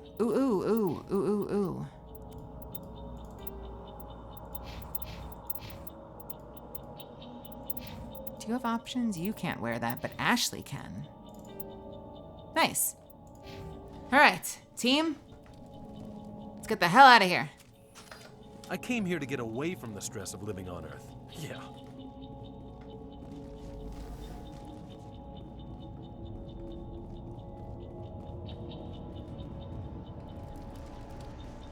What's this? Those are explosives, aren't they? Commander, it's Nihlus. Yeah, we'll check on Nihlus, but first I want to loot this box and check back here because this is a video game. Don't worry about it. Don't worry about it. Don't worry about it. Oh my gosh, it's Nihlus. I'm seeing him for the first time. Something's moving over behind those crates. Wait, don't shoot. I'm one of you. I'm human. What are you doing sneaking around back there? I'm sorry. I was hiding from those creatures. My name's Powell. I saw what happened to that Turian. The other one shot him. What the hell are you talking about? There were two Turians here. Your friend and another one he called Saren. I think they knew each other. Your friend seemed to relax. He let his guard down. And Saren killed him. Shot him right in the back. I'm just lucky he didn't see me behind the crates. We were told a Prothean beacon was brought to the spaceport. What happened to it? It's over on the other platform. Probably where that guy Saren was headed. He hopped on the cargo train right after he killed your friend. I knew that beacon was trouble. So he didn't get back on Sovereign. We found it. First that damn mothership showed up, then the attack. They killed everyone. Everyone. If I hadn't been behind the crates, I'd be dead too. How come you're the only one who survived? Why didn't anyone else try to hide behind the crates? They never had a chance. I was already behind the crates when the attack started. Doing what, buddy? You were hiding behind the crates before the attack? Sometimes I need a nap to get through my shift. Oh, you piece of shit. I sneak off behind the crates to grab 40 winks where the supervisor can't find me. Oh, you piece of shit. You survived because you're lazy? You ditch work, then you cower back here and do nothing while the Geth butcher everyone else. I don't even have a gun. What was I supposed to do? Run out there and die? I couldn't save them. Nobody could. It was horrible. Tell me about the Geth attack. It was quick. 1 minute that ship was descending, the next... Shoot him now. They were swarming over the platform. Thousands of them. They must have been inside that mothership. They shot anything that moved. It was a massacre. Tell me about this mothership you saw. I've never seen anything like it before. It was huge. Landed over near that platform. The whole place got dark as it came down. And it was making this noise, this sound that bored right into your brain. That's what woke me up. The attack came a few minutes later. Is there anything else you can tell me about the beacon? They brought it here this morning. We loaded it up onto the train and shipped it to the other platform. Got it. Hard to believe that was only a few hours ago. Feels like a whole other life. We need to find that beacon before it's too late. Why are you Take telling the me? cargo train. That's where the other Turian went. I can't stay here. I need to get away from all this. Think he makes a decent point.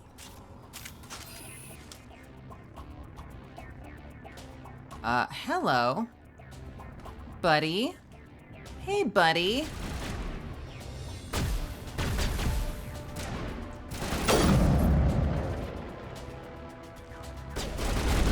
Ah!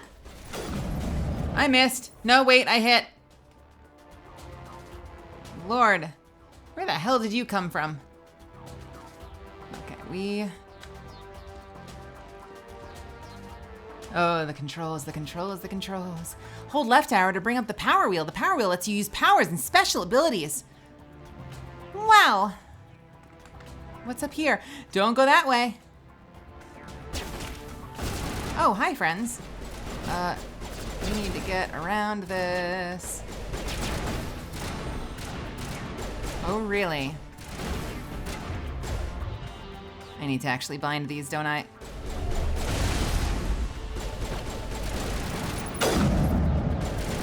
Did that not hit?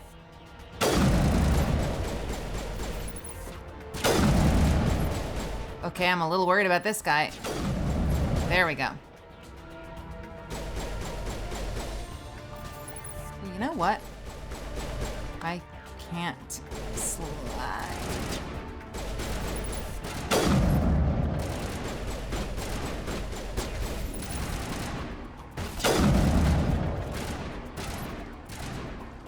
Are we good?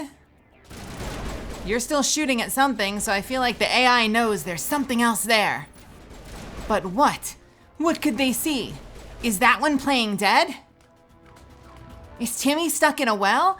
What do they see?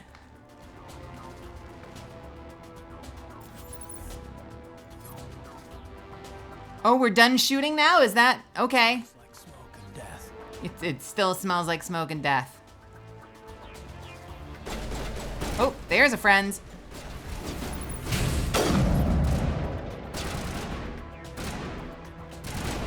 Hey, buddy. Hey, buddies. Hey, buddies. Uh-oh.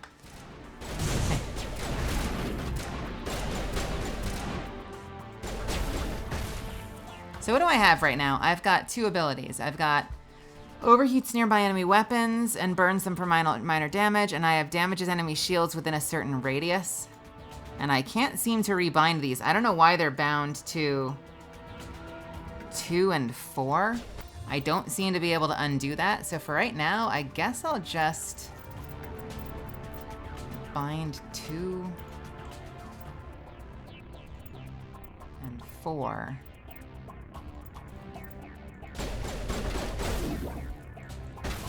Oh, is that not working? Is this not quick slot? What the hell is this? What is quick slot then? Wait, I'm confused.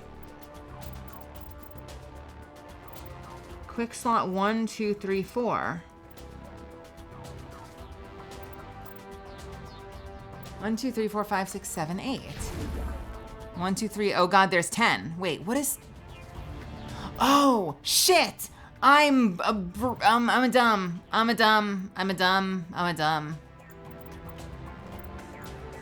I understand. It all makes sense to me now. What is R doing? Nope. R is repair for a vehicle. Can R be served as a melee punch for regular combat? Yes, it can, which means I can do 1,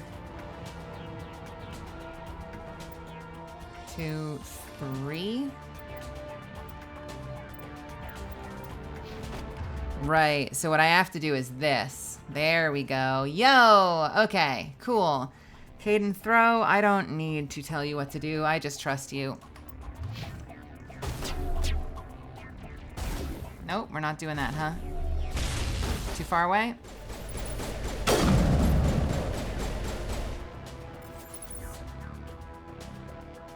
Can you shoot through that? Can you not shoot through that? Really? That is so interesting. Do we have to break this?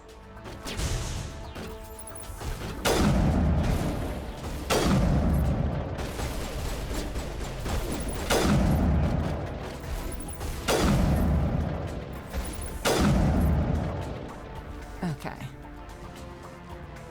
Oh, man.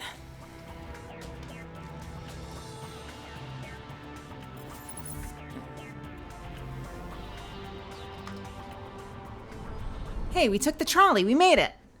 We did it. Set the charges. Destroy the entire colony. Leave no evidence that we were here.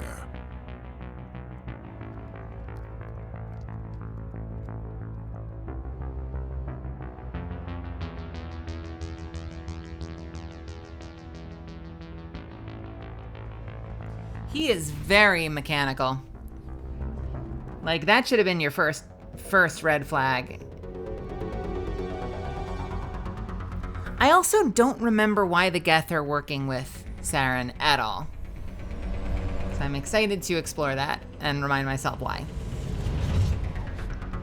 Because I know in later installments it became, like, collector controlled and, like, mutated Reaper stuff. Demolition charges. The Geth must have planted them. Hurry! We need to find them all and shut them down! Nah, if they tell me, they'll tell me. If they leave me guessing, we'll Google it later, I guess.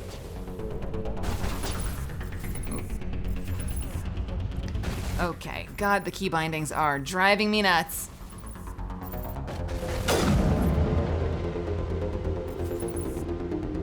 You okay there, buddy?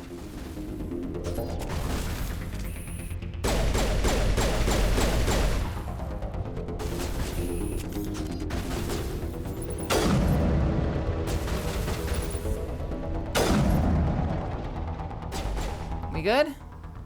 Geth Trooper over there. Do we have cover over here? Can I get up there? I cannot get up there. I can run around.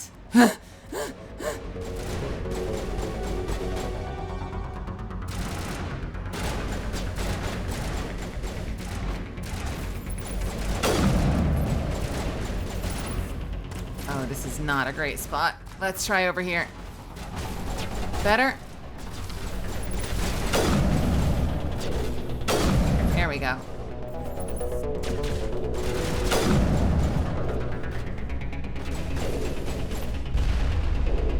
Oh, buddy. Anything behind that? No. Move, move, move, move. Thank you. Did that hit? Or did that not hit? Okay. Take out those hostiles. Yep. Jammed. I don't even know what jammed. What is jammed? Okay. When there's enemies in the area, we lose our ability to track them because they're jamming us, I guess. You know, it really makes me appreciate Andromeda's combat system. Because Andromeda had a really tight combat system by comparison.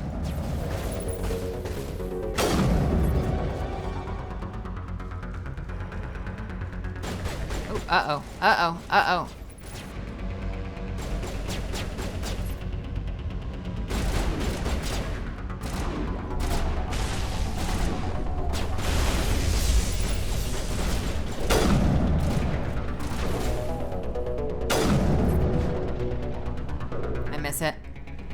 I miss it.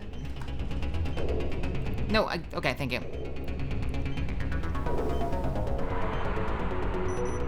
Cool. And do we have a charge all the way down here? Did they place one over here? Is that why they were guarding it? Yes, they did. Go, go, go.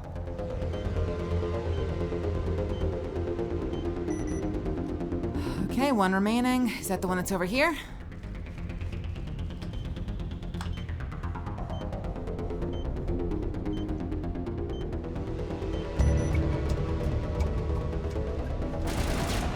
What? What are we shooting at? What are you shooting at? You're shooting at nothing. All right. Yo. Dirty, welcome, welcome, welcome. I think I need to name my next stream If We Can Fight. It's Catalyst versus the mouse settings, honestly. Heavy, medium, and a sniper rifle. Anything good in here? 5 points. We're not spending that just yet. Motorized joints, sure. And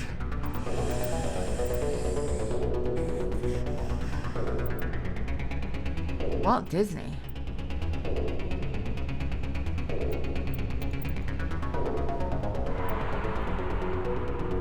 Oh. Nah, I'm good with that mouse.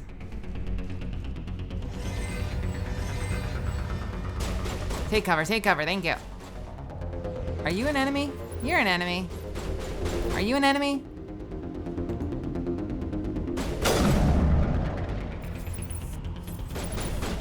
Oh God, oh God. Okay. Oh, hi, friends.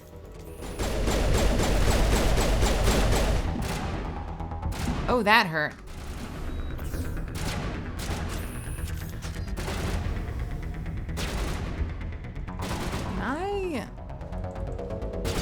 No, I can't. Oh, AI. You are truly astounding sometimes. Can I get a vantage point from here? Nope.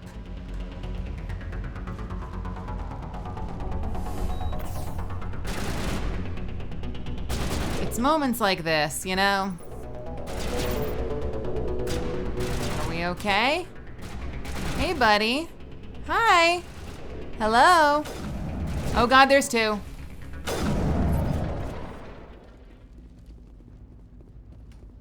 Good grief.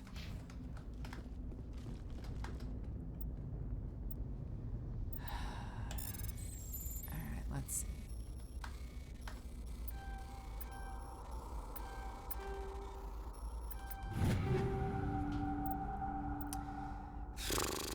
Two different assault rifle 2s. Not that I really use assault rifles, but that one definitely seems like the better option. Banshee 2. Slightly more accurate, but now we're definitely going for this. Caden, you can take the Banshee 2. No, actually, Ashley should probably have the Banshee 2, because you are the soldier. So you'll get the Avenger 1. Ashley, you can have the Banshee 2. I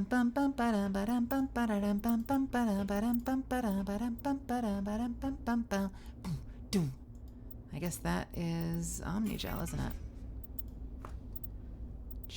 Ashley.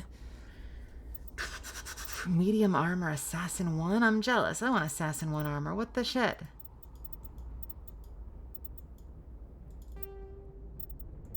Caden? Can't wear anything. Cool. Are we good?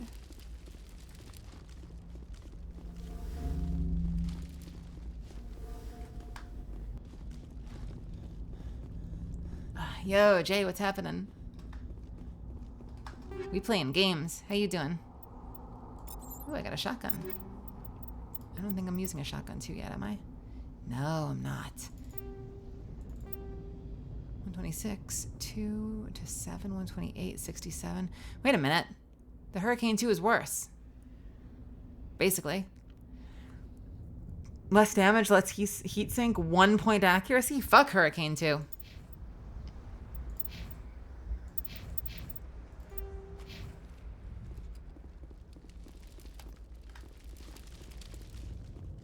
Oh, nice, nice, nice. Yo, I've been out a lot of the day and then I was streaming. I saw you sent me something. I will take a look soon. Promise.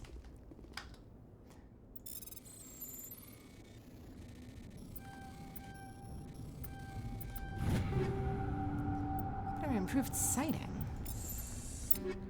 Can I use that on a sniper rifle? Reaper 1. Anti-personnel rounds. So plus 20% damage versus organics.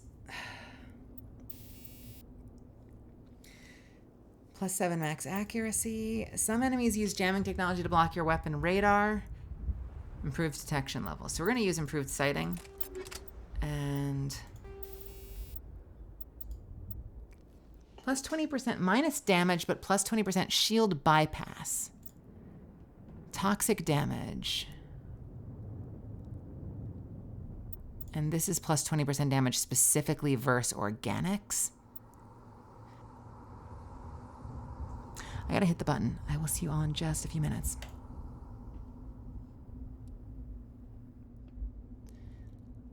So 20% just versus organics. I think in the past I've liked, I want to say it was like disruptor rounds or something that just was like bonus damage versus shields. I don't like the idea that it's doing shield bypass, but it's doing less damage. That does not seem good to me, but I like the idea of chemical rounds. Just straight up plus damage. Yo, we're using poison rounds on our sniper rifle now, fam. I like this. Pistol? Pistol will use anti-personnel. Why not? And combat sensor, sure. Hey, Frenchie, what's happening? How are you? It's good to see you.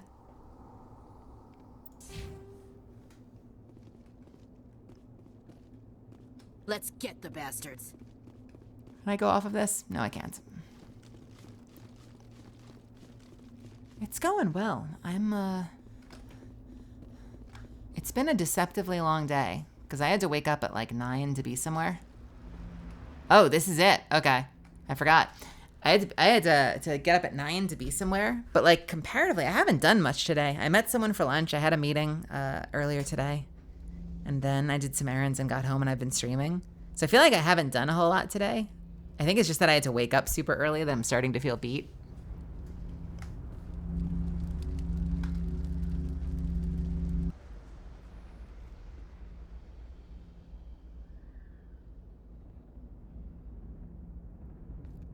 Normandy, the beacon is secure. This is amazing. Actual working Prothean technology.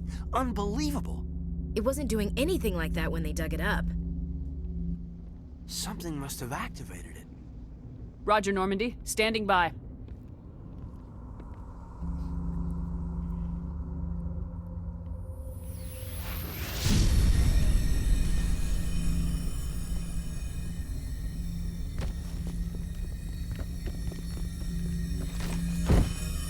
What was that jump?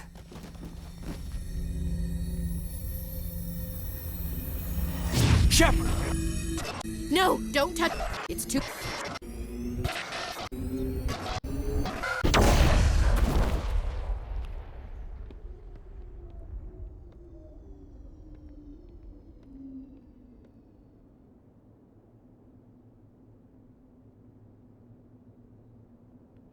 Uh-oh.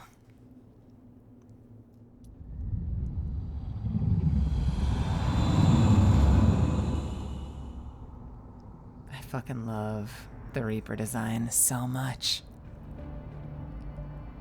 I forgot about her! We identified the ship that touched down on Eden Prime. Normandy, a human alliance vessel. It was under the command of Captain Anderson. They managed to save the colony. And the beacon. One of the humans may have used it.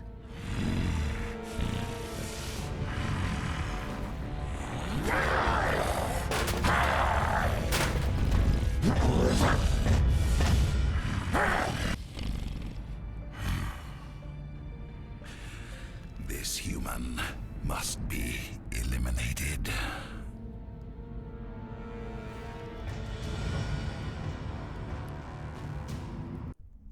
Yo, just so we're clear, I would want to play her. Dr. Chakwas. I think she's waking up.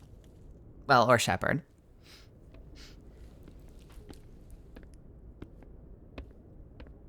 You had us worried there, Shepard. How are you feeling? Like shit. Like the morning after shore leave. How long was I out? About 15 hours. Something happened down there with the beacon, I think. It's my fault. I must have triggered some kind of security field when I approached it. You had to push me out of the way. I expect better of you, Lieutenant. You endangered the entire mission. Don't be so hard on him, Commander. We have no idea if that's what actually set it off. Unfortunately, we'll never get the chance to find out. The beacon exploded. A system overload, maybe. The blast knocked you cold. Williams and I had to carry you back here to the ship. Why would I want to go to a local hospital? What's the damage, Doctor? Physically, you're fine. But I detected some unusual brain activity. Abnormal beta waves. I also noticed an increase in your rapid eye movement. Signs typically associated with intense dreaming. I saw... I'm not sure what I saw. Death, destruction... Nothing's really clear. I better add this to my report. It may... Oh, Captain Anderson.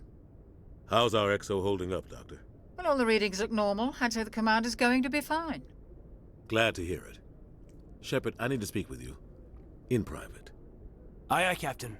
I'll be in the mess if you need me. You know, the more I look at her, the more I Sounds feel like like... that beacon hit you pretty hard, Commander. Are you sure you're okay? The more I look at her, the more I feel like I gave her too much of a baby face. I think I'd age her up a little bit somehow. Somehow. Face shape or something, if I could revisit.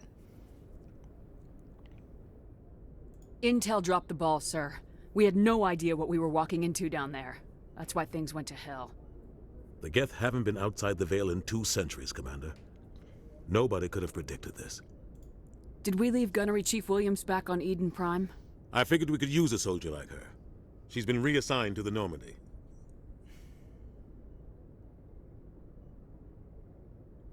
Why would that be a mistake? I don't want her on my ship. I mean, I I'm don't, captain of but... this ship, Commander, and I want Williams on our crew.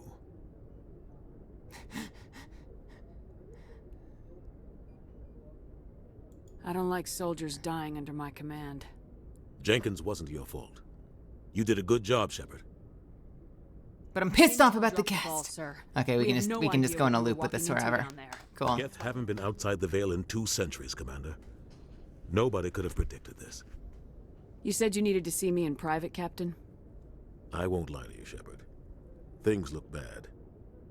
Nihilus is dead. The beacon was destroyed and Geth are invading. The Council's going to want answers.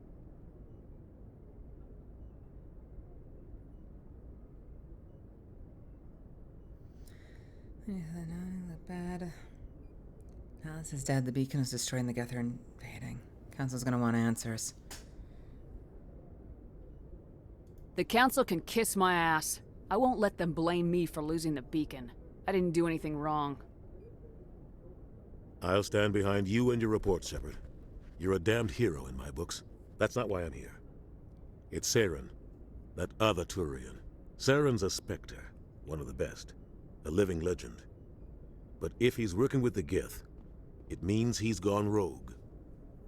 A rogue Spectre's trouble. Saren's dangerous, and he hates humans. Why? He thinks we're growing too fast, taking over the galaxy. A lot of aliens think that way. Most of them don't do anything about it. But Saren has allied himself with the Geth. I don't know how, I don't know why.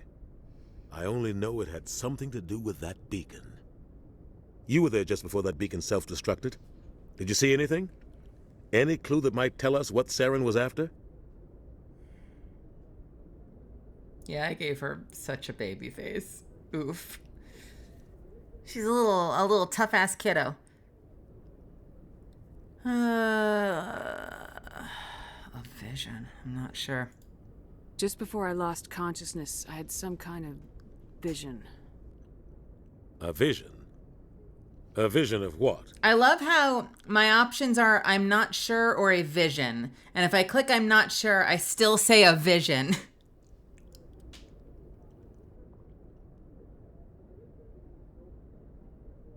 I saw synthetics. Geth, maybe. Slaughtering people. Butchering them. We need to report this to the Council, Shepard. They'll think I'm crazy. We don't know what information was stored in that beacon. Lost Prothean technology? Blueprints for some ancient weapon of mass destruction? Whatever it was. Saren took it. But I know Saren.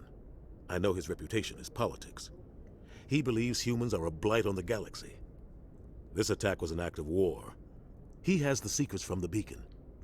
He has an army of Geth at his command, and he won't stop until he's wiped humanity from the face of the galaxy.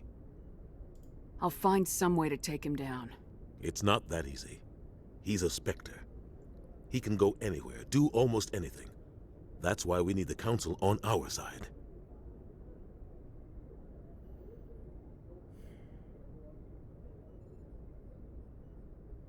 We prove Saren's gone rogue and the Council will revoke his Spectre status. I'll contact the Ambassador and see if he can get us an audience with the Council. He'll want to see us as soon as we reach the Citadel. We should be getting close. Head up to the bridge and tell Joker to bring us into dock.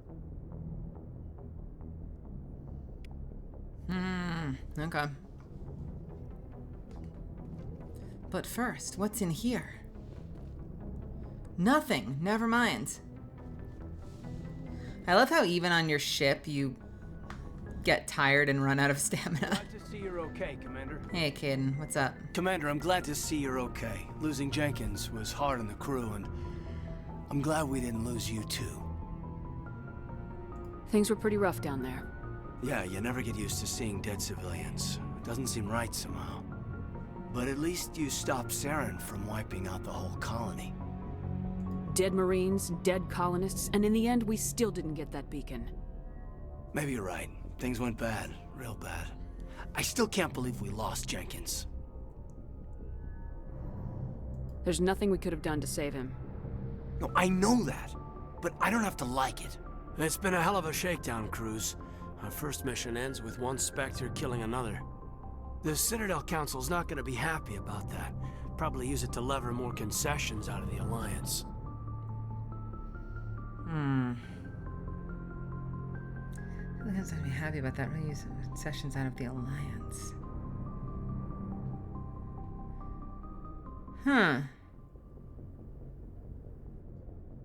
You've got a good grasp of the situation. You a career man? Yeah, a lot of biotics are. We're not restricted, but we sure don't go undocumented. May as well get a paycheck for it. Besides, my father served. I made him proud when I enlisted. Eventually. But is that why you're here? Because of your family?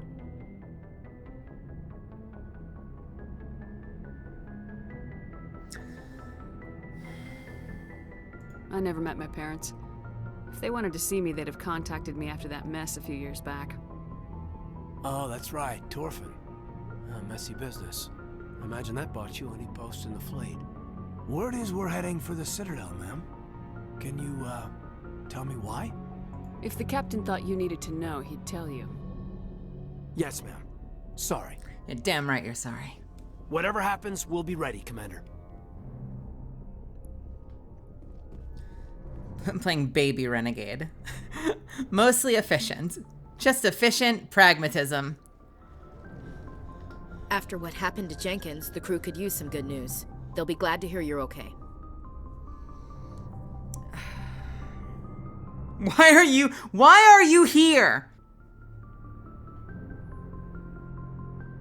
You're not assigned to this ship. Captain Anderson had me transferred That to is his not what I Must expected. have figured I knew what I was doing. You have a problem with me, Chief? You questioned my competence through the entire mission. Best way to stop that is to show me you're competent. But I don't remember telling you to come back to the ship with us. You didn't. Captain Anderson did. Well, we're off to a great start, Ashley. I need to go speak with Joker. Goodbye, Commander. Joker's waiting for you in the bridge. Oh, fuck you. Fuck you. Oh, you're back. Go speak to Joker when you're ready. Tell him to bring the Normandy into dock. What if I lie down on your bed right now? I'm sorry. Do you sleep on 2 twin beds pushed together? What the fuck, Anderson? Fucking Captain Anderson with his, like, fresh out of college makeshift queen size bed. What the fuck? Oh, man. Oh, baby boy.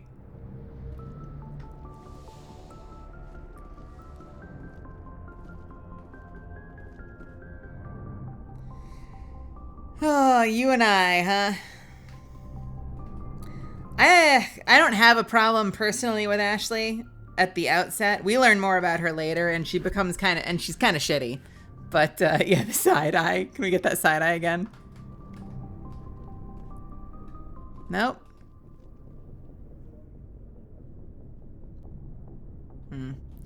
I'm just like, I just came in as like an efficient soldier. I'm like, you're not in our unit. You shouldn't be here. And she apparently is taking swings back. So go figure.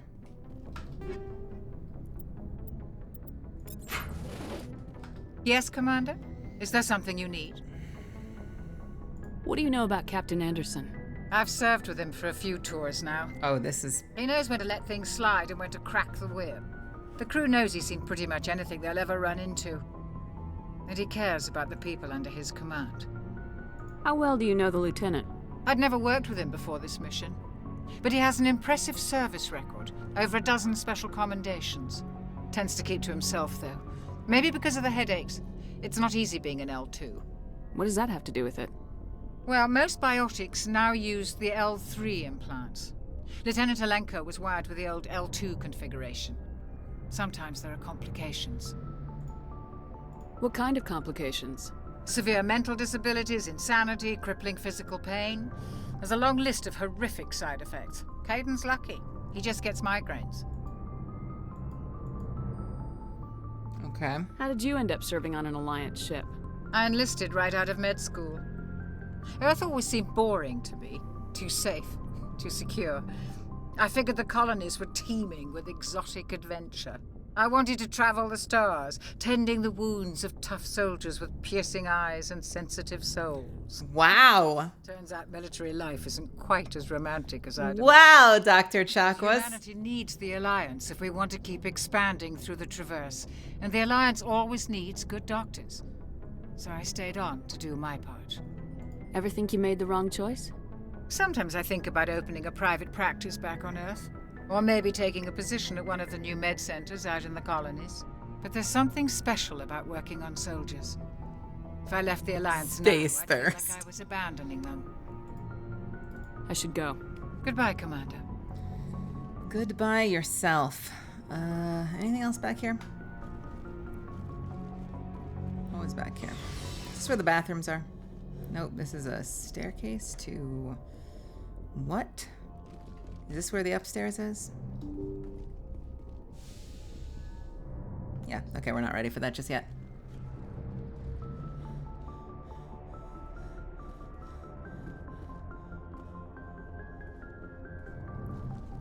What's going on back here?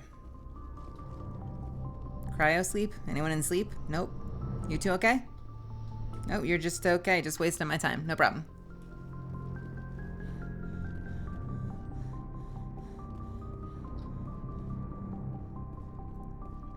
And what's in here?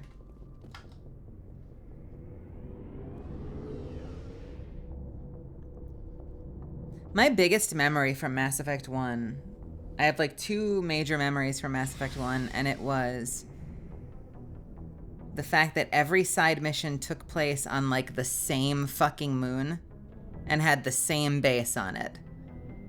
And I remember that the Citadel started out as a full fucking open world area to explore and was so tedious to get around. And then like Mass Effect 2 and 3 and like the shit that they did. And actually in Andromeda, it opened up a little bit more again. But Mass Effect 2 and 3, they narrowed it down to like just key hotspot areas. And it was interesting because like on one hand, you could waste a whole lot of fucking time on the Citadel, but it almost feels like they made it too small in the later games.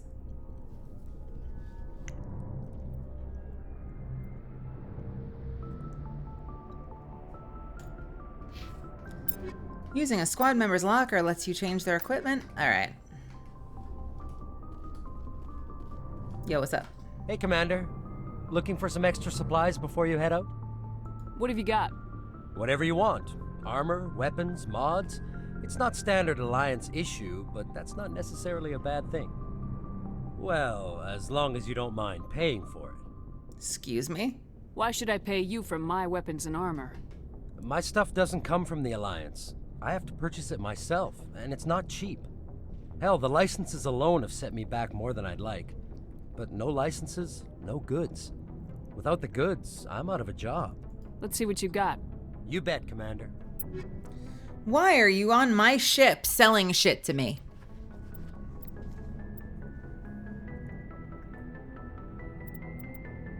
Interesting. Higher tier shit. Rank 4 armor. Avenger 3 sniper rifle. So, Mass Effect 3. Hey, yo, MG, thank you so much for subbing with Prime. It's really sweet of you. Thank you so much. I hope you're having a wonderful night and or day. Literally smuggling weapons to his commander. So Mass Effect 3, right from the start on the Citadel, I remember they give you access to a Spectre locker that you can purchase stuff from. And my favorite sniper rifle in the game is there. It's called the Black Widow. And it's fucking expensive. Oh, JF, thank you so much. JF just gifted a tier 1 sub to Hellcat. Yo, thank you so much. Hellcat. You just got a sub from JFT. I may or may not have save edited in my first playthrough to give myself the Black Widow from the start just because I wanted to be shooting that gun. It's fun. I just want to use it. We'll see if my great hunger for the Black Widow gets the better of me on this playthrough as well.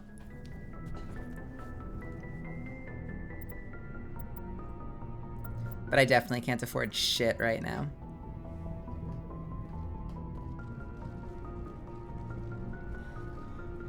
Okay, lockers, no one cares.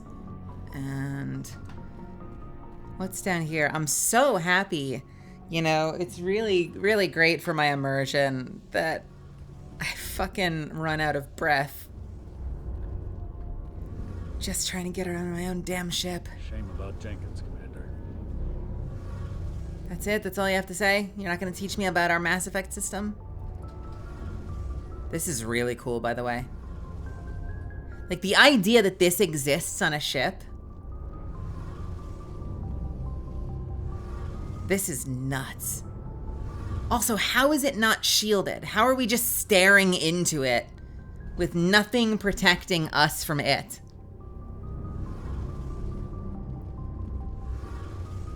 Shame about Jenkins, Commander. You like the Incisor? Not from a gameplay perspective, but an in-world engineered perspective. And the only game that got it right was the fucking mobile game. The Incisor. That sounds familiar. M29 Incisor. Huh. I don't remember that. Remind me what the deal was with the incisor.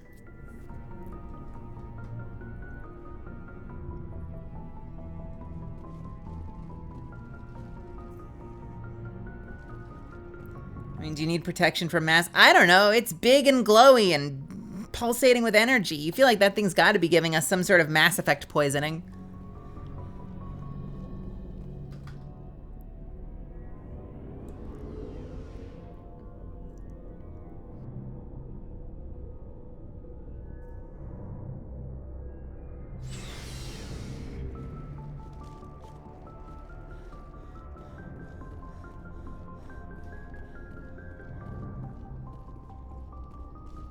Three-round burst, and all 3 rounds leave the barrel before it can deviate by 1 millimeter. Oh, wow. Oh, that's interesting. So it's like a pulse rifle, almost. This is not the way I need to go.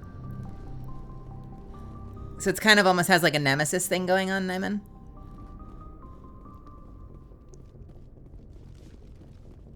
No, we're not going there. Where are we going? We're going up the stairs.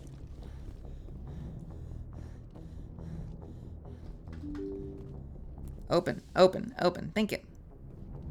I'm glad you're okay, Commander. Losing Jenkins was hard enough on the crew. Oh, that did that. Okay.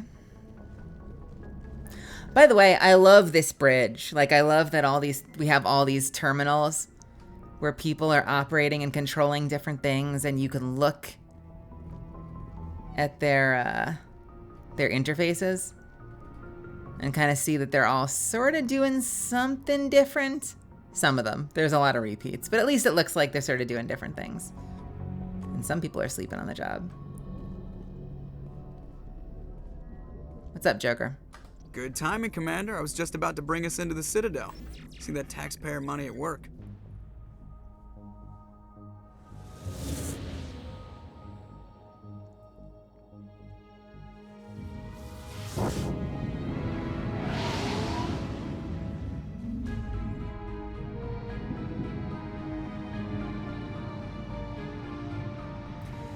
Normandy is one of the coolest looking ships in sci-fi.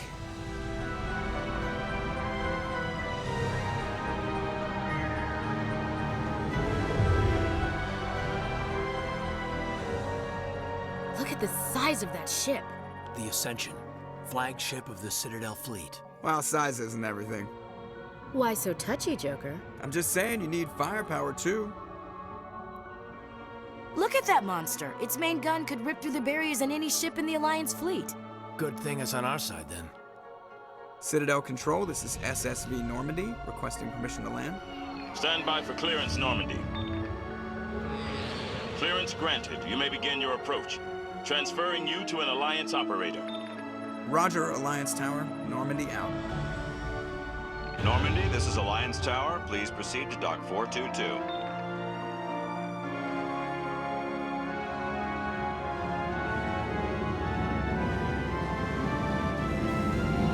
That is so cool!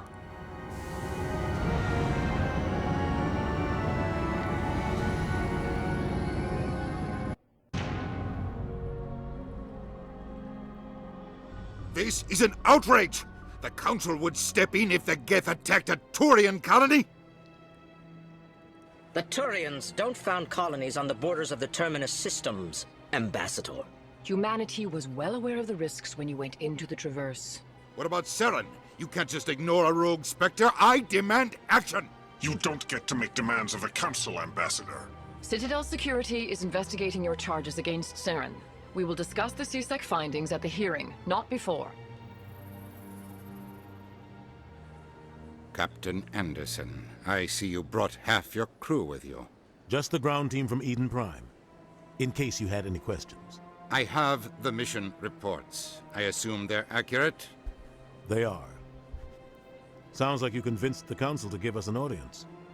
They were not happy about it. Saren's their top agent.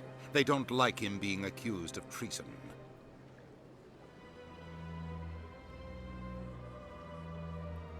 I don't want to be like unnecessarily aggro. Like, I'm all about the facts here.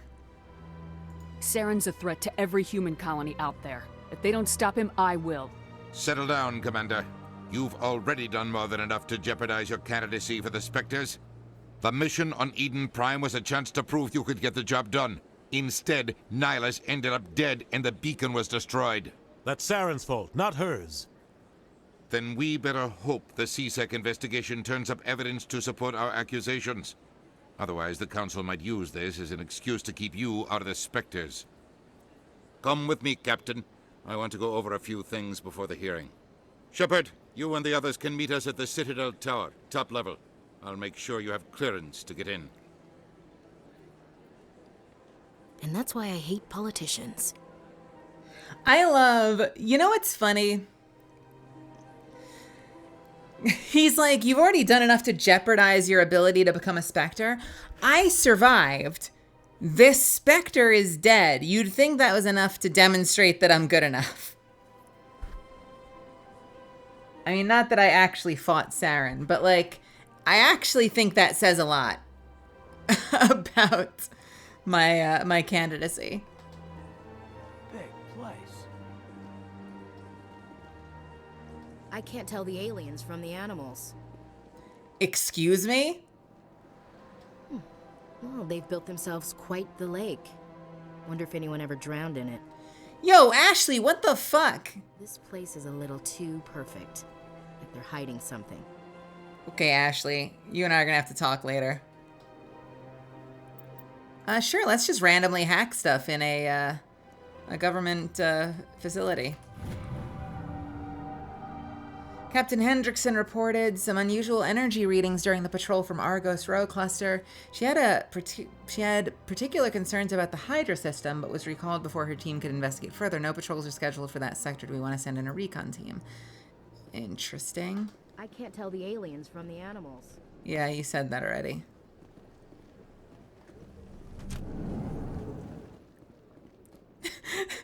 Kiwi. I understand what you're saying, but these allegations are very serious. I can. This is serious. My reputation is at stake. I spoke with the consort in confidence, and her alone, and she betrayed that confidence. All right. I will look into it for you. In the meantime, do not do anything rash. Okay. Don't the Elcor usually say their emotion first? Yeah, Shepard isn't necessarily trying to become a Spectre, but Shepard is one of the best soldiers that there are, that the humanity has. So Spectre was being considered for, Shepard was being considered for Spectre. It would be a very big promotion, needless to say, suffice to say. This is very serious. Wouldn't they say serious? Hello there, human. Sincere apology. Oh, there it is. I am Okay. here on business and cannot be distracted right now. I guess this is very serious kind of counts. Yeah, no, you're right. You're right. You seem distressed. Is there something I can do to help? Alarmed response. You overheard that, did you? This is all going so wrong, and it is the Asari consort's fault. She's the one who started all this. Who's this Asari consort? Curious, you have not heard. You must be new to the Citadel.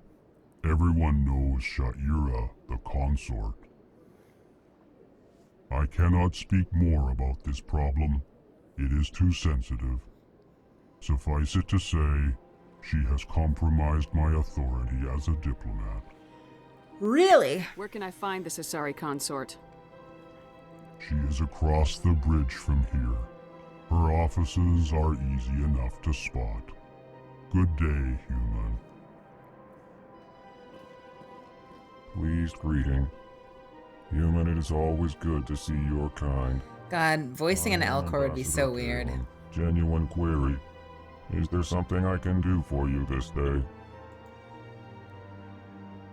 Your speech, what? Why do you explain what you're about to say? Oh. Our people communicate less through words and more through scent and slight movements. Plainly, we discovered our vocal expression was not enough to convey the feelings of our conversations to other species. Why do you bother, Kalen? These Earth Clan don't really care about our ways. Remorseful response, Din. You don't truly believe that, and if you do, I am very sorry for you. What are the little guys are called? Like Solus or something, or Volus? I love the Volus. They sound so cool. So that's fascinating. So that's not like it's not like a psychological thing or a genetic thing. It's a tactical thing. They don't have to do that, but they learned that because of the way they communicate, they're misinterpreted a lot. So as a species, it's kind of become an ingrained habit to say what their emotion is to make sure they're getting their thought across properly. That's fascinating. Tell me more about your species. Genuine enthusiasm. I delight in telling the history of my people. It is agreeable to share our culture with others. I'd like to know more about the culture of the Elcor. Frankly, we Elcor prefer the safety and familiarity of our own colonies to the confines of space travel. Our society is built on small, tight-knit groups, though we are always welcoming to outsiders. Our government tends to be very stable. Our people are not very comfortable with sudden changes. Tell me about the history and origins of the Elcor. The Elcor were just beginning to explore Council space when the Asari first made contact with us. With their help, we discovered the relay closest to our system, and from there the Citadel. Proudly, that's so cool. Within one lifetime, we established a regular route to the Citadel, and quickly became one of the more active species living on this great station. Okay. What do you do here? Modestly, I work to bring the problems and the requests of the Elcor groups to the attention of the Council. Ha! They only give us these positions to keep us quiet. The Council doesn't care about our races. Chastising rebuke. Chastising rebuke. Appropriate, Dan. This human is not to blame for your malcontent or your misconceived suspicions. Wow. Goodbye, Ambassador. Sincere farewell. Good day to you, human. I like the Volus. I'm on the Citadel. Yo, Volus, let's talk. Earth Clan, you are in the wrong place, I think. Your ambassador is next door in the large office. Chastising remark. Don't be so rude, Dan. At least introduce yourself. I am Din Korlak, Volus ambassador. Is there something I can do for you, Earth Clan? Wow, try not being a dick, maybe. I'm fascinated by the Volus. Have we ever met a Volus that wasn't... Because the Volus are sort of like the Quarians, insofar as they're always fully suited up, and in fact, more so in some cases, because they always have gas masks, and they don't even have, like, I think those are prosthetic hands, or like radio remote controlled, like mechanical hands. Have we seen a Volus without mask ever? I'm trying to think. Even in like some kind of Bacta tank or something? I know Bacta tank's Star Wars, but you know what I mean. Do I know about the bird species? Is that Andromeda, or which is the bird species?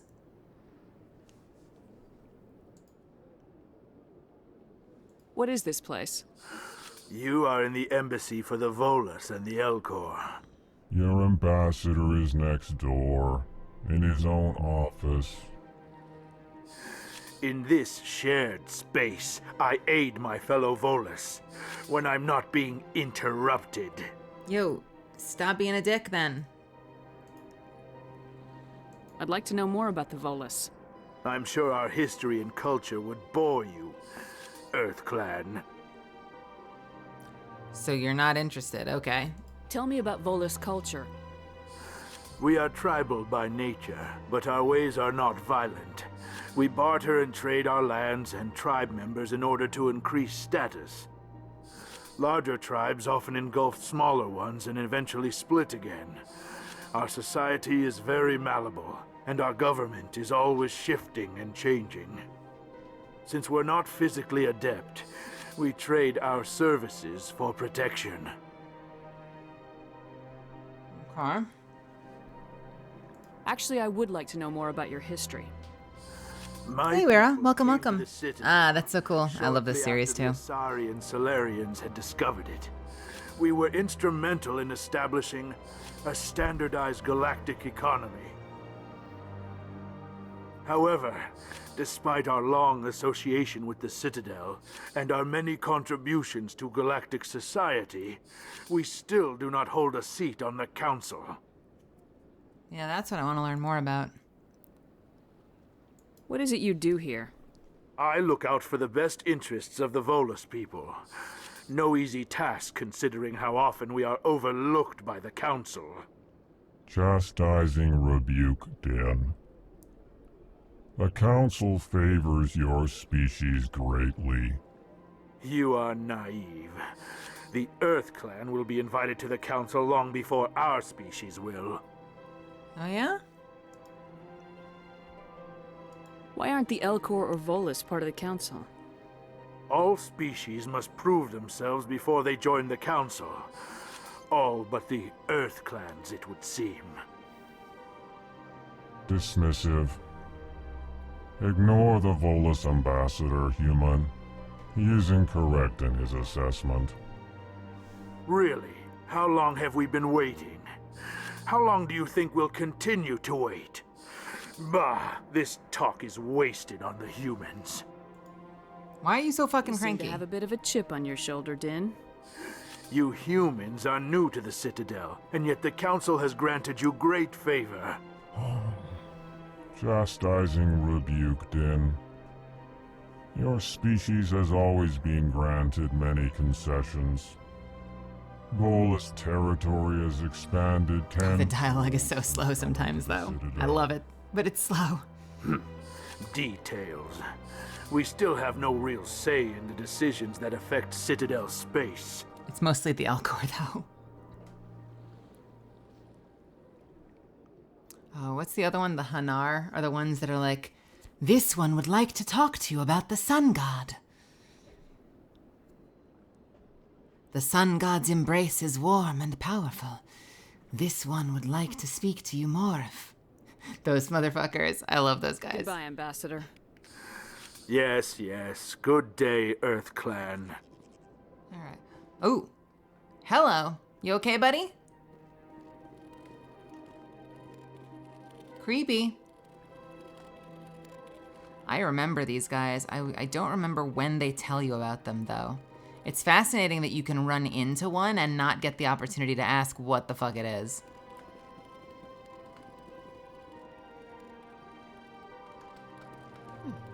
Oh, they've built themselves quite the lake. Wonder if anyone ever drowned in it.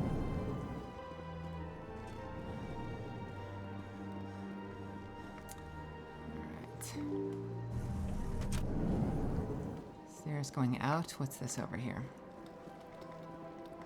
Can't go in there.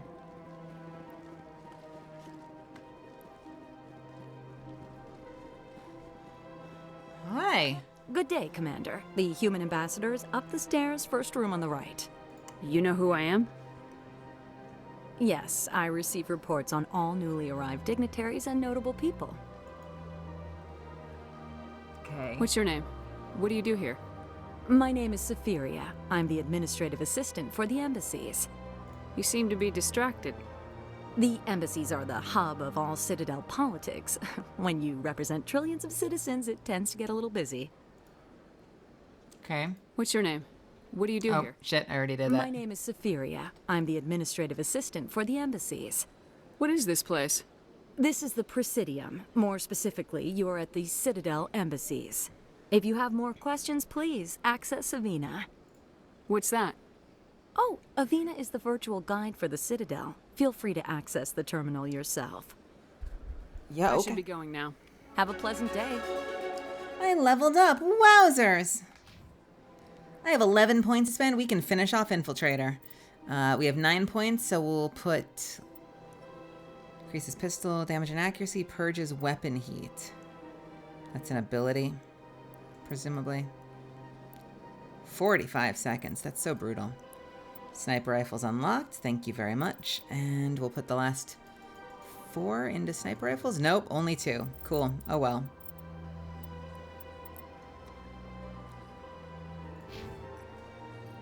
Welcome to the Presidium. Allow me to be your guide.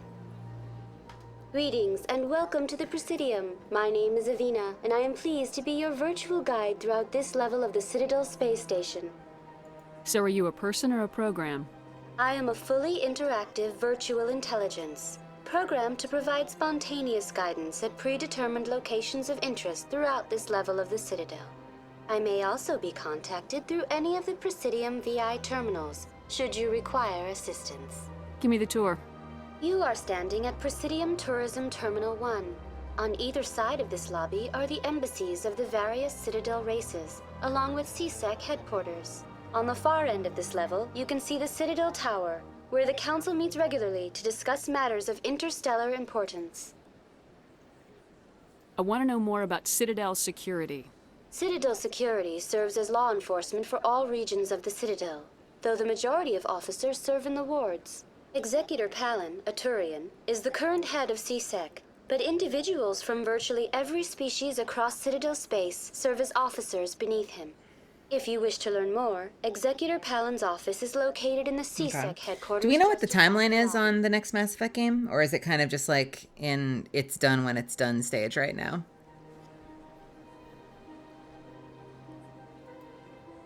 Hey, Ben Candy, how's it going? This is not my first time playing Mass Effect. Tell me about the embassies. Each species in Citadel space important enough to be consulted on matters of galactic politics maintains an embassy on the Presidium. Have a good night, Molten. The Volus were the first non-council species to be granted an embassy, roughly 2,384 galactic standard years ago. As Citadel space has expanded, more embassies have been added. The most recently added embassy belongs to your own species, humanity. It was added 19 galactic standard years ago, despite some rather vocal opposition. Really? Let me guess, the Turians opposed us? Why were people trying to keep my species out? Some species felt humanity was given preferential treatment. It often takes a century or more before a new species is granted an embassy. The Council gave a great deal of thought to this matter. In the end, they decided humanity's impact on Citadel space was significant enough to warrant an embassy. Okay. Do you agree with their decision? I am not programmed to make that kind of qualified judgment. My code is limited to information and simple interaction simulations. How come the Volus were the first species given an embassy? In the early years following the formation of the Council, the Volus were, apart from the Asari and Salarians, the most populous and widespread species in Citadel space. They established many new colonies and trading outposts, and they petitioned the Council for a greater role in determining interstellar policy. In recognition of their work to expand interstellar trade and establish a standardized galactic economy, the Volus were granted an embassy here on the You know, that's a tremendous amount of work. You'd think they'd be on the Council, which is exactly what this question is. Why weren't they made a Council race? The Council races have extensive responsibilities. They must provide personnel and ships for the Citadel fleets. They often provide economic aid in times of disaster. It would be unfair to demand such an enormous burden of a species unable to meet these obligations. The embassies allow lesser species to have a voice on the Citadel. I see. So they expect them to be fielding whole fleets of starships and like helping build and develop new planets and colonies. And so if there's a species like humans just getting here, where we're largely still working off of our own colonies, and we don't really have the ability to contribute, that vaguely makes sense. That's pretty damn arrogant. I apologize if my personality has offended you. Please submit all formal complaints in writing to the Citadel Tourist and Visitor Board. Do you know anything about specters? The term Spectre is derived from the branch of Special Tactics and Reconnaissance. Each Spectre agent is handpicked by the Council.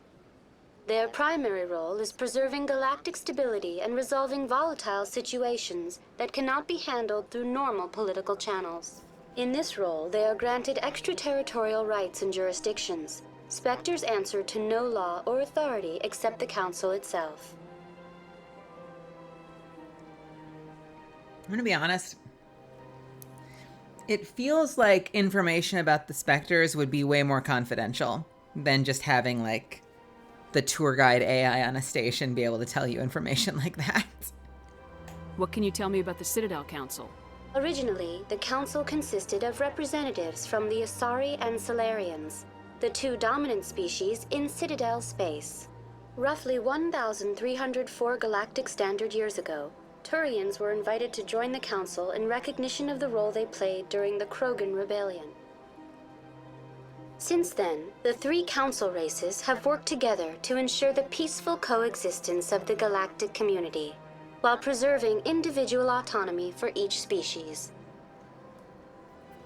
So originally it was the Asari and the Turians, and then after the Krogan War, the Salarians were granted access. It can't be as simple as that. There must be problems somewhere in the system. I am not programmed to make that kind of qualified judgment. My code is limited to information and simple interaction simulations. Goodbye. Goodbye, and thank you for using Avina. Please enjoy your visit to the Citadel. Oh, I won't. No, I will.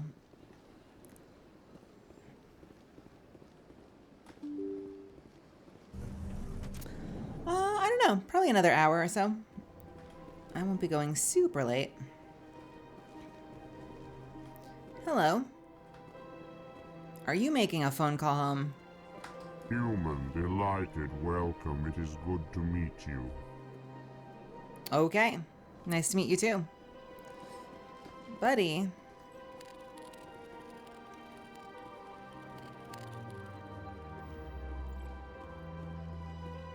I can't believe I landed a job here. This place is fantastic. Is it though? What's this? What's this? Oh, just free Codex XP for dragging my hands across the keyboard. This place is a little too perfect. Like they're hiding something. Is this CSEC? Nope. What is this? Oh, okay. This is where I came from. Was that all there is here?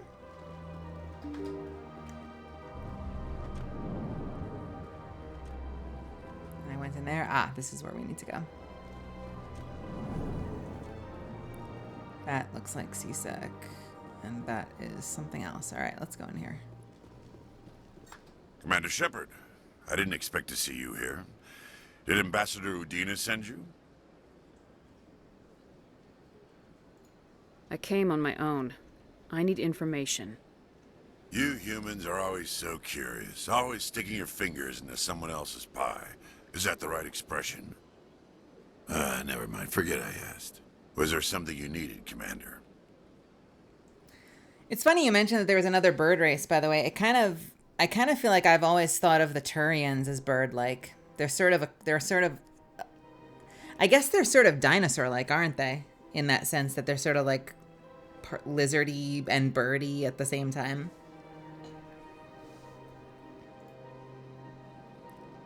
I get the feeling you're not too fond of humans. No, I just don't trust your kind. Not yet. You humans are eager to take all the power you can get, and you're being given a lot. If the Council wants to make humanity their new favorite pet, that's their business. But I don't have to like it.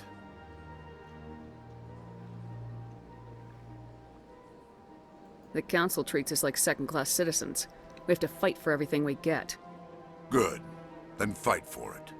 But don't expect the rest of us to just sit back and let you take it. I'm a busy man, Commander. Are we done here? What do you know about the Spectres?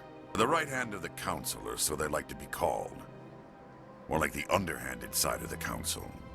What do you have against the Spectres? I can't abide any organization that considers itself above the law. Especially when it's left up to each individual Spectre to decide when and how to bend the rules. Sometimes you have to bend the law to keep people safe. I've been with CSEC for 30 years. I've never had to break the law to do my job, not once. Yeah, right. You expect us to believe none of your officers are corrupt? There are over 200,000 CSEC No worries. agents. Have a good night, Purple. Some of them are going to be bad. But we don't turn a blind eye to corruption like the Spectres do. We do our best to find and punish any officer who breaks the law. Spectres? They'll never come under that kind of scrutiny. I don't know why I have the option to defend Spectres when I barely know anything about them. I've been asking everybody about Spectres. Like, I'm going to do this because I want to find out what she says.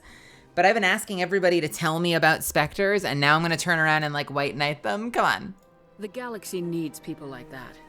People who do the dirty jobs. I agree. But they need to be held to a higher standard. They need to be accountable. Saren's out of control. We both know that. But because he's a Spectre, the Council doesn't want to do anything about it. Is that the kind of person this galaxy needs? And that response actually made sense, but labeled as the galaxy needs Spectres or whatever was quite misleading. Absolutely. The only thing that matters is accomplishing the task. Maybe. But I've never had to cross that line to get the job done. Never. Tell me about CSEC. CSEC provides necessary police and security services throughout the Citadel. We're a civilian government agency, though many of our members have had military training. Of course, as the CSEC representative to the Council, I spend most of my time liaising between the two. Tell me about your investigation into Saren. Sorry, Commander. I don't make a habit of giving out details about ongoing investigations. Okay. I'll be going now. Goodbye, Commander. Anyone over here? Nope. Can I get around you? Yes, I can. Haha. Now I shall hack your computer. Oh, literally hack your computer. Okay. Yo, let's do it. I am literally in plain sight hacking this dude's computer. Diplomatic advisory warning. The following message was transmitted from an untraceable account to multiple recipients across the extranet. Further monitoring of the situation is warranted. My fellow Biotic, you have been selected to receive this transmission because of our shared plight. Few understand us, fewer tolerate us. We must stand together. We must build our own new world. Come, join us in the Hawking Eta cluster. Only as one body can we right the wrongs done to our kind. Interesting. Journal. Are these missions? Am I getting missions? Or is this just lore stuff?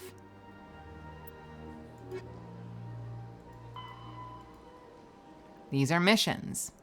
And I know what these are going to be. We're going to do one or two of them, but I have a feeling I'm going to end up skipping a lot of Mass Effect 1 and just sticking with the main story. Because if I remember correctly, the side missions in Mass Effect 1 are fucking boring.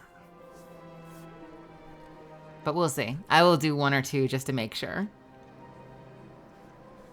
Yeah, just casually hacking the head of CSEC's PC 10 meters away from him. No problem. No big deal. NBD, NBD.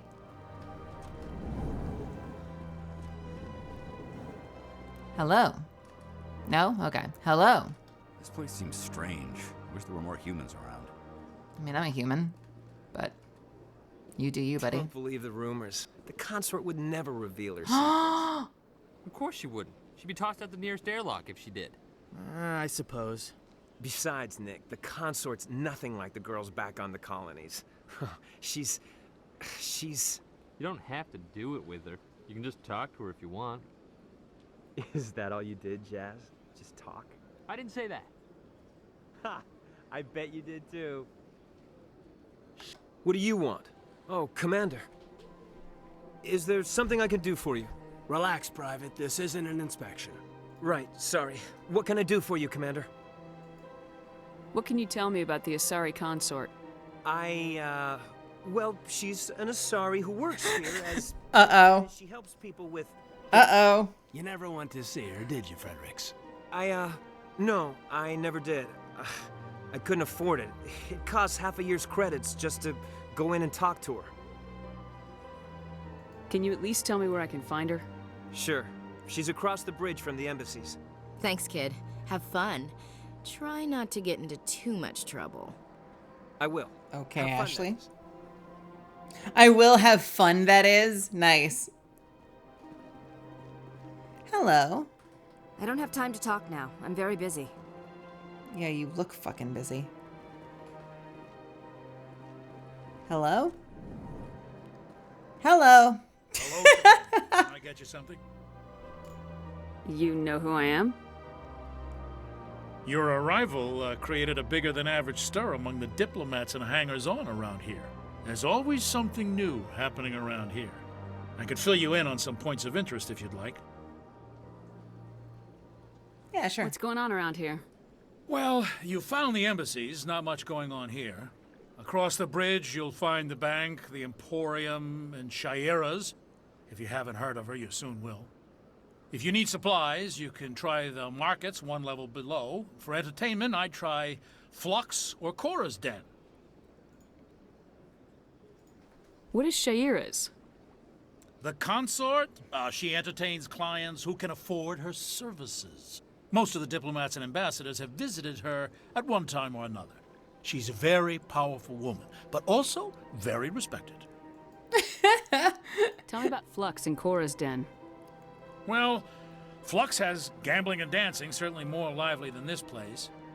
Cora's Den, on the other hand, well, let's just say it's livelier and deadlier, all at the same time. Is it? Okay. So long, Commander.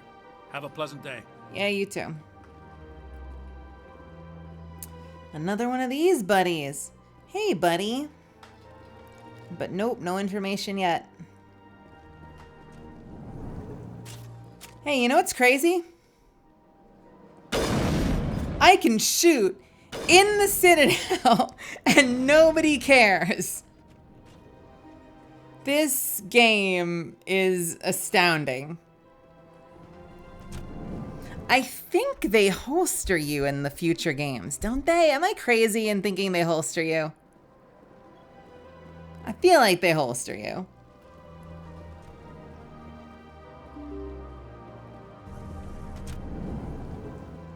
They do in 3? Okay.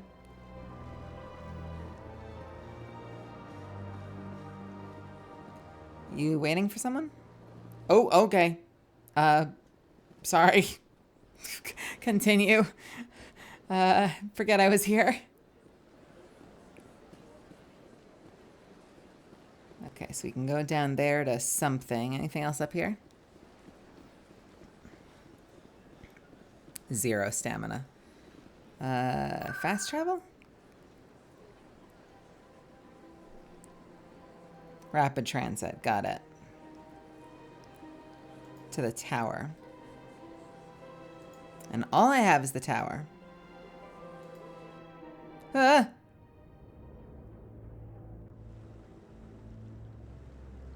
Okay, let's not meet Garrus just yet.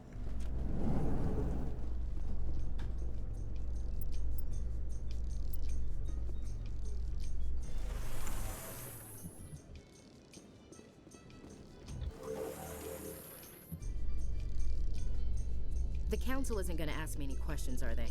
I doubt it. We've made our reports. Now we just have to trust Ambassador Udina. No, we don't. Oh, whoops. Well, that's cool that they give you a skip option. Once you hear all the conversations, you can just get on with it. Look at that bug thing over there. What's it doing? Please do not disturb the keepers. Please do not disturb the keepers.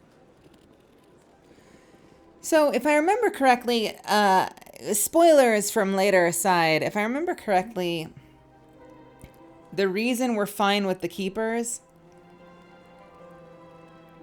is that we didn't make the Citadel, right? We just found it. It was fucking great. We decided to inhabit it, and the keepers were already here taking care of it, so we figured, you know what, if they keep the lights on, let's just leave them alone and let them do their job. They don't seem to be harming anybody. Please do not disturb the keepers. Welcome to Presidium Tourism Terminal 2. You are standing near the base of the Citadel Tower, one of the Presidium's most recognizable and important structures. Behind me is the spectacular Relay Monument, a scale model representation of a Prothean mass relay. To your left is one of the Keepers, the enigmatic caretakers of the Citadel, working on a control panel. You may see Keepers involved in various tasks throughout all levels of the Citadel. We ask that you do not interfere with them in any way. The Keepers are essential to the smooth operation of the Citadel. Obstructing their daily work will result in harsh penalties, including incarceration and rehabilitation. I love that they're like, we don't really know what they do. They fuck with a lot of things, but everything seems to be working, so let's just not.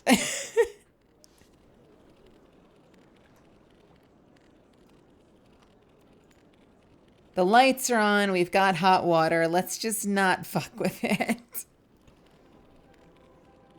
Tell me more about the Relay Monument. Discovered by the Asari who first arrived at the Citadel, the Relay Monument is one of the station's most interesting and controversial features. What is the meaning behind this striking piece of art? Is it a tribute to Prothean vanity? A reminder of their conquest of the galaxy through mass relay technology? Or perhaps it is a symbol of unity, a Prothean acknowledgement that the relays would eventually lead other species here to the Citadel. No one can say for sure, making the Relay Monument a favorite topic of discussion among academics and scholars. Tell me about the Citadel Tower. Housing both the Council Chambers and Citadel Control, the tower is one of the most important buildings on the station. Access to these areas is restricted to those with the appropriate clearance. Is that the Vanguard up there? I'd like to hear more about the Council Chambers. The business of the Council, which often has far-reaching effects on the galactic community, is conducted in a room at the apex of the Citadel Tower. The Council Chambers themselves are truly a magnificent sight to behold, though few get to experience the view in person. Typically, only the councilors, ambassadors, and high-ranking officials, along with various support staff, are allowed access. My ears pricked up at that too. What if someone has business with the Council? The average citizen must go through the proper channels if they wish an audience with the Council. This is usually arranged through their respective ambassadors. Even then, few are given access to the actual Council Chambers. In most cases, the ambassador acts on behalf of the citizen. Okay. What happens in Citadel Control? Citadel Control handles all incoming and outbound transit. Every ship within 2,000 kilometers of the Citadel is under the jurisdiction of Citadel Control. At peak capacity, they are responsible for monitoring upwards of 1,000 vessels. Wow. I'd like to hear more about the Council Chambers. The business of the Council, which often has far-reaching effects on the galactic community, is conducted in a room at the apex of the Citadel Tower. The Council Chambers themselves are truly... Typically, only the councilors, ambassadors, and high-ranking officials, along with various support staff, are allowed access. I'm scheduled to have an audience with the Council. Only a handful of visitors to the Citadel are ever granted that privilege. I would be jealous, but that is outside the scope of my programming. Relay Monument and Keepers. I'd like to know more about the Keepers. Little is known about these peaceful servants of the Citadel, though they are essential to the operation and maintenance of the entire station. Citadel regulations protect the Keepers against interference during the performance of their tasks. Failure to comply will result in harsh penalties. Keepers can be seen in all sections of the Citadel, but are typically found in and around the tower. Any particular reason there are so many Keepers in this area? The Keepers do not communicate with other species.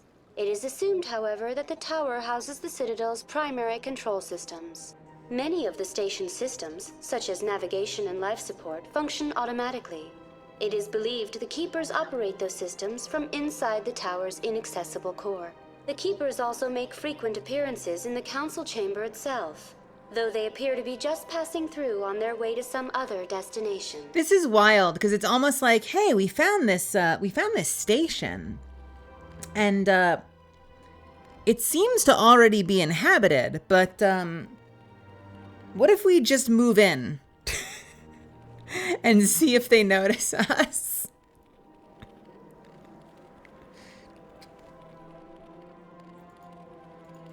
That's all for now. Thank you for using Avina. Have a pleasant day. You too, Avina. I've got to run an ad soon. I've hit all my snooze buttons.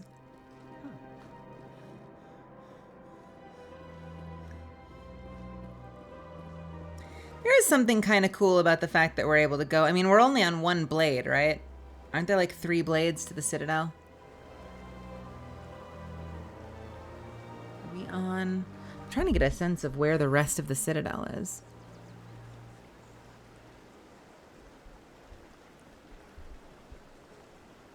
I remember always being confused about what I was seeing when I was on the ground.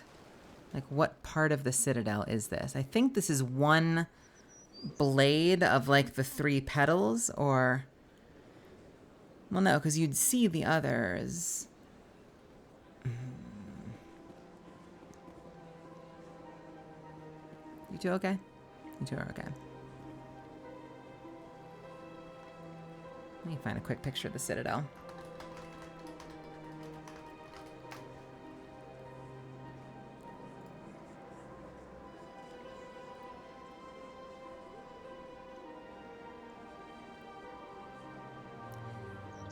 Yeah, I very much remember this. I very much remember feeling like I didn't understand where on the Citadel we were based on this.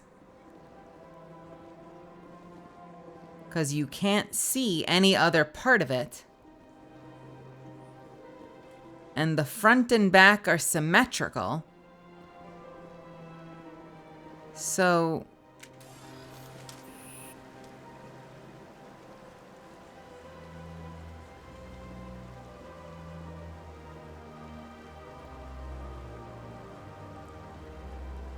There is an amazing, there are a couple of amazing background images though. And I remember I had one for years. I'm actually looking it up right now, of the Citadel, where they kind of make it look like every single petal is just like its own complete. It's like Halo almost, like has its own complete city.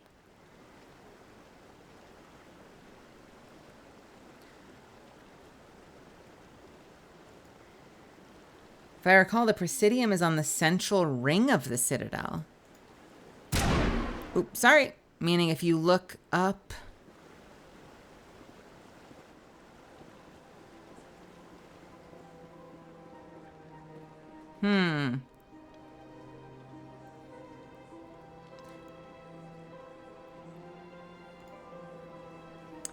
Let's Google that actually. Where is the Presidium on the Citadel? Central ring of the station is the gleaming heart of the Citadel. It's located in the 10-kilometer wide central ring of the station, home to various government offices. So...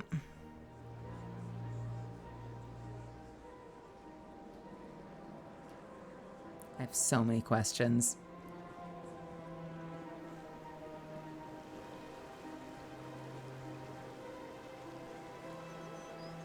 Like, why the sky is bending.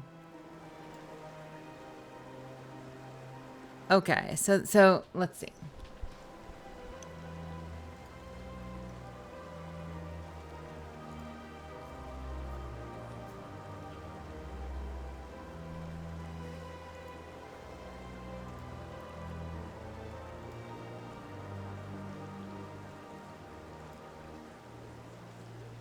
probably just a screen.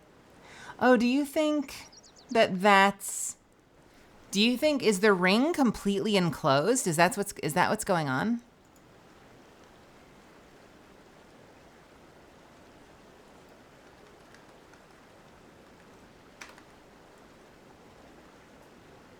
The Presidium goes through a brief day-night cycle, allowing 6 hours of darkness during which the, quote, sky is darkened.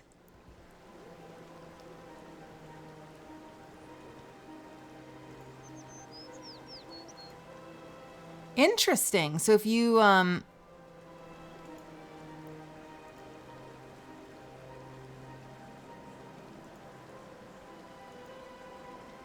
trying to find a good picture.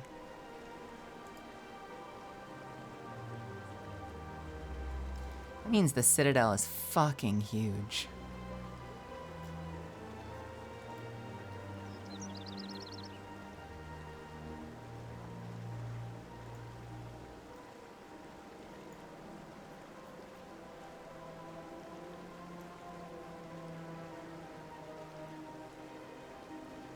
I don't remember, but that looks like a screen because when you see images of the Citadel, it has 4 parts that open up and close, so there shouldn't be any sky. Yeah, you'd think, I think, yeah, you must be right, because if you were on one of the petals, if you looked up, you'd see all of the other petals, right? I call them petals because it looks kind of like a flower. So like, hold please. So, image, window capture. Bam. So if that is the Citadel, my cursor visible? So we're in this thing, and I guess it's just completely enclosed, like a tube. And it has a digital sky, which I guess explains why you see it hook up, right? Because it kind of is doing that Halo thing. You remember in Halo? Halo had the same thing, right? Where if you looked off to one side or the other, you'd see it swoop up into the sky. So I guess this is a digital sky to make it feel a little bit more nice. Hey, Cowgirl, thank you so much. Cowgirl just gifted a sub to Frenchie. There's some amazing art though, because the whole thing is so fucking big. Where is it? There we go. I always loved this piece of art. Look at that. So like each individual petal is like its own, theoretically is like its own giant fucking Manhattan-like metropolis. I used to have this on my, I had some version, there's a couple different versions that are filtered in different colors, and I don't remember which one I had, but I had a version of this on my desktop background for like 5 years. Nope. Sorry, pay no attention to the gunshots.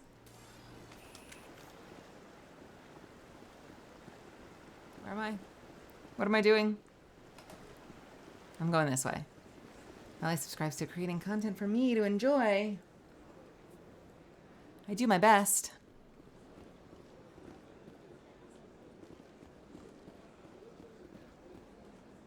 Fast travel? We have another one now.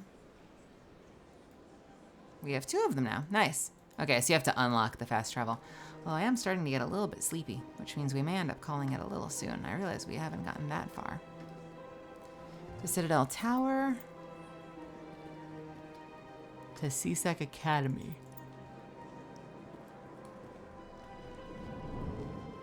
What is this?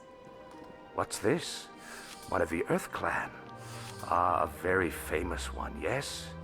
You are the one called Shepard. I am. You were at Torfan, correct? I was. You led the final assault against the enemy base, if memory serves.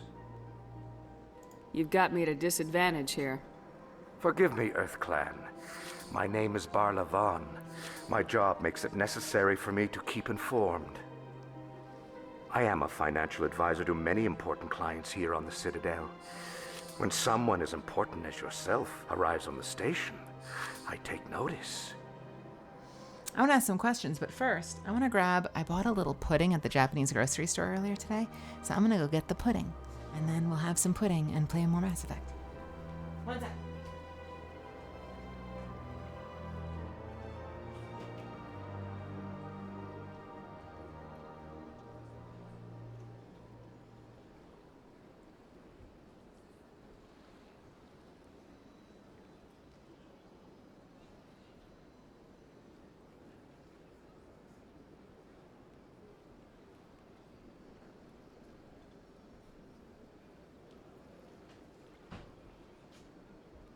Pudding acquired.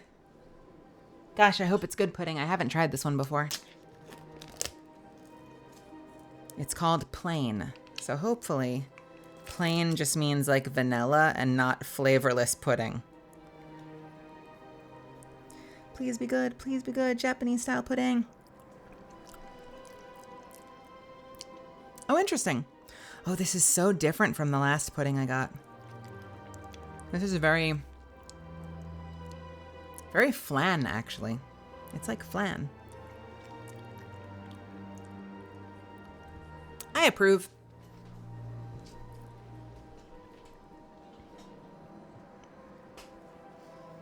Very tasty. Tell me more about your job. Galactic finance is incredibly complex. A mix of laws and regulations from dozens of interstellar economies. I'm an expert in how all these economies interact. For a fee, I share my expertise. I also offer premium services for those clients who need someone to conduct business without drawing unwanted attention. Discreet and efficient. That's my motto. Sounds pretty shady. Everything I do falls completely within the bounds of interstellar commerce law. Even so, many of my clients would prefer their transactions remain undisclosed. For example, suppose a Hanar ambassador was petitioning the council to reduce tariffs on Hanar goods. How would it look if he had money invested in a Hanar exporting company? Even if his true motives were to help his people, he would be accused of advancing the petition for his own personal gain. I can keep his personal finances private. Still sounds shady to me. Then we can only hope he will never be cursed with a large enough fortune to require my services. What's it like living here on the Citadel? The station is without a doubt the greatest wonder in the galaxy. It is a technological marvel, but its true splendor goes much deeper than the hull and engines. From the Presidium to the wards, the entire station is a testament to the success of the Council. All the species of Citadel spaced together in a single strong community. What makes the Presidium so special? It is the political center of Citadel space. 80% of all intelligent species in the known galaxy acknowledge the Council's authority on interstellar matters. But only the most powerful and influential species have embassies here on the Presidium. This level of the station is reserved for the elite, Shepard. People like us.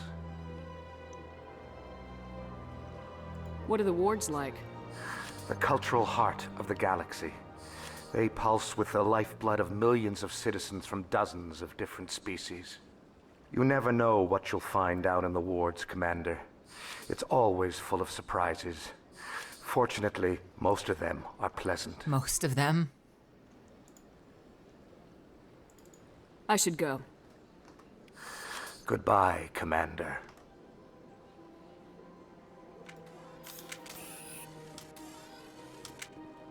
Can I, just... Okay, never mind. Interesting. So a lot of people to talk to, not a whole lot of stuff to collect, but... Oh, Hanar. Anything over here? We'll talk to the Hanar in a second. They're giving a sermon. Interesting. So, is this a museum?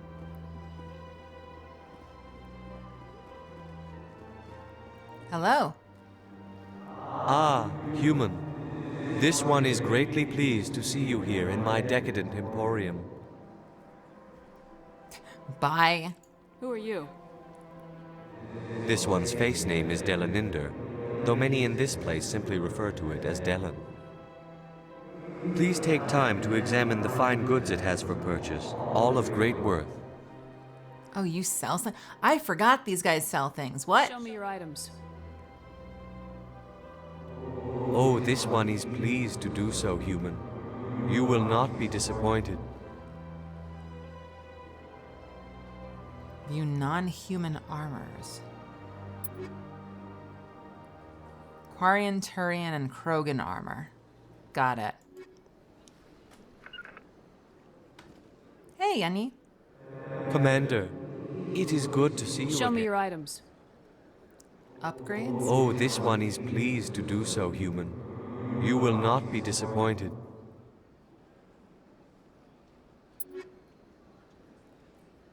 Okay. Some basic ass shit.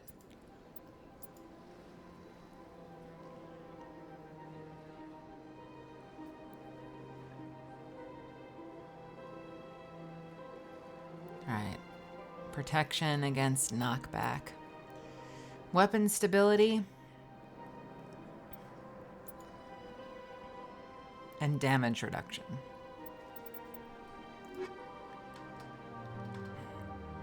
Commander. Show me your items.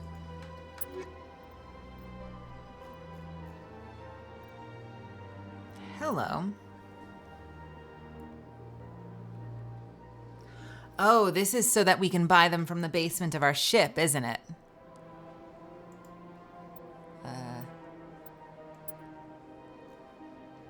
Yeah, I'll buy that.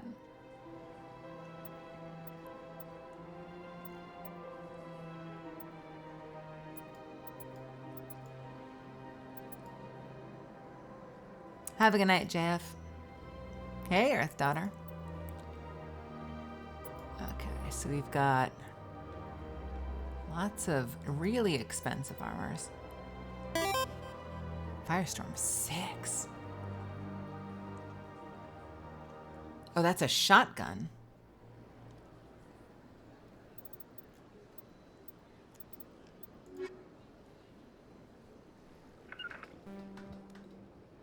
Commander. Show me your item. Okay, I bought the license. too Nice. rough. Regroup!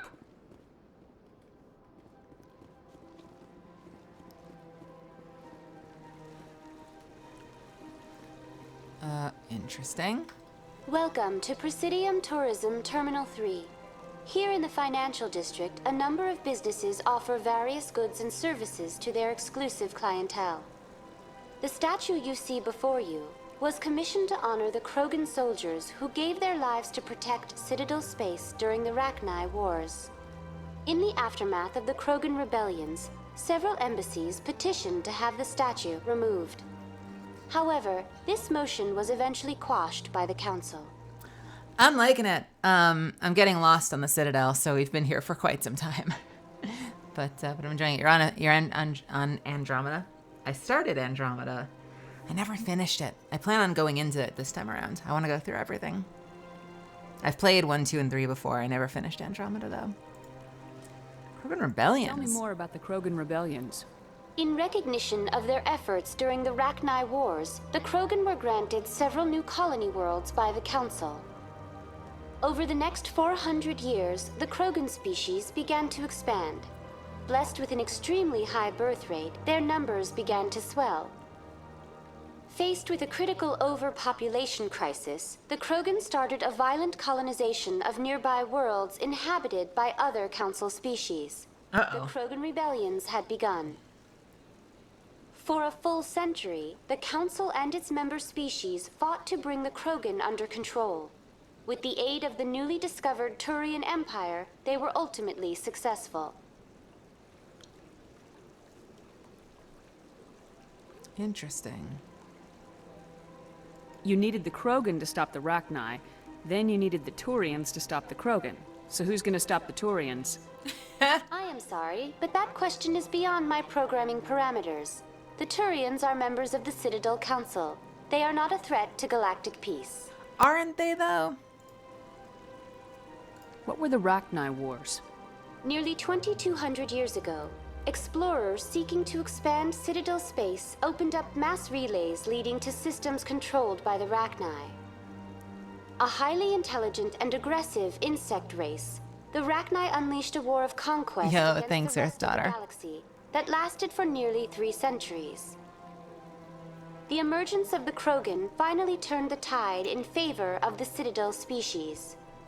Krogan forces provided the numbers necessary to halt the Rachni advance and drive them back. The Krogan then pursued their retreating fleets. Able to survive the harsh environments of the Rachni homeworlds, the Krogan hunted their enemy to extinction.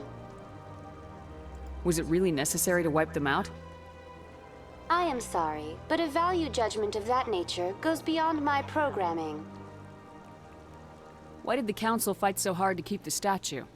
The Krogan were instrumental in saving the galaxy from the Rachni threat.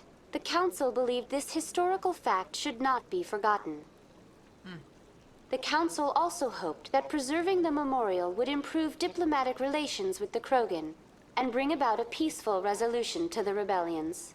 Unfortunately, the Krogan refused to negotiate and only surrendered after their population and homeworlds had been ravaged by the Turians.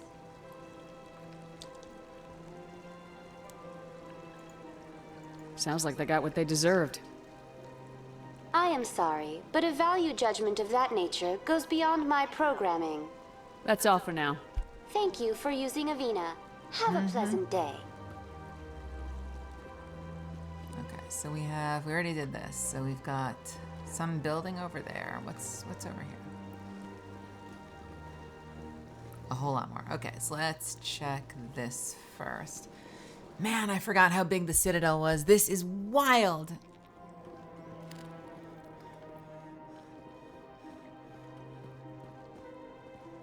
Oh God. Okay, this is a hello. What is this? Embassies and CSEC. Okay, so we're coming around to the other ring.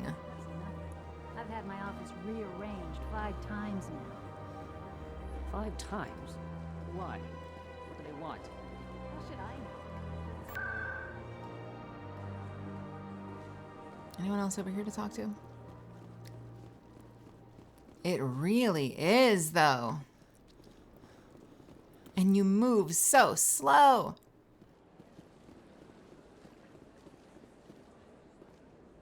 Welcome. I am Nelina. I don't recognize you as one of our expected clients today. Would you like me to see when the consort will be able to meet with you? Can't I just go in? I'm afraid not. Yeah, you must understand there are many who seek the consort services. But if you wish to leave your name, she'll make every effort to meet with you.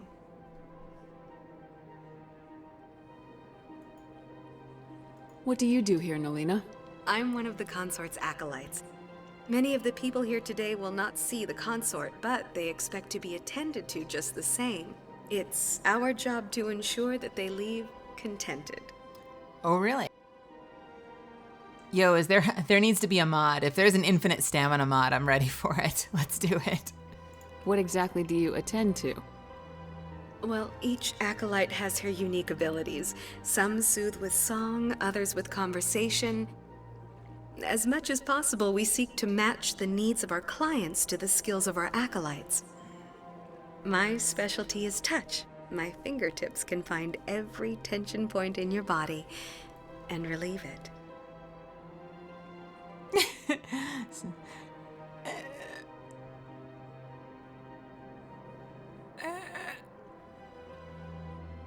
I'd like to try out your services. Ah! Excellent.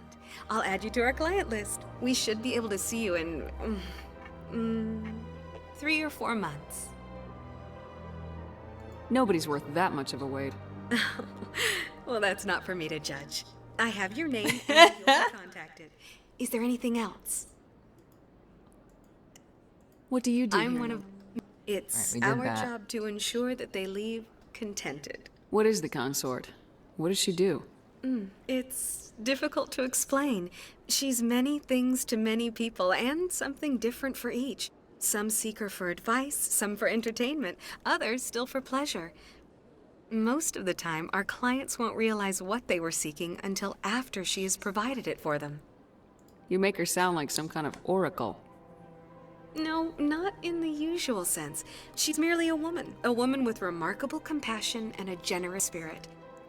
I suggest you make an appointment and see for yourself. I love the, like, I can't tell you what she does. Most people don't really know what they want from her until they get there. I think I'm done here. Oh, well, I hope you'll return again in the future. We always enjoy seeing new clients. Nalina. Yes, Shaira? Send the commander up to see me. I wish to speak with her. Yes, of course, mistress.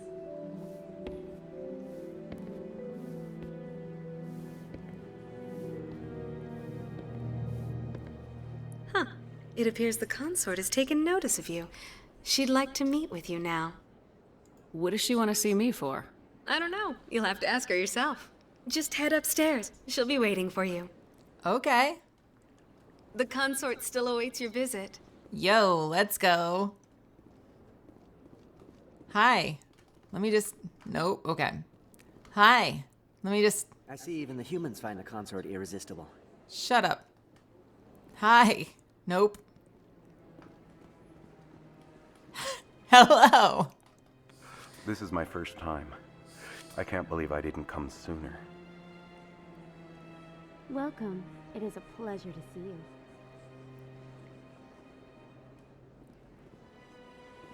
Hello? Nope. Hello. You're with the Alliance? My brother's a private back on Earth. That's... Wait, there's a human that works here? Wild.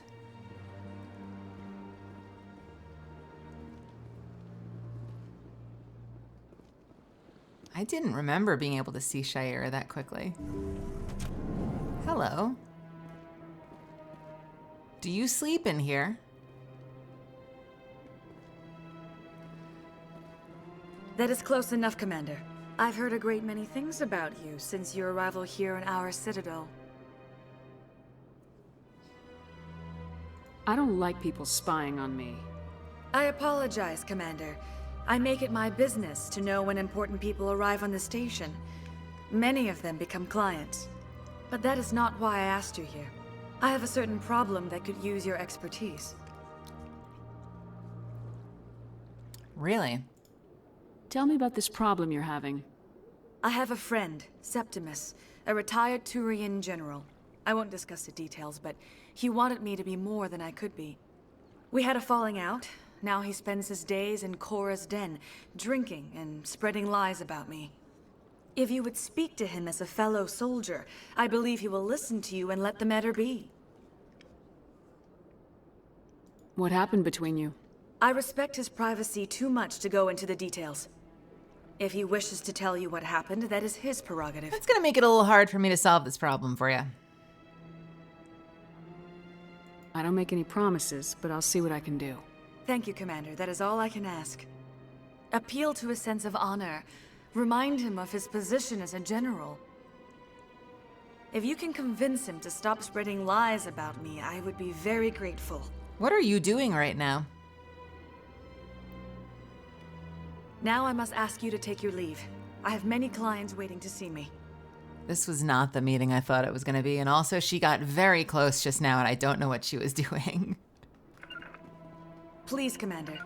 I ask that you return to me only after you have spoken with Septimus. You're so much more serious than I expected you to be, Shaira. Can't win them all, I guess.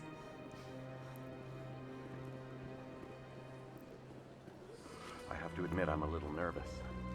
That's understandable. I love that they introduce her. She's like walking with this slow sway, and she's tracing her fingertips along the wall in a very, like, mysterious and alluring way. And then you get up there and she's like, "Stop right there. I have a mission for you."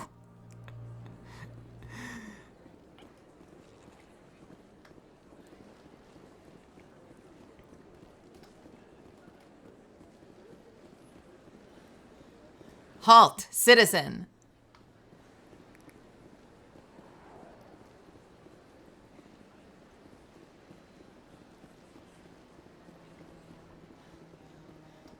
What the fuck is the camera doing when I run? This screen shake is crazy. Look at this screen shake when I run. What is going on with the camera?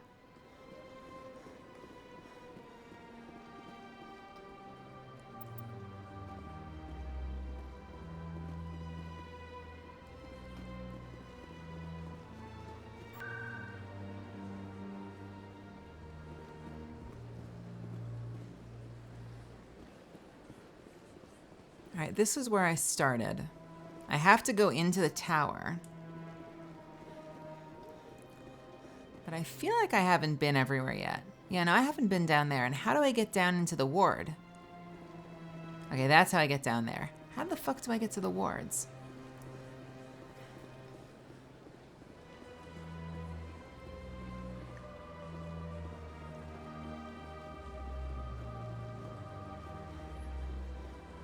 Maybe that's what that's for.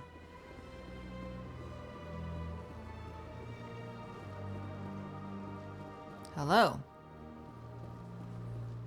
Hello? Hello? I'm missing something. I feel like I remember there being... a patio somewhere. Maybe I'm remembering a different game.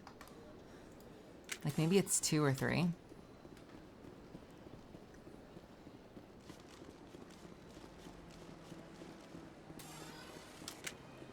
Because was that everything? I feel like I just went everywhere but the tower and that other elevator.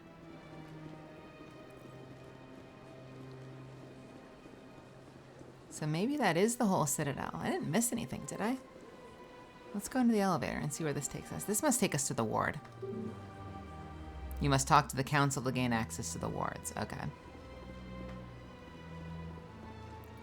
So I guess I can't go to the proper market until after I have my meeting at the Citadel. Or at the tower.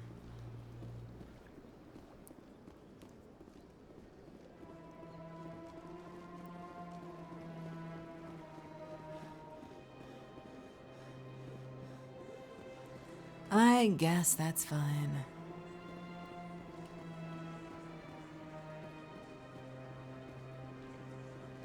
What is this? To the wards. Can I just go there anyway? No, this is not gonna let me in, is it? Right.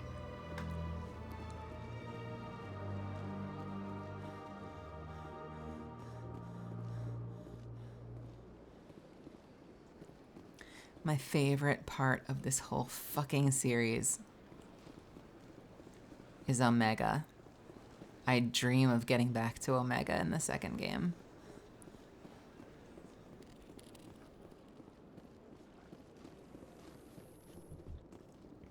In light of the recent attack on Eden Prime, many colonial investors are pulling their support for future projects. Proponents of expanded human colonization insist that Eden Prime was an isolated case. Nevertheless, colonist enrollment has dropped sharply. Many colonial proposals are on hold until backers have some reassurance that human colonies will be adequately protected.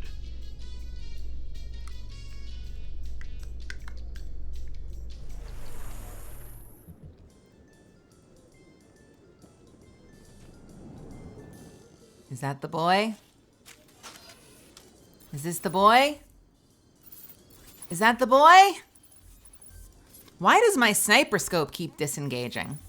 Yo, this game is so janky sometimes. It's the boy.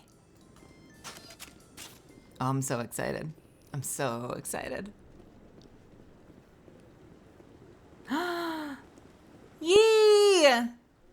Oh, Garrus, where have you been all my life? Hiding something. Give me more time. Stall them. Stall the council? Don't be ridiculous. Your investigation is over, Garrus.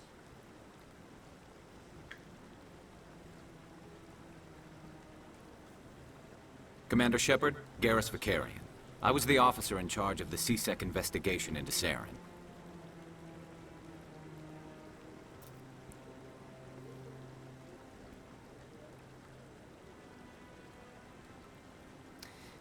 I have to know. Do you think if I start off on the wrong foot with him, we can still fuck by the end?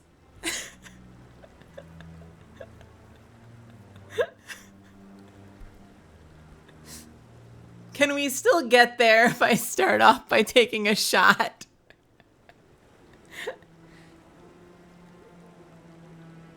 You're in charge of the CSEC investigation into Saren. I was. Sounds like you came up empty.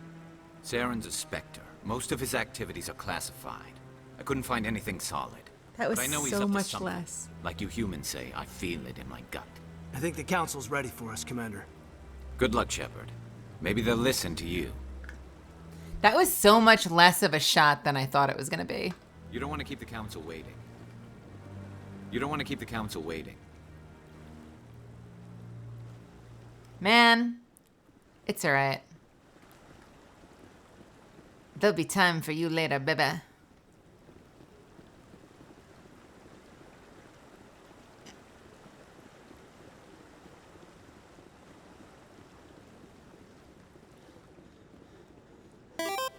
I'm just gonna say though, like, I love Garrus. I fucking love Garrus. But Vetra? In Andromeda? Vetra? I do love Garrus though.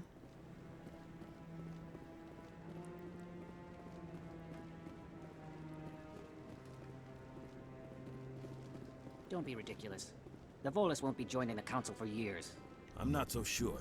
The humans are making a strong push, and you can bet the Volus will be right on their coattails if they succeed. Allowing the humans to join us is a sound strategic move. But the Volus? No. The Hanar are likely to be next, then the Elcor. You may be right, though the Hanar need to lighten up a bit first. You just don't like them because you have trouble understanding them.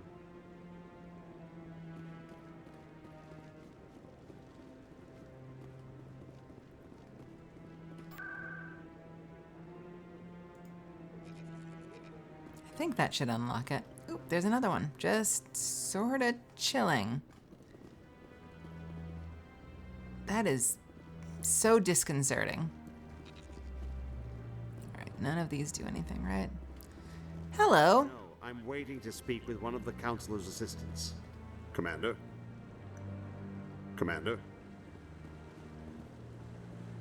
Hello? I feel like I remember something later where you need to know where they all are.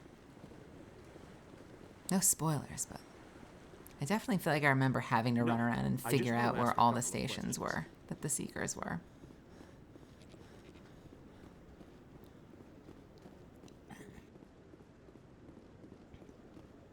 Hey, Jorlin. Yes, it is 2 a.m. Is it 2 a.m. for you as well?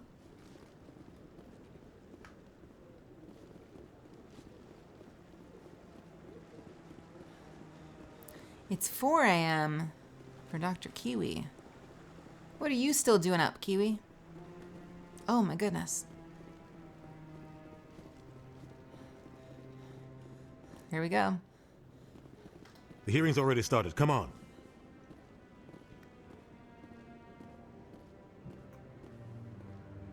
The Geth attack is a matter of some concern, but there is nothing to indicate Saren was involved in any way. The investigation by Citadel Security turned up no evidence to support your charge of treason. An eyewitness saw him kill Nihilus in cold blood. We've read the Eden Prime reports, Ambassador.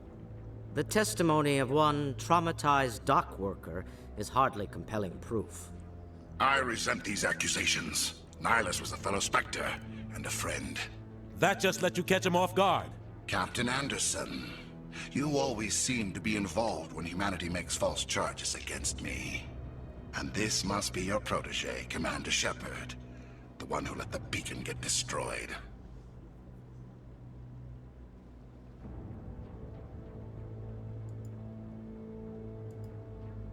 The mission to Eden Prime was top secret. The only way you could know about the beacon was if you were there. Yo. With Nihilus gone, his files passed on to me. Fuck. I read the Eden Prime report. I was unimpressed. But what can you expect from a human?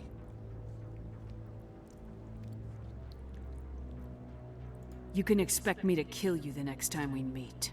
Your species needs to learn its place, Shepard. You're not ready to join the Council.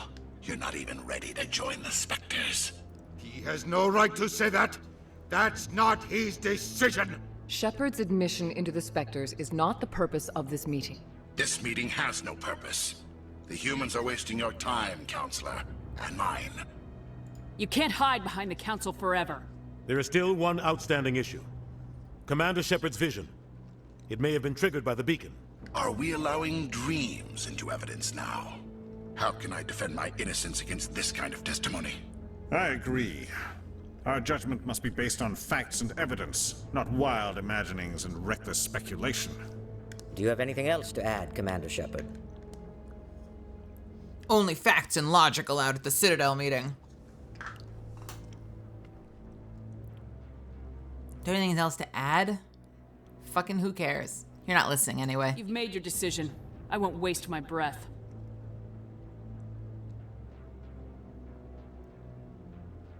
The Council has found no evidence of any connection between Saren and the Geth. Ambassador, your petition to have him disbarred from the Spectres is denied.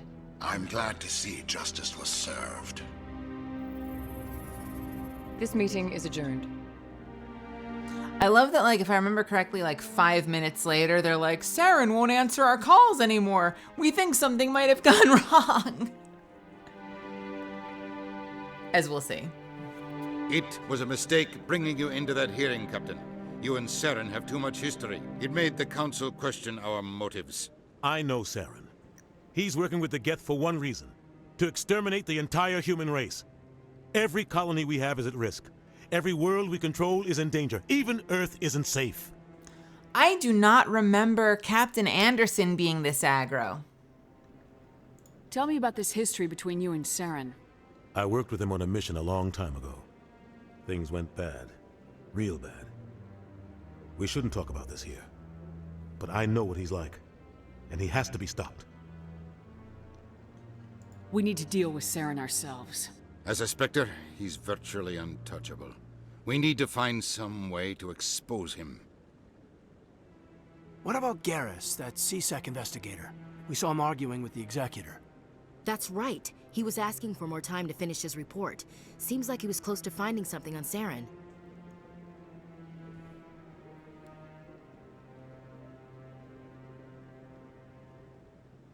Any idea where we could find him? I have a contact in C-Sec who can help us track Garrus down. His name is Harkin. Forget it. They suspended Harkin last month, drinking on the job. I won't waste my time with that loser. You won't have to. I don't want the Council using your past history with Saren as an excuse to ignore anything we turn up. Shepard will handle this. Keith David, who actually does a whole lot of, or at least used to do a whole lot of U.S. Army commercials as well. So you've probably heard Captain Anderson's voice if you've heard, like, well, I don't know if you're in the U.S., but U.S. Army commercials and shit like that.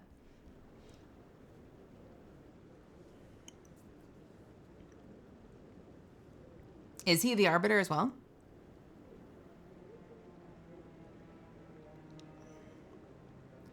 You don't have to. I want the Council using your past history. With Saren as an excuse to ignore anything we turn up, Shepard will handle this. You can't just cut Captain Anderson out of this investigation. The Ambassador's right. I need to step aside. I need to take care of some business. Captain, meet me in my office later. Harkin's probably getting drunk at Cora's Den. It's a dingy little club in the lower section of the wards. Maybe there's another way to find evidence against Saren. You should talk to Barla Vaughn over in the financial district. Rumor has it he's an agent for the Shadow Broker. The Shadow Broker? An information dealer. Buys and sells secrets to the highest bidder. I've heard Barla Vaughn's one of the top representatives. He might know something about Saren, but his information won't come cheap. You and Saren have a history. What happened? He just said we shouldn't talk about it here. I was part of a mission in the Skillian Verge. I was working with Saren to find and remove a known terrorist threat. Saren eliminated his target, but a lot of people died along the way, innocent people. And the official records just covered it all up. But I saw how he operates. No conscience. No hesitation. He'd kill 1,000 innocent civilians to end a war without a second thought. Are we gonna like dick measure here? Sure. Sometimes 1,000 people must die so 1,000,000 can live. But only if there's no other way. Saren doesn't even look for another option. He's twisted, broken. He likes the violence, the killing. And he knows how to cover his tracks. Why do I have another so would I? Sometimes 1,000 Oh, people because it's must the die same so fucking line. Only if there's no Okay. other way. Saren doesn't even look for another option. He's twisted, broken. Oh my god. He likes the violence, the There's killing. so much. There's so much. He knows how to cover his tracks. What can you tell me about the Spectres? I want to know more about the Spectres. They're not your typical government agency. They tend to work alone. It's Okay. not easy preserving peace across an entire galaxy. The Council prefers to use diplomacy and negotiation. But sometimes more extreme measures are needed. How do they decide who becomes a Spectre? You can't just apply to join. There's no training program. Spectres aren't made. They're born. The Council's always looking for exceptional individuals. People who can get the job done, like you. They've been watching you for years. They see something in you. They want you on their side. Nihilus was supposed to give them a final recommendation, but with him gone, things are still up in the air. What happens when a Spectre goes rogue, like Saren? It doesn't happen often. The Council is careful when they select their candidates. But when something does go wrong, there's usually only one solution. Send another Spectre to bring the rogue agent down. What's their command structure like? There is no command structure. Each Spectre answers directly to the Council. Sometimes they're sent on specific missions. Other times, they act on their own. They tend to operate outside the law, do whatever it takes to accomplish their goals. The Council just turns a blind eye. Spectres have a lot of power, Shepard. Mm-hmm. You don't think much of Harkin. The guy joined CSEC about 20 years ago. He's been an embarrassment to our species ever since. Roughing up suspects in custody, bribery accusations, alcohol and drug use. The embassy used to step in when he got in trouble. But I guess enough was enough. I thought this embassy was supposed to help humans. Harkin may be human, but he's also an ass. He's had more than his share of chances. If the embassy wasn't protecting him, he would have been fired 15 years ago. CSEC is better off without him. Wow. You don't think much Wait, of why Harkin. protect him? Roughing up suspects in custody. Guy's a scumbag. He should have been cut loose a long time ago. He was one of the first human CSEC officers. Guess it would have looked bad if he got fired. A lot of backroom deals were worked out over the years to keep him on the force. Politics is a dirty business sometimes, but it looks like his time's run out. We've got enough humans in CSEC now to stop protecting him. Fair enough. Shadowbroker Barlavon. Tell me about Barlavon. He specializes in moving large sums of money without leaving a paper trail. A financial genius, doesn't do anything illegal, but he knows all the loopholes. He's got an impressive client list. Ambassadors, diplomats, Spectres. That's probably why the Shadow Broker uses him. You and Saren have a history. What happened? About 20 years. All right, we already had I this. saw how he operates. No conscience. Shadowbroker? No hesitation. Tell me more about the Shadow Broker. He's a necessary evil of galactic politics. Buying and selling information is a part of the game, and the Shadow Broker just happens to be the best player on the field. Always sells to the highest bidder. Doesn't get involved in politics, doesn't pick sides. A simple system, but it works. He's not a threat to anyone, not directly. He's just a resource we can use, or she is. Or maybe they are. Nobody really knows. Hey, by the way, well, a couple of things. Cammy, welcome, welcome. Oh, and good night, Frenchie. Does Legendary Edition come with all the DLC? Or is the DLC just removed? Is it integrated? How do they do that? Zuffins or anyone else?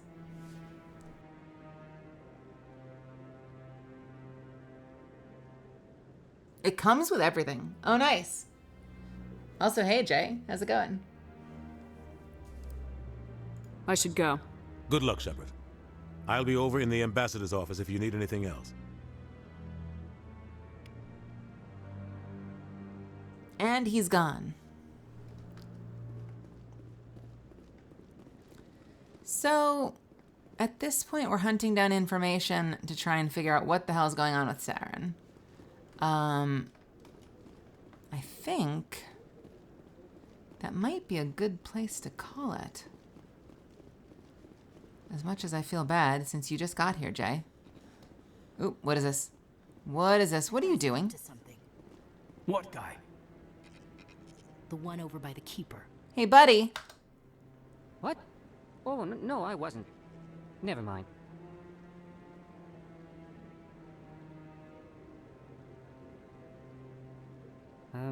Yes, is there something you want?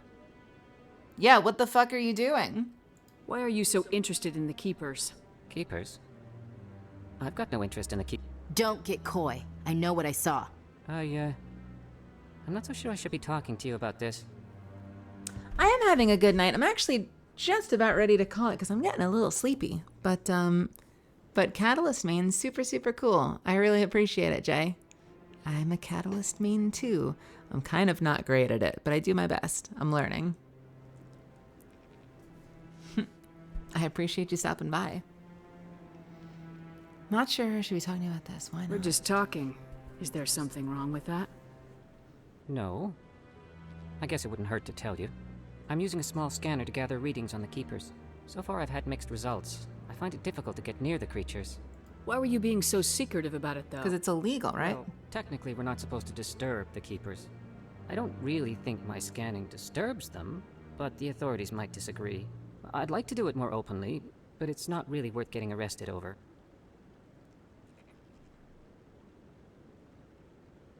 This is what I was thinking of, having to find all the Keepers. I could help you out. I'm not worried about the authorities. I don't even know who you are. Yeah, I don't even know why I'm offering this either. I just kind of figured it would be an easy mission. But now that I'm thinking about this... Forget this. I'm Commander Shepard with the Alliance military. Well, I suppose I could use the help. You'll need this. It's the scanning device I developed. Activated I don't each time actually you see a know Keeper. what we're doing. All collected data will automatically upload to my database. I'll even send a few credits your way for each unique scan. What are you doing with the data once you've scanned it? Trying to learn whatever I can about the Keepers. We see them working everywhere, yet we know so little about them. I'm a scientist. I want to know what makes them tick. I should get going then. Yes, I have much work myself. So long, and good luck with the scanning. I feel like I'm helping an evil person. Form up! I love how it's as easy as just walking by and, like, giving a glance to the Keeper and it just works. Meanwhile, he looked like he was trying to steal a fucking car.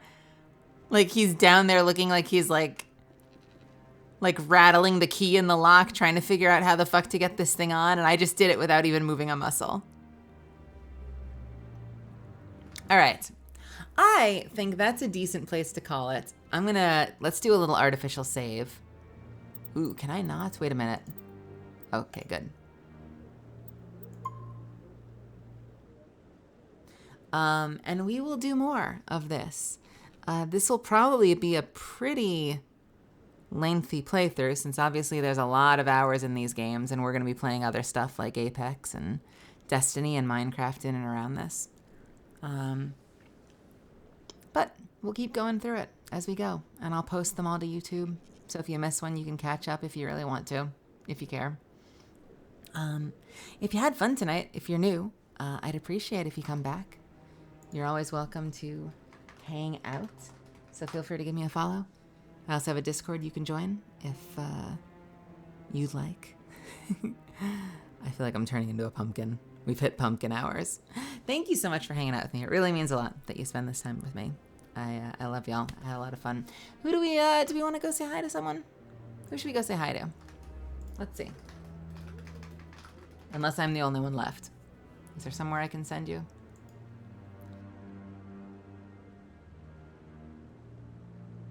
Uh-oh. Not that much. What's Katie doing?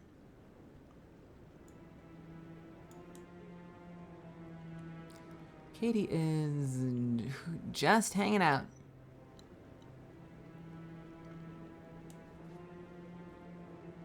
What is Spooky doing? Spooky's just chatting as well.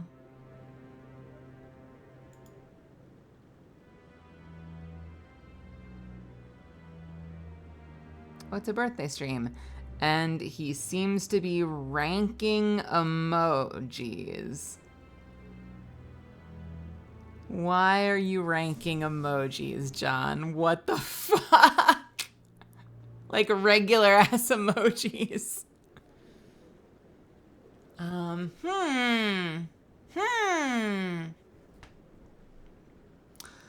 I think I'm just gonna release you into the ether. No raid tonight. Oh, wait.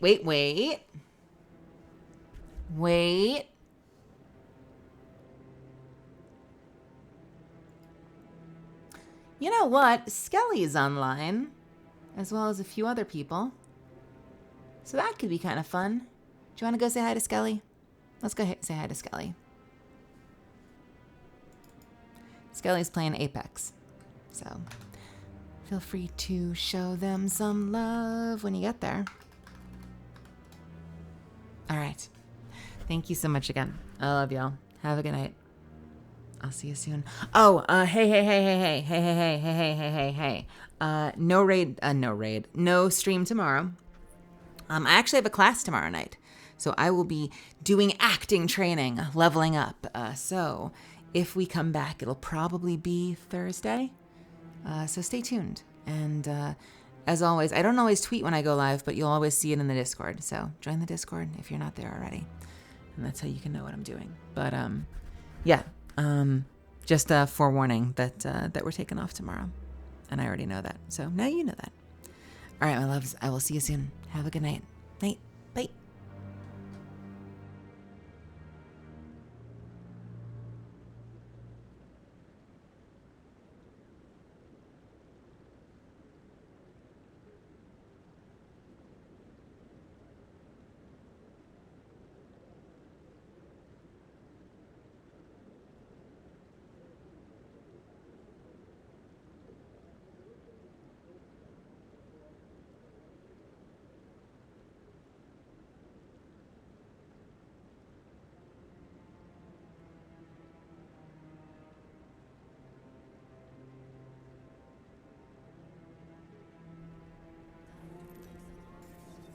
I cannot take zone damage.